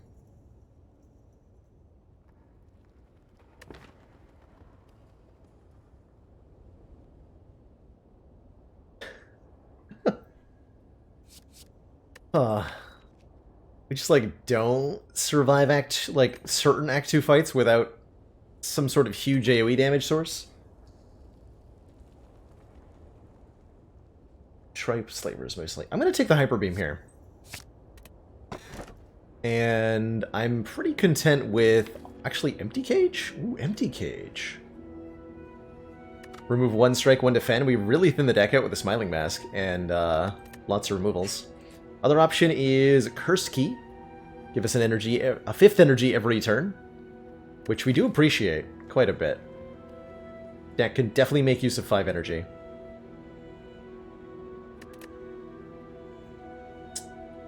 Or Fusion Amber to prevent us from upgrading stuff. I don't like preventing upgrades. Upgrades are good. Upgrades are great. Would have rather had a Coffee Dripper, perhaps. So how does the empty cage is like 4 removals compared to the cursed key? I'm just going to take the empty cage. Lose 1 more strike, 1 more defend. Keep this deck ultra compact at 14 cards going to Act 2. We're fighting Collector, which makes the Hyper Beam pretty good. Would like to fight a number of elites, that number being 4? I'm going to take Hyper Beam and remove all of the cards in the deck.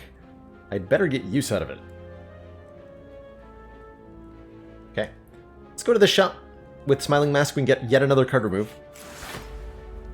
And once there's no strikes and defends left in the deck, we're looking pretty good here, honestly. Assemble my own Runic Pyramid. Guaranteed being attacked for 21 on turn 1 by the Shelled Parasite here.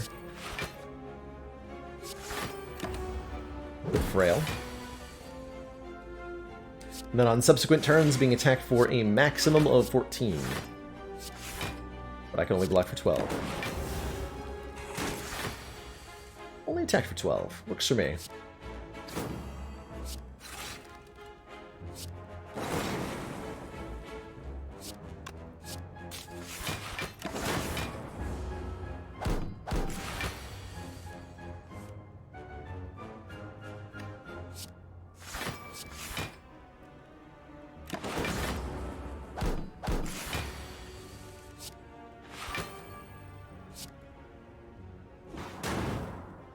Max 21 damage.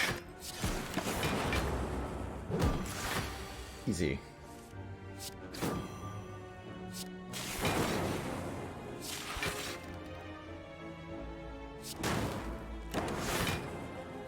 Easy peasy. Dueling Dog wants a chem fact. I gotcha. One more blood fact for today.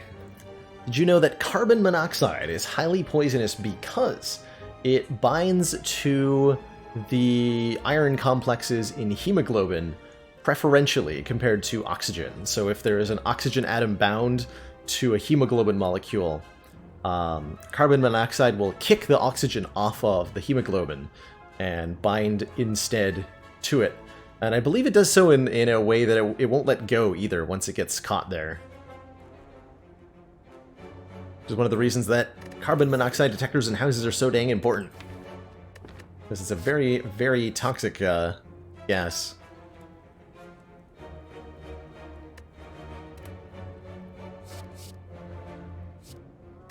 Do we want a fusion? We have enough orb slots to, like, use it. The additional energy would let us, like... do stuff? Make a Compotter a better take. Rebound for more card manipulation. It's kind of interesting. Rebound, Hyper Beam, Rebound, go for the eyes.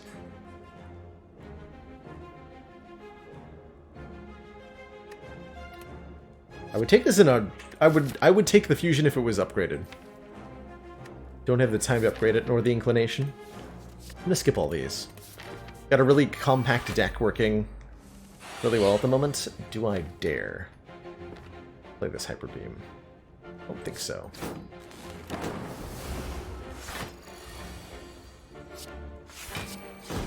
Failey, you're refunding people's points? Is this a racket? Is this what is happening? Racketeering in my chat?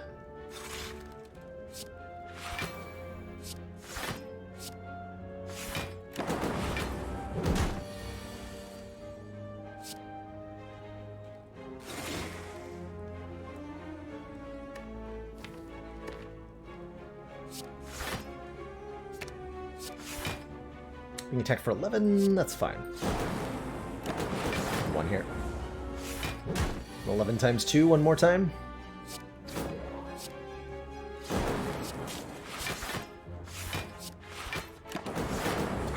I knew I was going to do that eventually. Alright, we took 3 hit points for forgetting the Unceasing Top, but I might actually remember it now. Leap Plus is really nice block for 1 energy. Actually, hold on, Barrage Plus? Barrage Plus is heckin' good damage once we play Rainbow. I like that. Let's take a Barrage Plus. 6 damage per channeled orb. And that means I'm going to keep my Fear Potion, I think. Drop the Gambler's Brew for the Dex Potion. And take it to the store.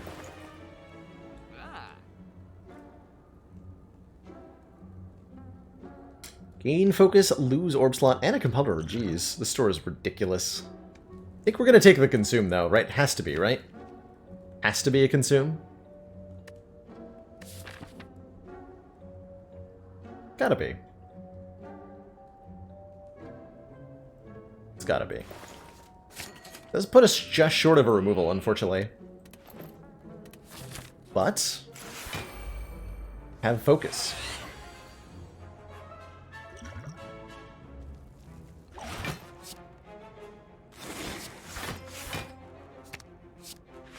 Definitely not happy to see these two. Ow. Stop the hurting. Please cease.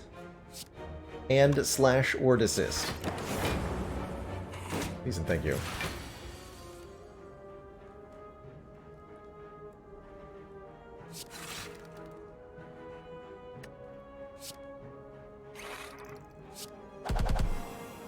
Boop.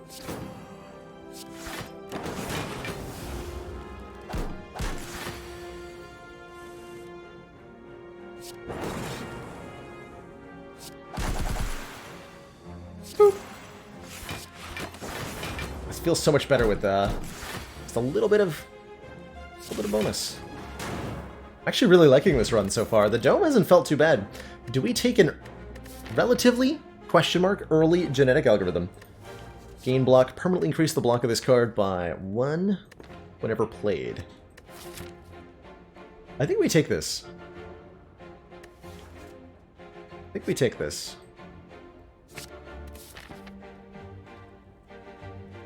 Freedom, not free dom. Truth. Ooh, free relic though. Free 10 hit points. Excellent. Alright. I think we're in pretty good shape to fight some elites here. Let's find out how true that is. Turn 1, Hyper Beam. No! Answer is it was not true. We are not at all prepared for elite fights. Oh my god, that was a bad draw.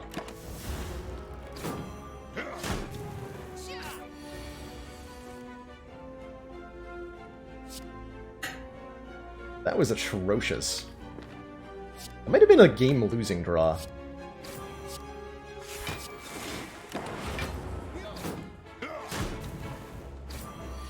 I cannot escape the Vul now. The Hyper Beam does nothing. And I didn't even draw Hologram with it? Oh boy. I think we just died.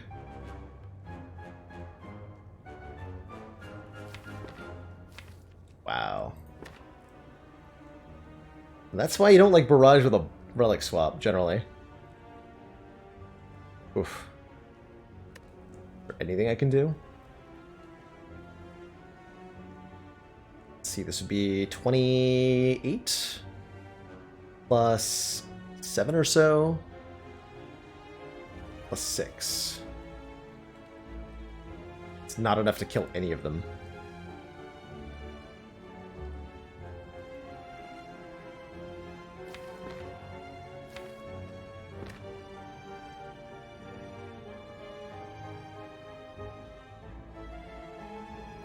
Any out here at all?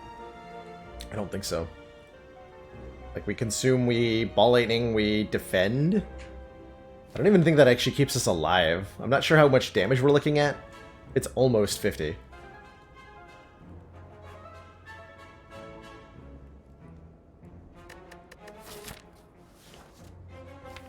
Rude. Just no way, right? Looking for solutions that aren't here. Alright.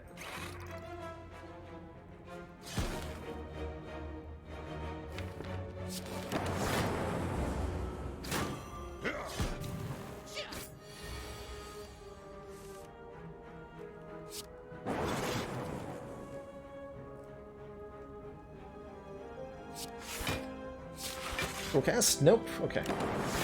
Okay. Okay. Rip that run. Wow. I don't think there's any out of that fight. Once that turn 1 was what it was. GG. Couldn't even play the Unceasing top, right? Because we had the Ascender's Bane on turn 1? Oof. Oof. Oof.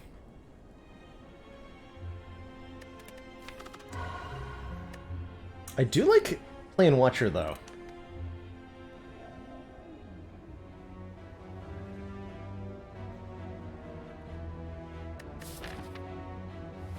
Yeah, that we had no potions, did we?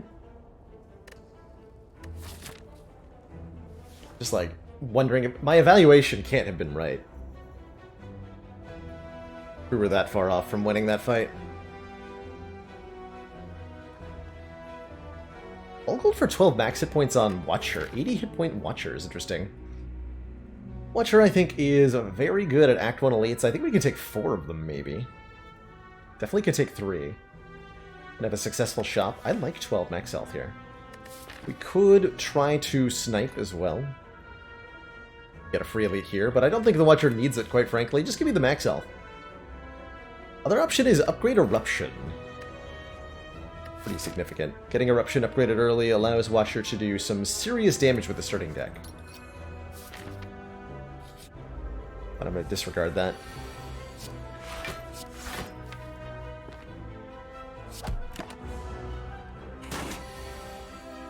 I had a fear. Oh, that's right. I had a fear potion that ended up being never actually helpful. True. Poor fear potion. Ourselves in calm here. When we draw Eruption next turn, we should win. Cool. Thwap, thwap, thwap, thwap. Does Watcher have the highest learning curve? I think so. Watcher is very easy to lose with. Because of her Wrath stance. Somebody was saying just in chat the other day that they haven't been able to beat Ascension 0 with Watcher because they always get caught in Wrath and just die from full health. And I wouldn't be surprised if that's a common experience with Watcher as you're still learning her. She relies a lot on understanding enemy intents, understanding what your opponent's going to do on future turns, as well as manipulating her draws in order to avoid being caught in a double damage scenario. Through Violence retained, it is, yes. 20 damage, 0 energy, retain. Very powerful card. I think Reach Heaven's an excellent floor 1 take. Very analogous to Carnage on Ironclad, as a card that you just take and then you beat elites with it to death. Stance Potion's insane as well, by the way, putting us in Calm or Wrath at our discretion. I like Third Eye. I think in particular, if you're not going for elites early, a Third Eye can be a really good first take. You don't often see me do this, but the good common block cards, Leap, Charge Battery, Third Eye, Shrug It Off, True Grit, Dodge Roll, Backflip, etc. These are all pretty good floor 1 takes if you're going for hallway combats. It's just the elites that really punish you.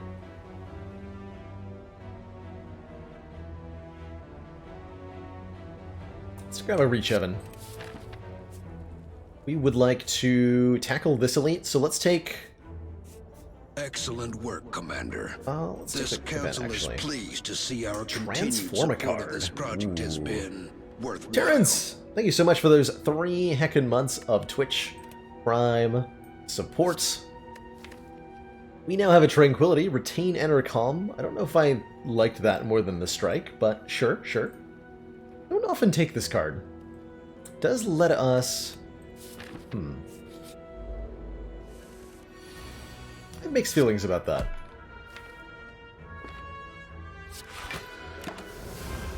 Mixed feelings about that. Okay, next turn, we're guaranteed Eruption through Violence. That's a guaranteed kill, so I can use my Miracle to block for 1 here. Yeah. Oh yeah, retaining Calm. That's a good point. Retaining Calm allows you to enter Wrath a lot more confidently because you can always have you always have a way to leave that stance. Actually makes sense why I don't like it then. I do like a Flurry of Blows though. We got a Stance Potion, we have a Tranquility, we have Eruption, Vigilance in a 12-card deck. It's a 0-cost attack, returns to our hand from the discard pile every time we change stances. Nirvana. Gives us block when we scry. I like Nirvana a lot. This feels like the Feel No Pain of Watcher in some ways. Especially if you get a cut through fate or 3 or 4 or 8, which is approximately how many you should have. Then Nirvana becomes a really powerful block engine for you. And Just Lucky is one such card that Nirvana benefits, but given what we've got, this Flurry of Blows seems really synergistic, so let's pick it up. Quite happily. And I think I can beat an Elite if I went into an Elite combat right now, so let's take 2 events. Let's take 2 events.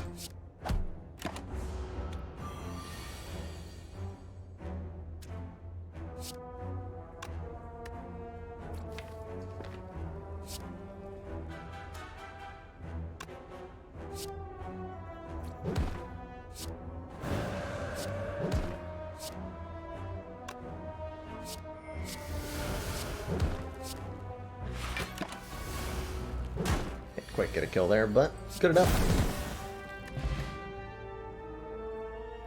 How's this game play with mouse and keyboard? You've been playing the PS4 version with controller, and it's alright. I really enjoy the mouse and keyboard controls. They feel really natural to me. DreamStation, you can do things very, very quickly. Oh my, that's a scroll? What? Draw cards until my hand is full. Yeah, I would highly recommend the version of the game on Steam. I think it's the best version. Most custability, most modability, most up-to-date on patches. Really good rebindable hotkeys, lots of settings. It's a great control scheme.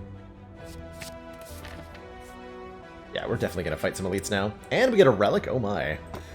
The Courier. Cheaper stuff at stores. Yes. 20% more gold, essentially, for the rest of the run is huge. Okay. Not the ideal turn 1 against Gremlin Knob, but maybe we, like, Reach Heaven Scrawl next turn and win that way. Guess we're leaving Wrath? Are we leaving Wrath? Hold on. Probably, right? Yeah.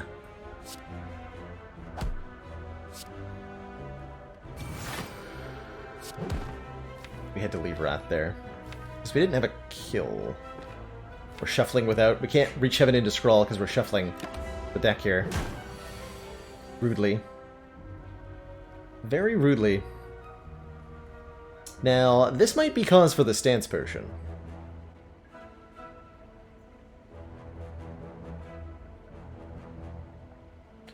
The other option is to Miracle and then Scrawl and then think about Stance Potioning. Let's do that. If we draw Eruption, we may be able to avoid needing to potion. Perfect. Which gives me 2 energy back, so we go Flurry, Eruption, Flurry, Strike. Beautiful. Ooh, Nunchaku. Every time we play 10 attacks gives us an energy. With the Flurry of Blows constantly coming back to hand, this is going to count up very quickly. Ooh. Brilliance versus Battle Hymn. We could have reached Heavens first, but that would be spending 2 energy for 10 damage. And I didn't want to make that exchange when I wasn't guaranteed to draw the Through Violence. Battle Hymn is cool. Smites are 12 damage for 1 energy and are a really good source of early game damage, especially with lots of the stance switching. Could also go for Brilliance, really powerful attack that scales with any mantra you gain, and we're definitely the kind of deck that would want to add mantra to it right now. Isn't terribly Scrawl friendly, true.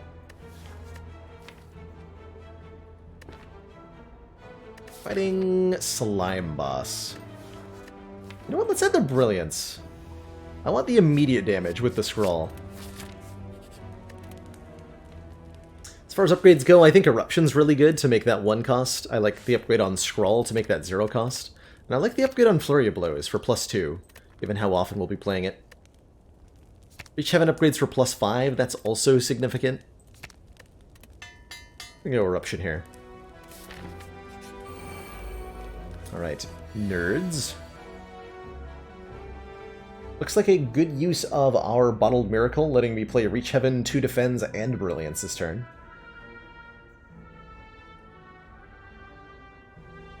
How's it going, AG Styles? I'm doing good today. Doing really good today.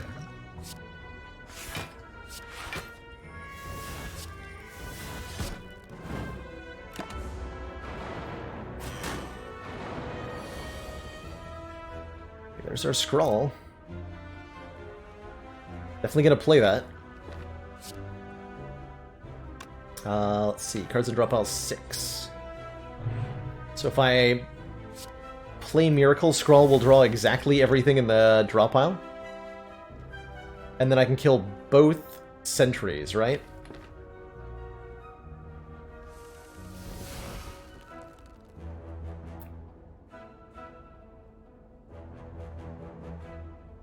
I'm gonna go Flurry. 17. 8 plus 9 is 17, so we go Flurry. Vigilance brings it back. Flurry. Eruption. Brings it... Eruption's perfect, actually. Eruption.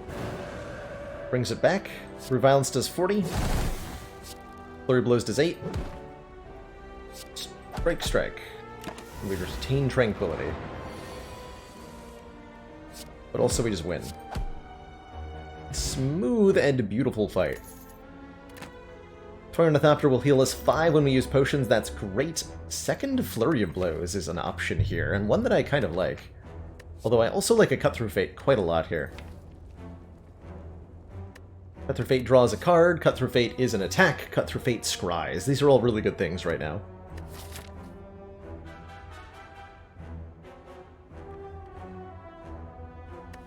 Is doing double damage good?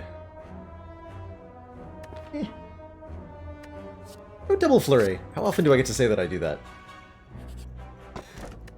Juzu Bracelets. Normal enemy encounters no longer encountered in question mark rooms. Juzu can be okay. Can help you seek out powerful events. Combats are good, though. They give you money, they give you card rewards, they give you potions. Potions that heal us. Sapphire Key. Have I tried Pressure Points deck? We have. Yeah, I've tried a couple variations on it. They're pretty fun. Deck is currently looking for another way to enter Wrath Stance. It's also looking maybe for Third Eye. Gain Block and Scry is nice. Happy to remove a card too. Probably going to remove... If I take the Third Eye, do I remove a Defend or do I remove Strike? I think we remove one more Strike and then start removing Defends. Since we replenish stuff with Courier, let's see what's behind Third Eye first. Empty Body. Empty Body is good also. Exit your stance. Yes, actually, we want that. With our 2 Flurry of Blows. And now I'm going to remove a Defend. Would I take Vajra with 1 more gold? Yeah, definitely. With how often we're playing Flurry of Blows, every little point of damage counts. Okay, Reach Heaven Brilliance next turn sounds pretty good.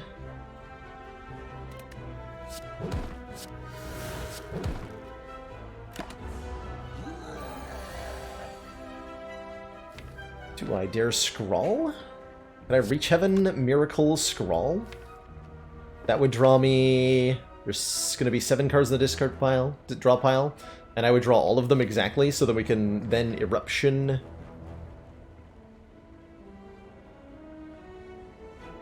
Eruption. So Flurry Blows are up. Yeah, no. We're going to win if I do this. It just wins. It just wins.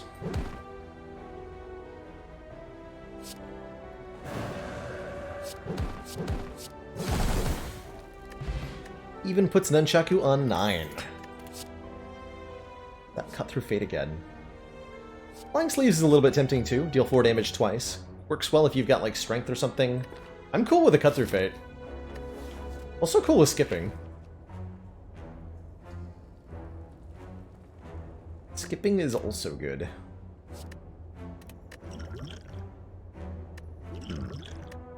Oceans are also good. Too strong.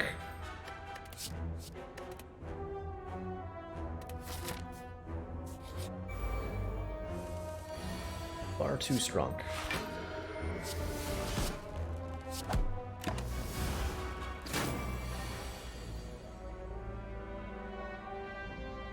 Third Eye and Scrawl. 8 cards. Win, right?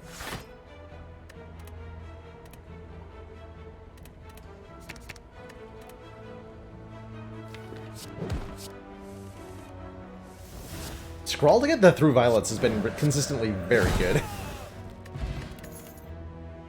Ooh, starting your turn Scry 3.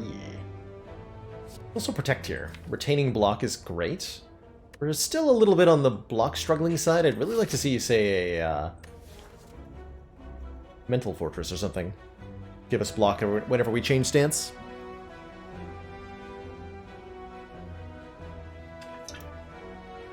Watcher trades damage for math. Accurate. Take the Foresight. Gives us quite a bit of scry going here. And I'm happy to fight the Burning Elites. What is this? Hello? I drew no damage on turn 1. It's a little bit worrisome.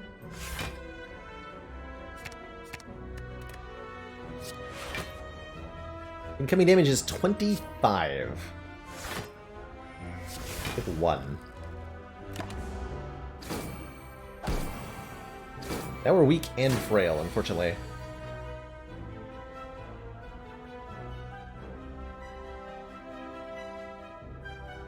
Actually, it's going to block for 6.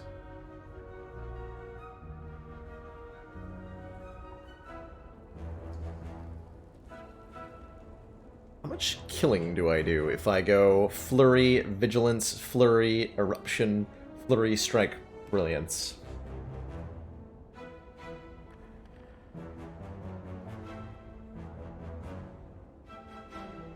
I don't think that kills 2 gremlins. Or 3 gremlins. It kills 2, but not 3.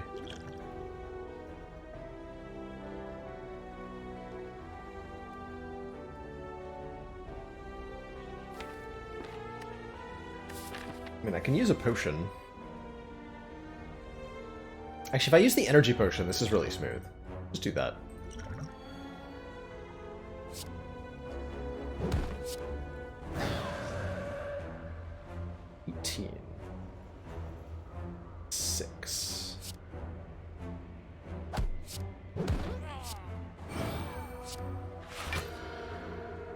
Yeah. Seems like a good turn.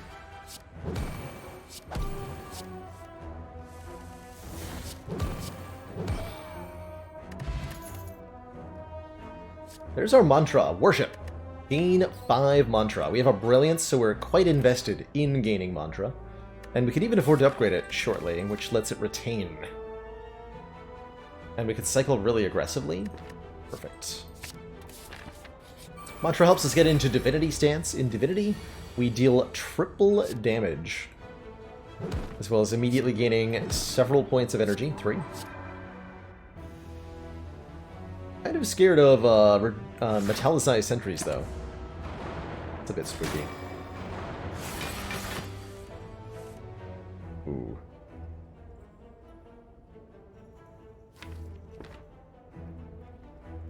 This could be our stance potion, potentially.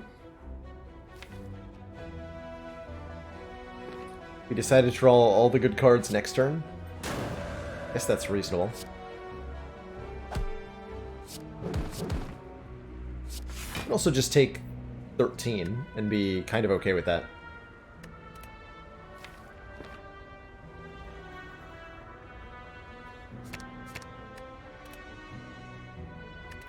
I mean, I have so much health. We're fighting Slime Boss. Slime Boss is free for Watcher. I don't need to use a potion here.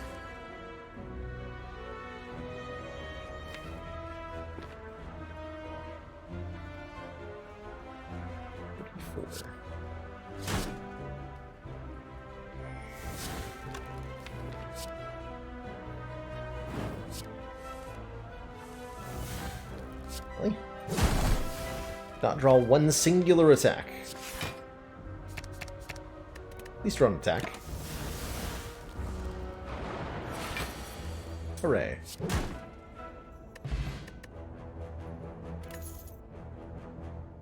You started taking your hand off the mouse after your turn, making your game better by slowing you down. I think there is a huge... The average player, and myself included, could benefit a lot in Spire by just slowing down a little bit more. Is Crescendo the way we enter Wrath Stance, additionally? Kind of a weird way to do it. This is not my favorite way to enter Wrath here.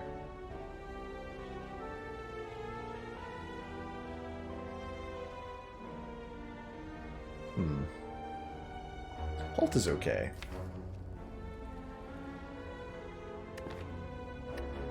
Yeah, if you're not if you're speedrunning Spire. Speaking of which, oh man, I forgot to announce this at the start of stream. We'll be doing some Spire speedrunning next week. On Wednesday the 22nd, we'll be revisiting the Ironclad Ascension 0 to Ascension 20 speedrun.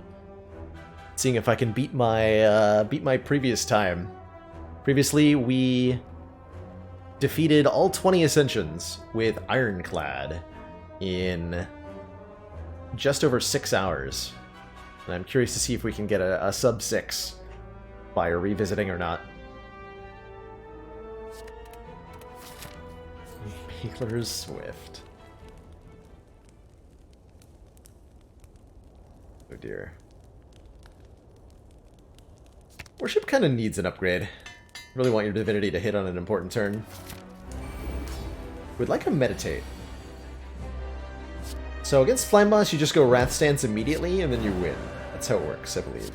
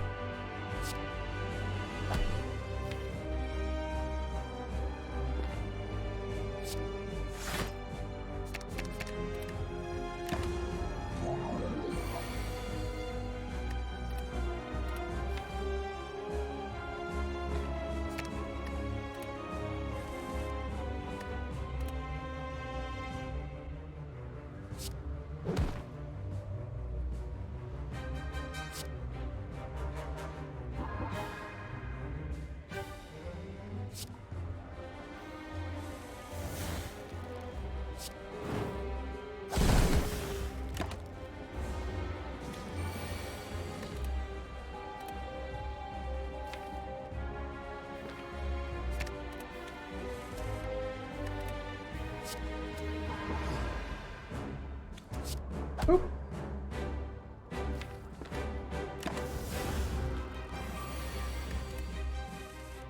Boop.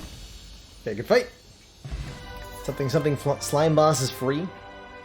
Omniscience is cool here.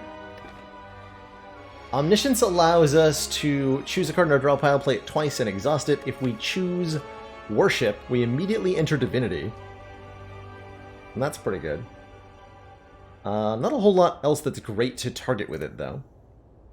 Ragnarok hits for 5x5 to random enemies. That's a pretty good card if you can boost your damage somehow. Whether that be stance or by getting some strength going or something. Or there's Conjure Blade. Shuffle an Expunger into the draw pile, which does 9 damage times however much energy you spent on the Conjure Blade. And then the Expunger card itself does not exhaust, so you can use it over and over and over again for 1 energy.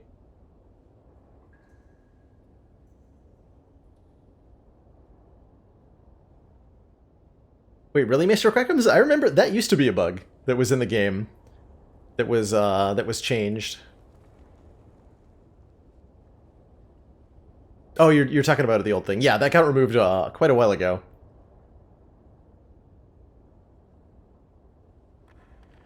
But I do remember using that trick a couple of times. Contemplating Omniscience. Let's get an Omniscience here. Nightmare and Seek slammed into one ridiculous card. Not sure Flannel Violin. We'll find out if we get to the A20 boss. We'll find out if they're still broken for us. I might invalidate the data from today's runs if they are, because it is... something odd is going on, obviously. Black Star gives us an extra relic off elites. Ooh, I like Black Star Watcher runs. Make it difficult to play Omniscience if we don't take an energy relic. Other options, Slaver's Collar. Get extra energy every turn during boss and elite combats, or Philosopher's Stone. Give us an extra energy every turn, but enemies start combat with 1 Strong. I really like Black Star. I'm kind of in a for fun mood at the moment.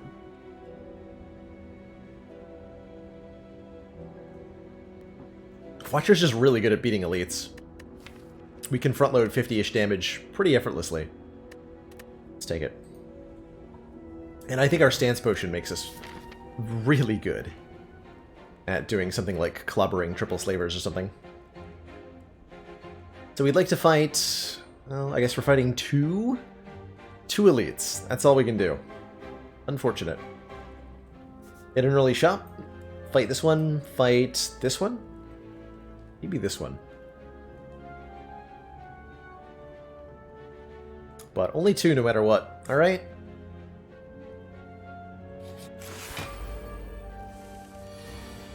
Ah! Ow. Actually, ouch.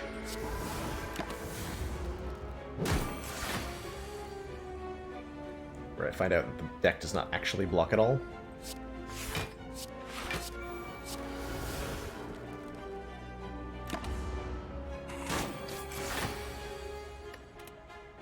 Oh god.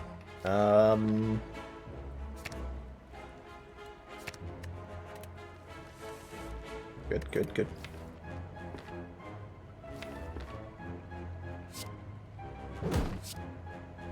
Wait, I wanted to scroll first. Okay, that puts me into Divinity. And then I win. Boop!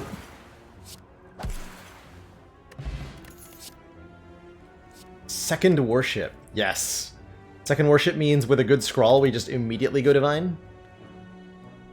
Does make our potential draw on turn 1 atrocious, though. Yeah.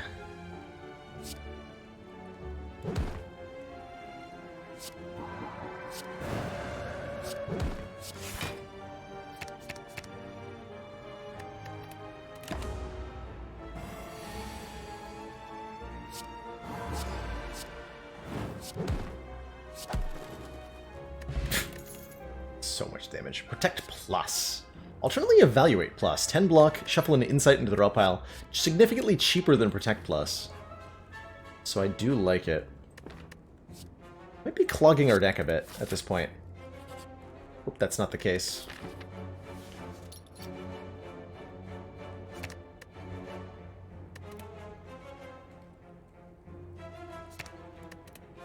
Bends are no good.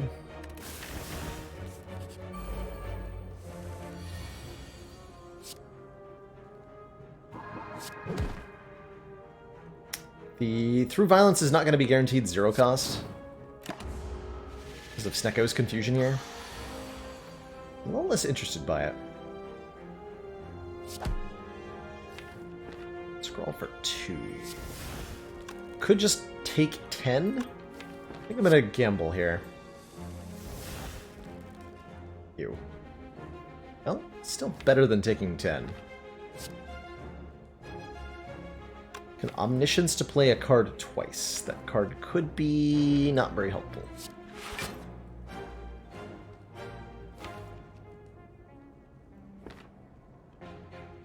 A Tranquility Empty Body.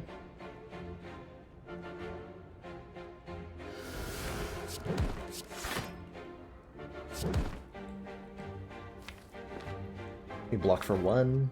Don't think I want to do that. Strike gets me my energy back too.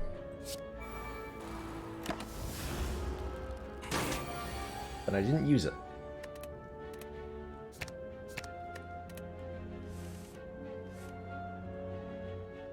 Okay.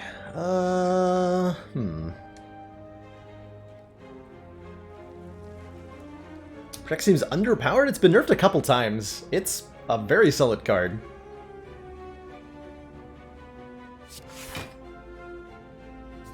Boy.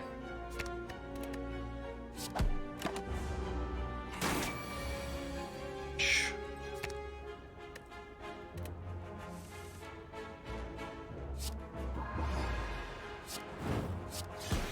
Okay, that was a little tough. Liquid Memories is very, very powerful. Do we want a Sash Whip, an Inner Peace, or a Protect? I think the answer is no.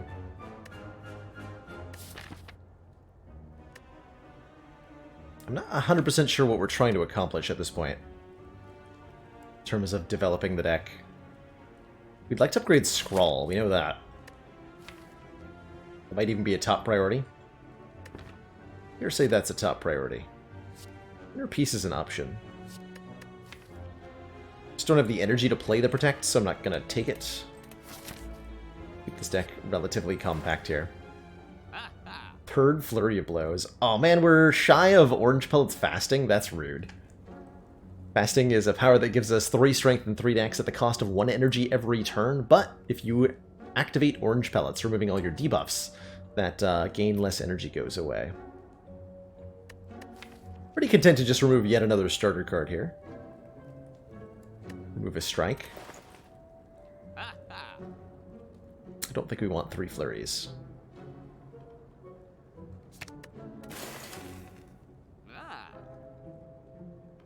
Two really good potions. Yeah, we're fine. We're completely fine. And see other fastings, but I won't see other pellets. That's truth. That's a hard and ugly truth.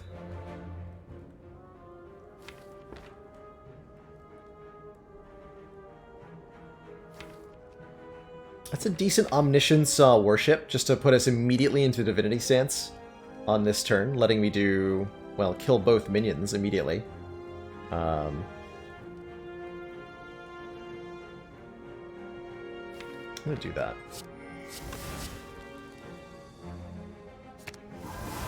And then our Brilliance is really powered up too. Oh, I was supposed to Flurry first. Missed out on a whole 4 damage. And 1 increment of Nunchaku there. Whoops. My bad. Flurry of Blows came back into my hand because we left Divinity stance there.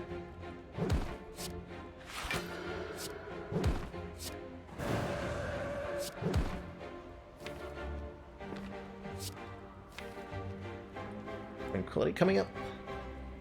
I have a stance potion. Okay.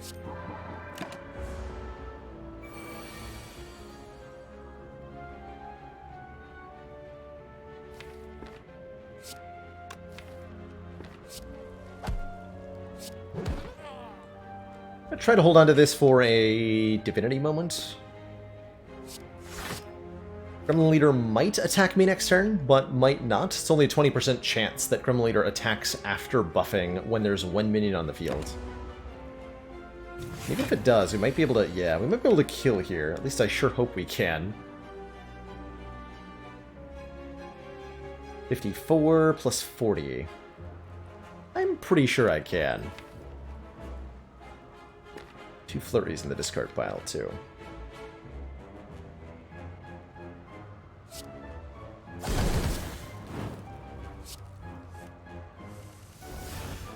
There we go.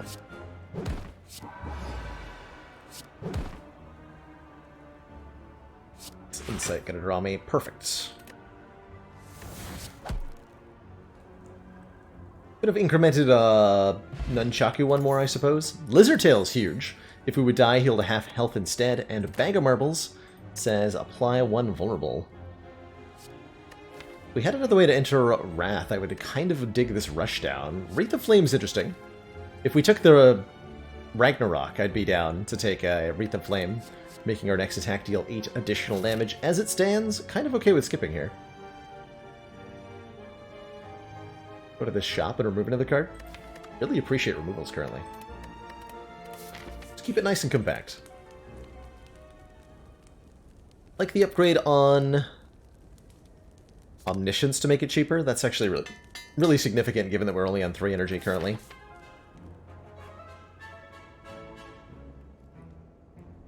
This way. War paint, upgrading vigilance and worship. Nice. Very nice. Very, very nice. And this is also a very, very nice opening hand. In a big way. One of them get changed? Yes, Eric, good luck. Lizard Tail, as of the latest patch on Spire, is now a rare relic. One of several former boss relics that have been changed up in rarity. Things that are also no longer boss relics include Ori, White Beast Statue, and...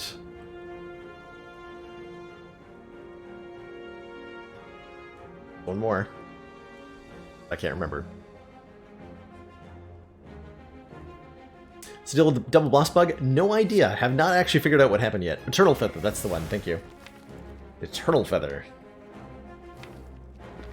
Oh, we Omniscience... oh man, we Omniscience, worship here. And then Scrawl. Deals 99 damage? Excuse me, what? Sure.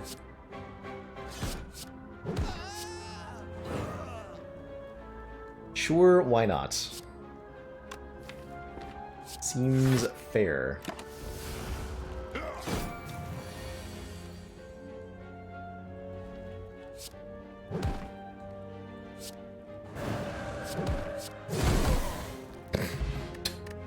Didn't even need potions.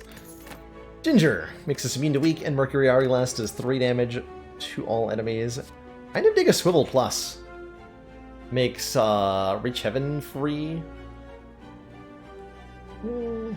Honestly, actually, no. Alpha? We're definitely doing stance-based stuff. Keep it thin.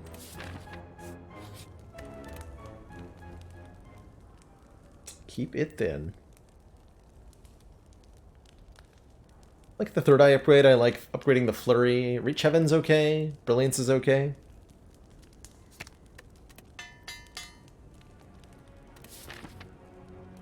$40 non-zero cost cards in a row. Oof. That's brutal, especially if you were doing something like All for One as part of the deck. That can be really rough.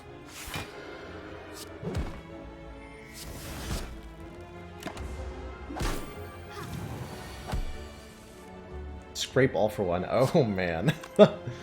I am sorry to hear that. Actually taking damage? Why?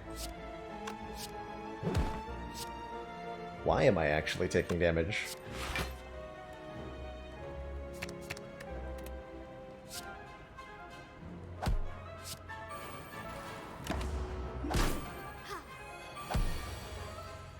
Didn't have to take the damage.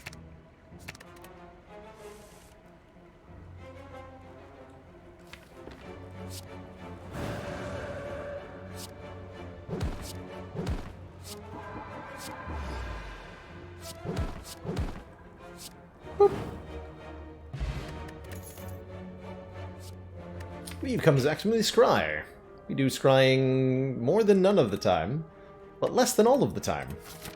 And we don't need it.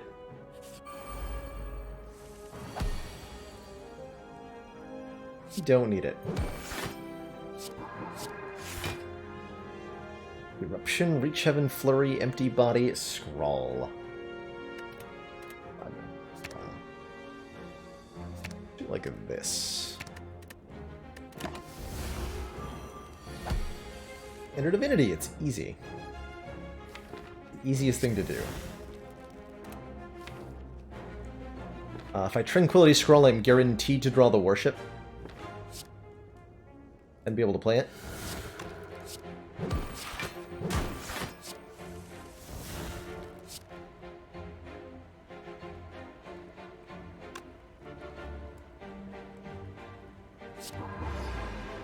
Which means I can Reach Heaven and then Omniscience the Through Violence for 60 times 2.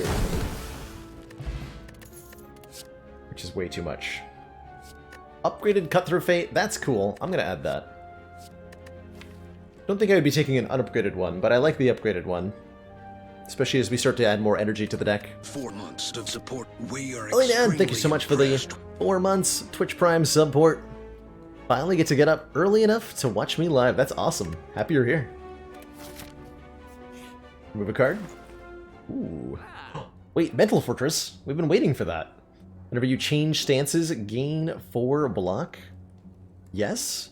Also, I like the Preserved Insect, making elites easier to kill. Also, Wave of the Hand is really strong as far as ways to gain block go.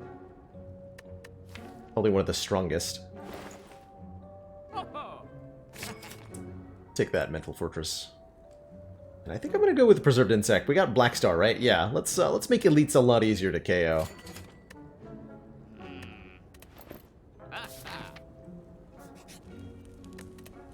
I really enjoy where Watcher's at. She is definitely powerful. I'm curious once we get some data on the actual win rate, how she ends up comparing to the others. Is this Divinity on turn 1? I mean, it could be if I want it to be. I have Liquid Memories. It is Divinity on turn 1.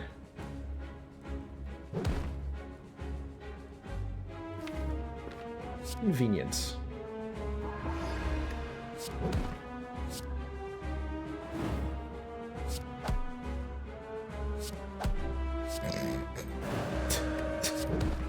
Okay. The collector has 68 hit points left. Sure, sure.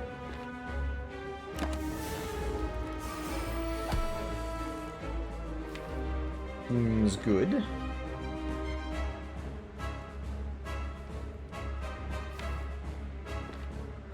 Are you okay? Fortress Vigilance. Vigilance, Empty Body, Mental Fortress Foresight. Then I actually take some damage, though.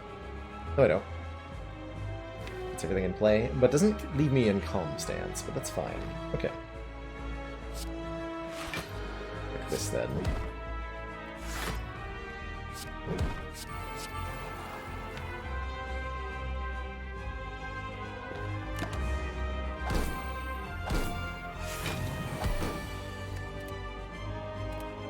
They're all attacking me! 57. Let's see. Flurry, Reach Heaven, Energy. So 4 plus 30. That's not enough without stance. I would need to use a stance potion.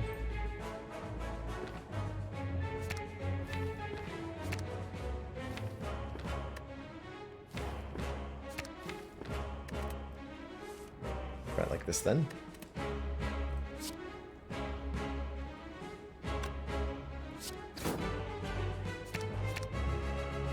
Nice.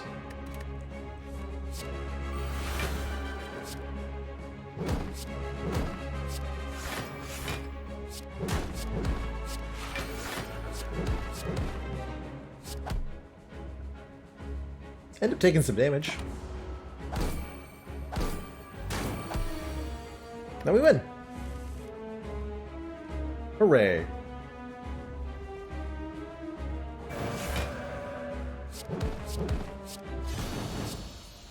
GG.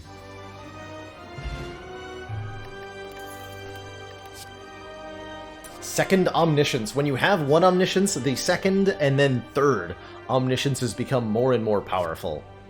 Because you can use one Omniscience to search for and double cast the other one.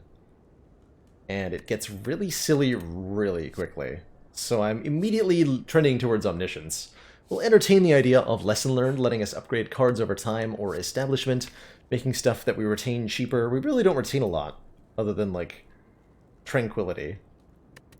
So probably no, yes. Keep my overpowered potions, and pretty happy with an energy relic here, of any kind. Busted Crown, less cards. Coffee Dripper, can't rest.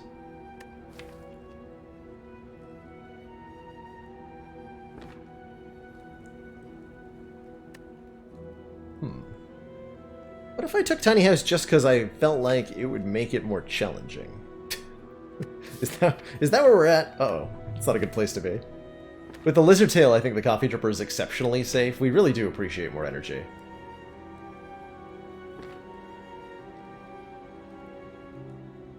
Oh, that's true. Establishment does make the warships a lot better.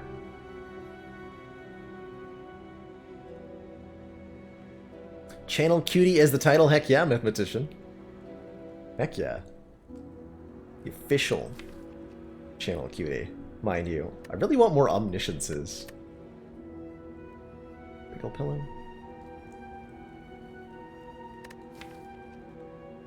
$50 gold for that tiny house. How is this going to block against heart? Do we have to, like, mental fortress our heart out? Or we pick up a talk to the hand and the 2 flurry blows go to work? Talk to the hand is such a card. It is such a card.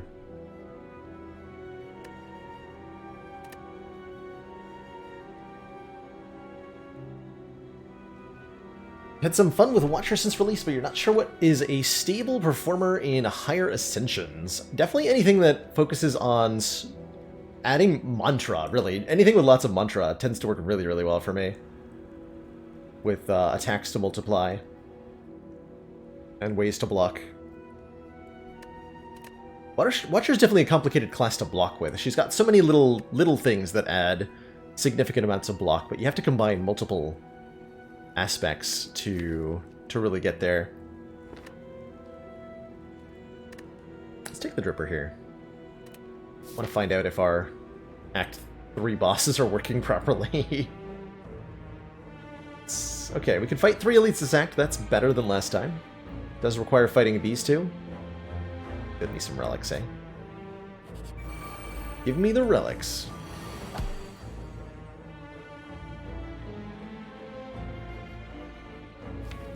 Do I dare? I do dare.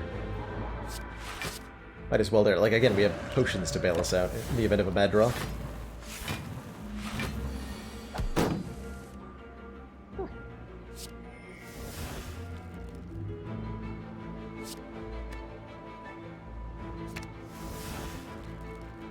Double Mental Fortress, double Warship? Yes.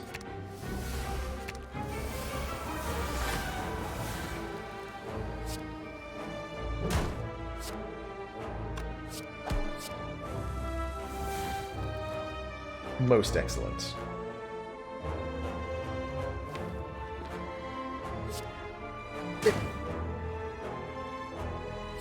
Well.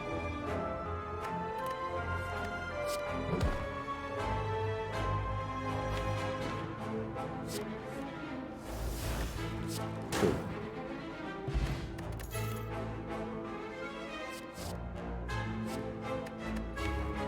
Feels like a whole lot of unnecessary. Probably. Upgrade 1 card or get a curse in order to upgrade a card every turn forever. I'm really a fan of getting cursed here.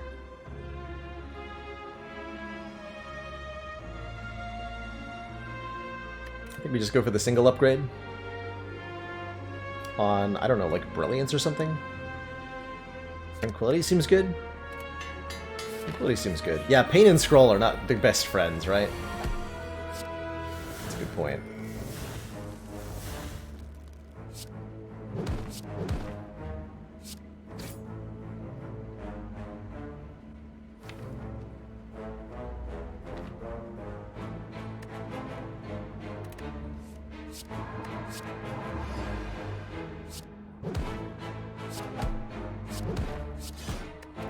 Fight. Scariest elite for the Watcher? Honestly, I think it might be 3 sentries in Act 1. The significant dazed that the sentries put into Watcher's discard pile prevents her from reliably switching her stance in a way that allows her to either leverage damage or protect herself. And a series of bad draws against sentries can really be disastrous. Forge has always been possible in Act 3, yep. It's always been in a all-acts relic. Crush Joints could let us multiply our damage by a lot. Thinking about adding Vulnerable to this.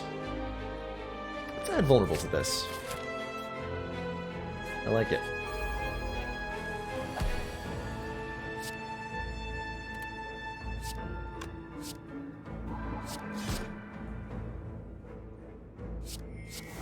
Too much damage to not use. Oops, order. Order by the way.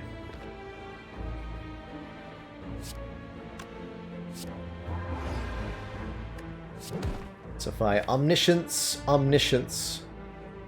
you do double through violence. Well, let's defend crush joints before I do that.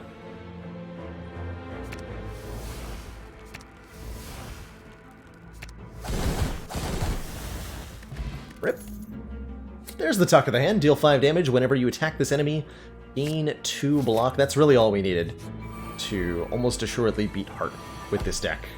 As the debuff that this applies is permanent for a whole fight. And can really do some nasty things against Heart.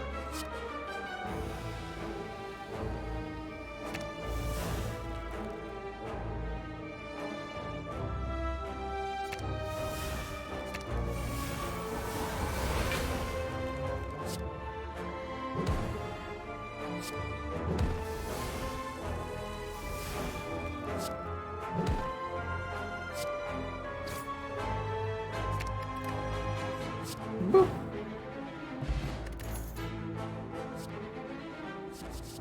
Honestly, I think we're fine. We could take another Mental Fortress, but I don't think we need to.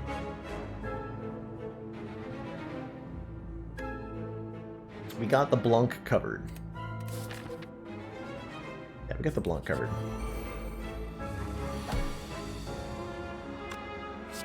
Bip. Boop. Looking for Omniscience here. That's not Omniscience.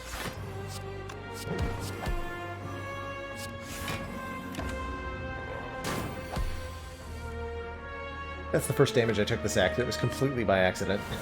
Oh well.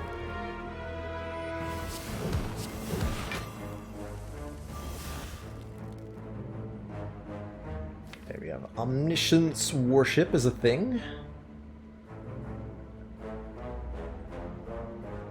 Gives me enough energy to Omniscience. Is this enough damage?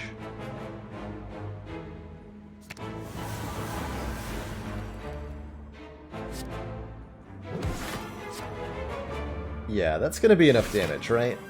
By Omniscience through violence? Yeah, that's more than enough. Teardrop Locket starts us out in Calm Stance, which I really like. Third Mental Fortress being offered to us.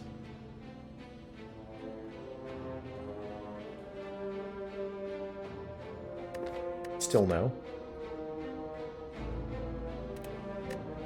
Ancient Tea Set gives us energy on turn 1, sometimes. No one really knows when or why or how. Just happens. Kind of it randomly. Is it not the greatest turn 1 I've ever had? We draw poorly against Nemesis, we could have a hard time here. Omniscience, Mental Fortress. Tuck to the hands, I think.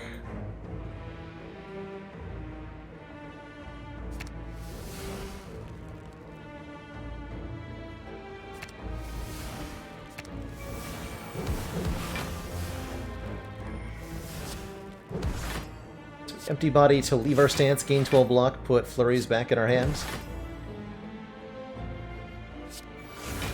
Do that again. Full block. The fullest block.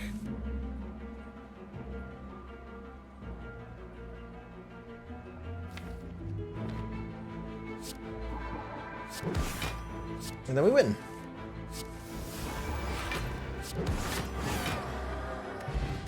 Surly Fish giving me 9 gold whenever I add a card to the deck. Like I'm gonna do that.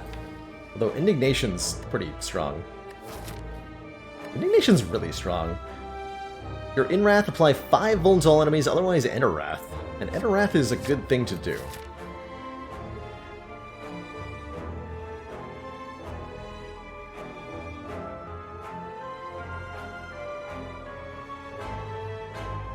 I appreciate the enjoyment of the play discussion in the channel. It's definitely something I strive to have occur in a constructive manner for the channel. Other channels approach things differently, and I prefer not to speak ill of them for it. Everybody's got a different approach, and works better for some than for others.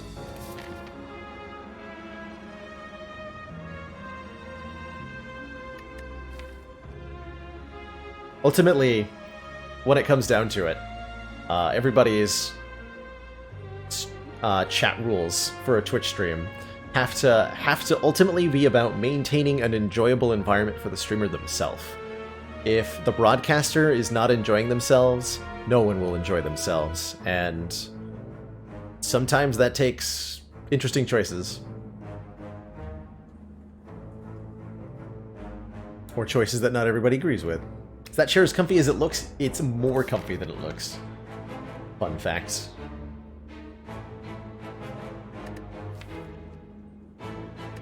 It's the most comfiest thing mankind ever created.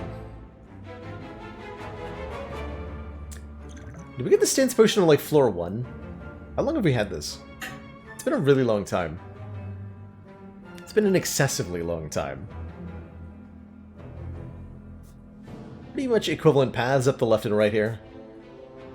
I think we go to the shop after the elite? Yeah, after the elite.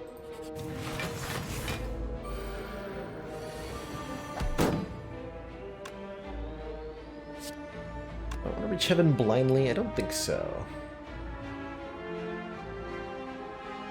Yes, I do.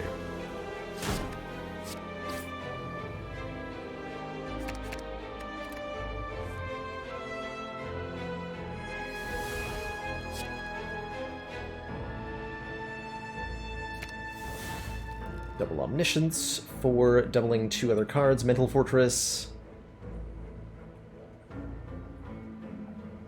Mental Fortress Worship? Might not be. Oh, hold on. Double Worship Scrawl? Amazing.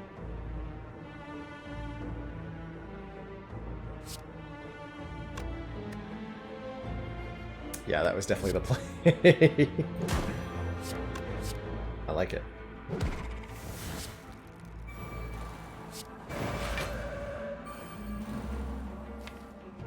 I like it.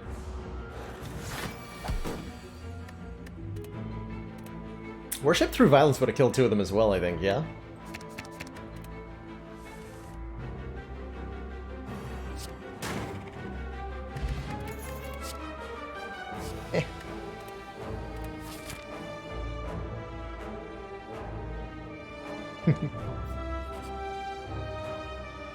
Lose 4 max? Sure. No synergies for curses, no reason for madnesses. Now upgrade our Talk of the Hands as a huge priority.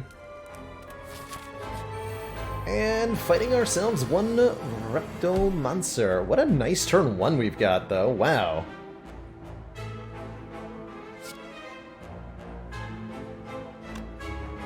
Hey, Hortaru. Not playing Stream Leaders today, no. I'm thinking we might use it more in the non-Spire streams for the variety content, especially games that have a bit of downtime. Seems like it could be a fun addition. The feeling I landed on it was that Stream Leader was pretty enjoyable. Cool little metagame, but at least when the stream is as full as it is right now, adding additional chatter or discussion was something I wanted to avoid having too much. Banner ad on my stream? You on mobile, Mr. Quackums?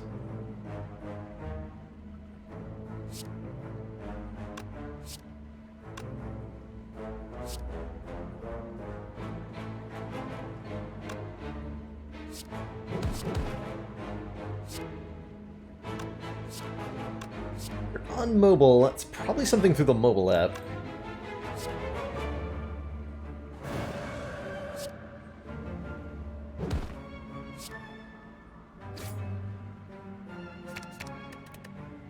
Do I just immediately win?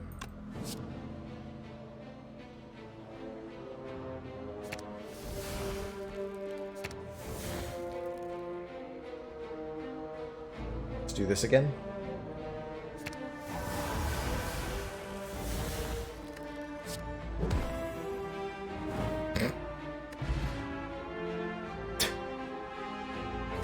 Exhaustion Menace wants them a dad joke. What does a zombie vegetarian eat?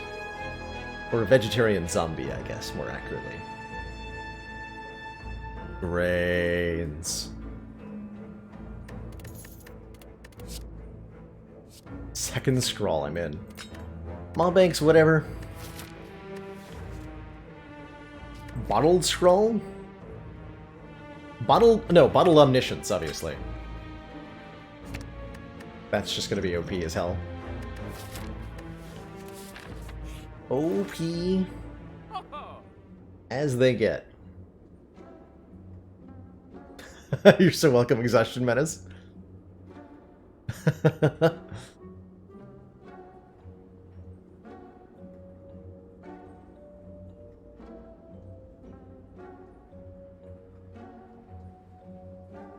Decent relics here. Honestly, just don't mind removing cards. Although at this point, the more cards I remove, the more chance I draw them on turn 1 and therefore can't omniscience them. Meditate's OP. Meditate's OP. Remove a strike. Rip Mob Bank. Meditate lets us pull a card out of the discard pile, which is huge. Do I take an anchor for block on turn 1? Do I need an anchor for block on turn 1? Let's take an anchor. It's for block on turn 1.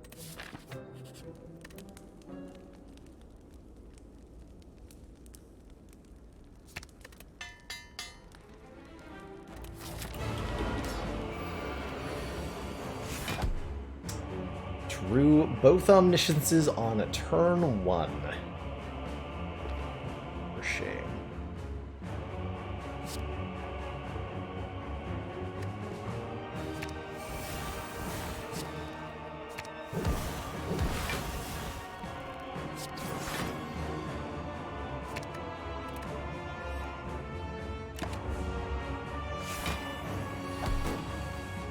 Never liked you.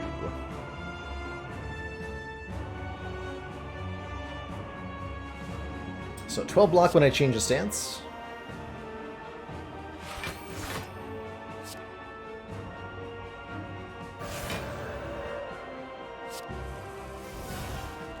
Foresight down. Meditate. Block cards.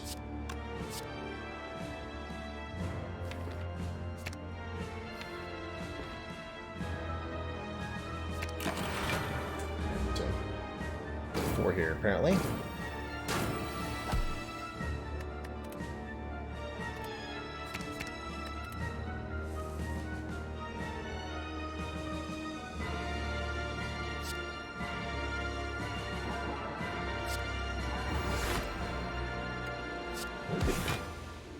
Bop. Boop. Bip.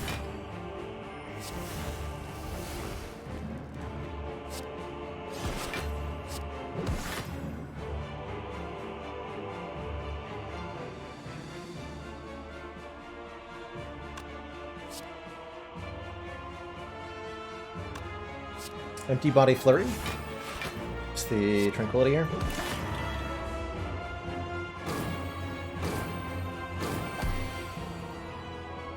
Do we get a second boss? Yes, no. Good question. No idea. Your guess is as good as mine, chat.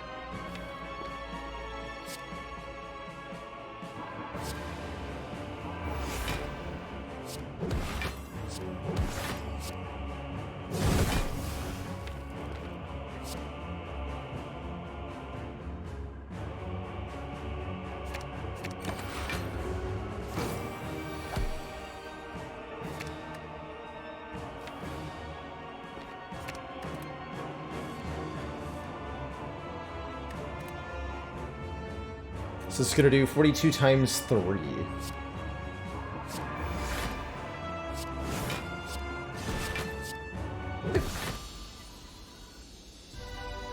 Easy peasy. Two thump, two thump! The second boss is gone. Something's broken somewhere, but I'm not sure what. I think I've borked my save file. I think that's what's happening. And I'm not sure how to fix it.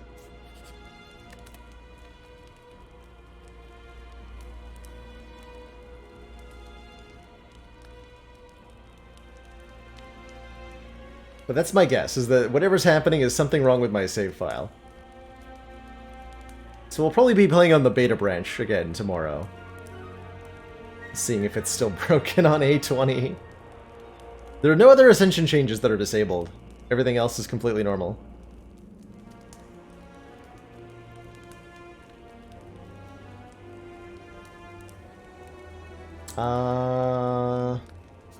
Great Brilliance. Doesn't matter too much. Doesn't matter too much. That's happened on every run tonight, by the way. The Gentleman's A20. Don't know why that tickles me so much, but I like it. I like it a lot. What is this gonna be? Omniscience, Omniscience. You get to double worship, double reach heaven. I think that'll... Actually, is it double worship, double brilliance? It's probably just gonna win, right?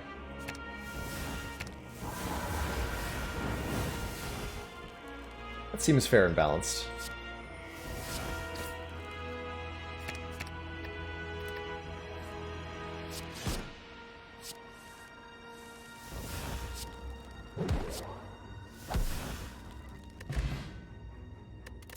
What do you call the Watcher after she dies?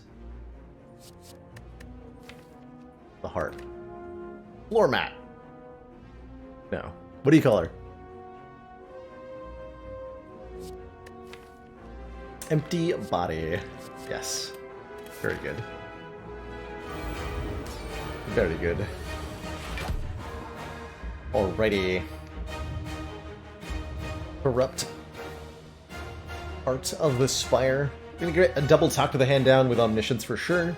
Omniscience, Omniscience, double talk to the hand. Probably double the empty body. Double the Mental Fortress, rather. Although double Foresight, so they scry 6 every turn, is pretty significant as well here. No matter what, we're definitely double talk to the handing. Hundo percento. I think double Foresight could be huge. Although the double block off Mental Fortress. Go double Mental Fortress.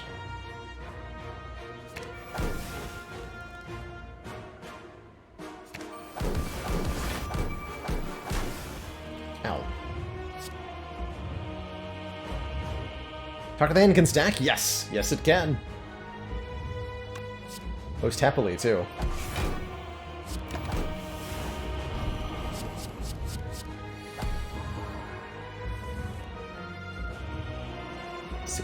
Seven.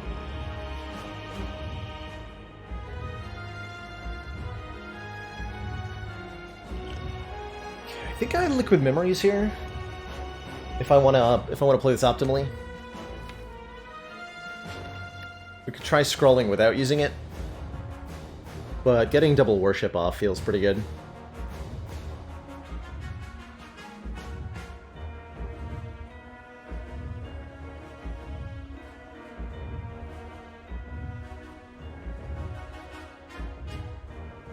How does the heart burn us? With heartburn.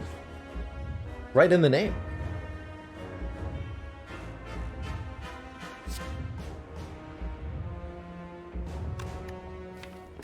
Yeah, I think this is worship and get it back.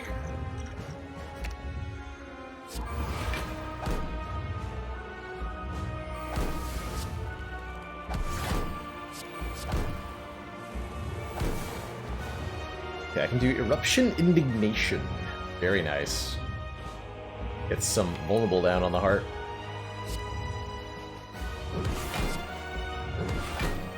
think we scroll again this turn, do we? Don't think so.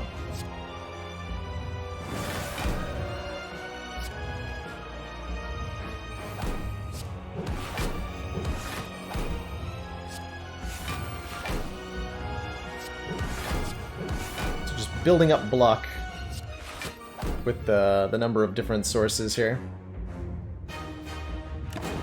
Enough to assemble a huge amount on the giant crush turn, which you quite frankly shouldn't be just, like, effortlessly surviving like that. Omniscience into Omniscience is definitely broken. That is definitely a word I would use to describe that. Yes. This turn's a little mediocre. We've got Vigilance that'll get back both Flurry of Blows. We could Stance Potion if we wanted to full block on this turn. Their respects. Let's do it.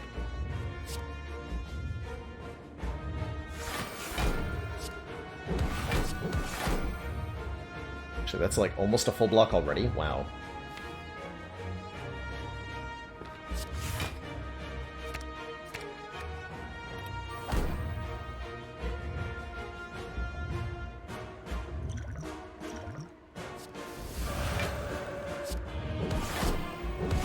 Got damage to do.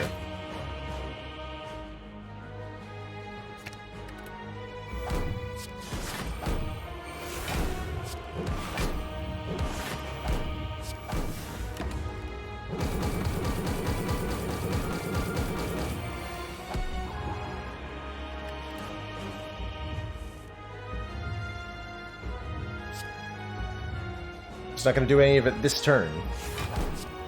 This is a break turn. Resting ourselves a little bit there.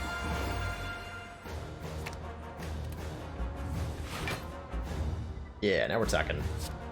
Do 90 damage. Quite happily. Brilliance does 162, so we actually just hit the cap effortlessly. In which case, I don't need to scroll, do I? Let's do it anyway.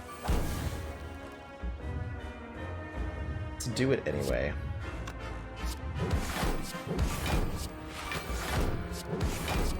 This is why Talk to the Hand's OP. Pretty much, exactly. Why Talk to the Hand is OP. Meditate gets me back a Warship, so we go back into Divinity next turn, and we'll take the Brilliance to go with it, too. We should just crush it over the next couple turns here. Just crushing it.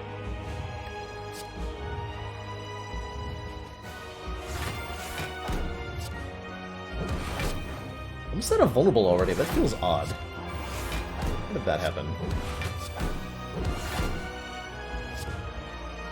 211. Boop.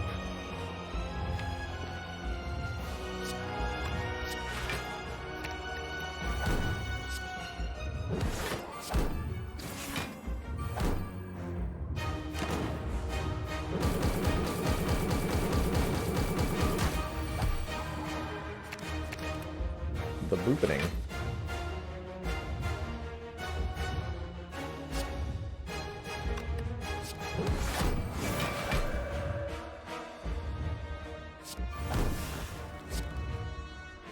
Brilliant! GG. GG. That run was strong. That one was just strong the whole way through. There was no point at which that wasn't strong. And a lot of it had to do with the early scroll. Most of it had to do with the early scroll, truthfully, and then these cards.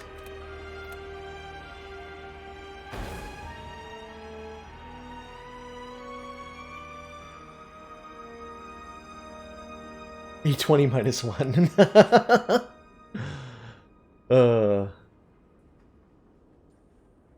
Amazing. So yeah, I gotta play around with my Slay the Spire copy, apparently, figure out what's going wrong, and we'll have that fixed for next stream. And perhaps we'll be fighting double bosses, although admittedly, I've been enjoying just the one Act 3 boss quite a bit. It does take a while to fight through two of them. Has it been done? The Spire sleeps, and so shall I.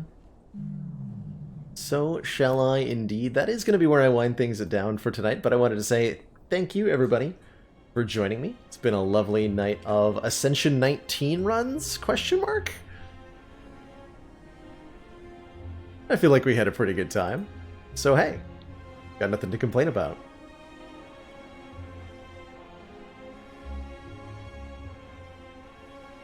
Did I get full points for A20? Ooh, I didn't check. Probably.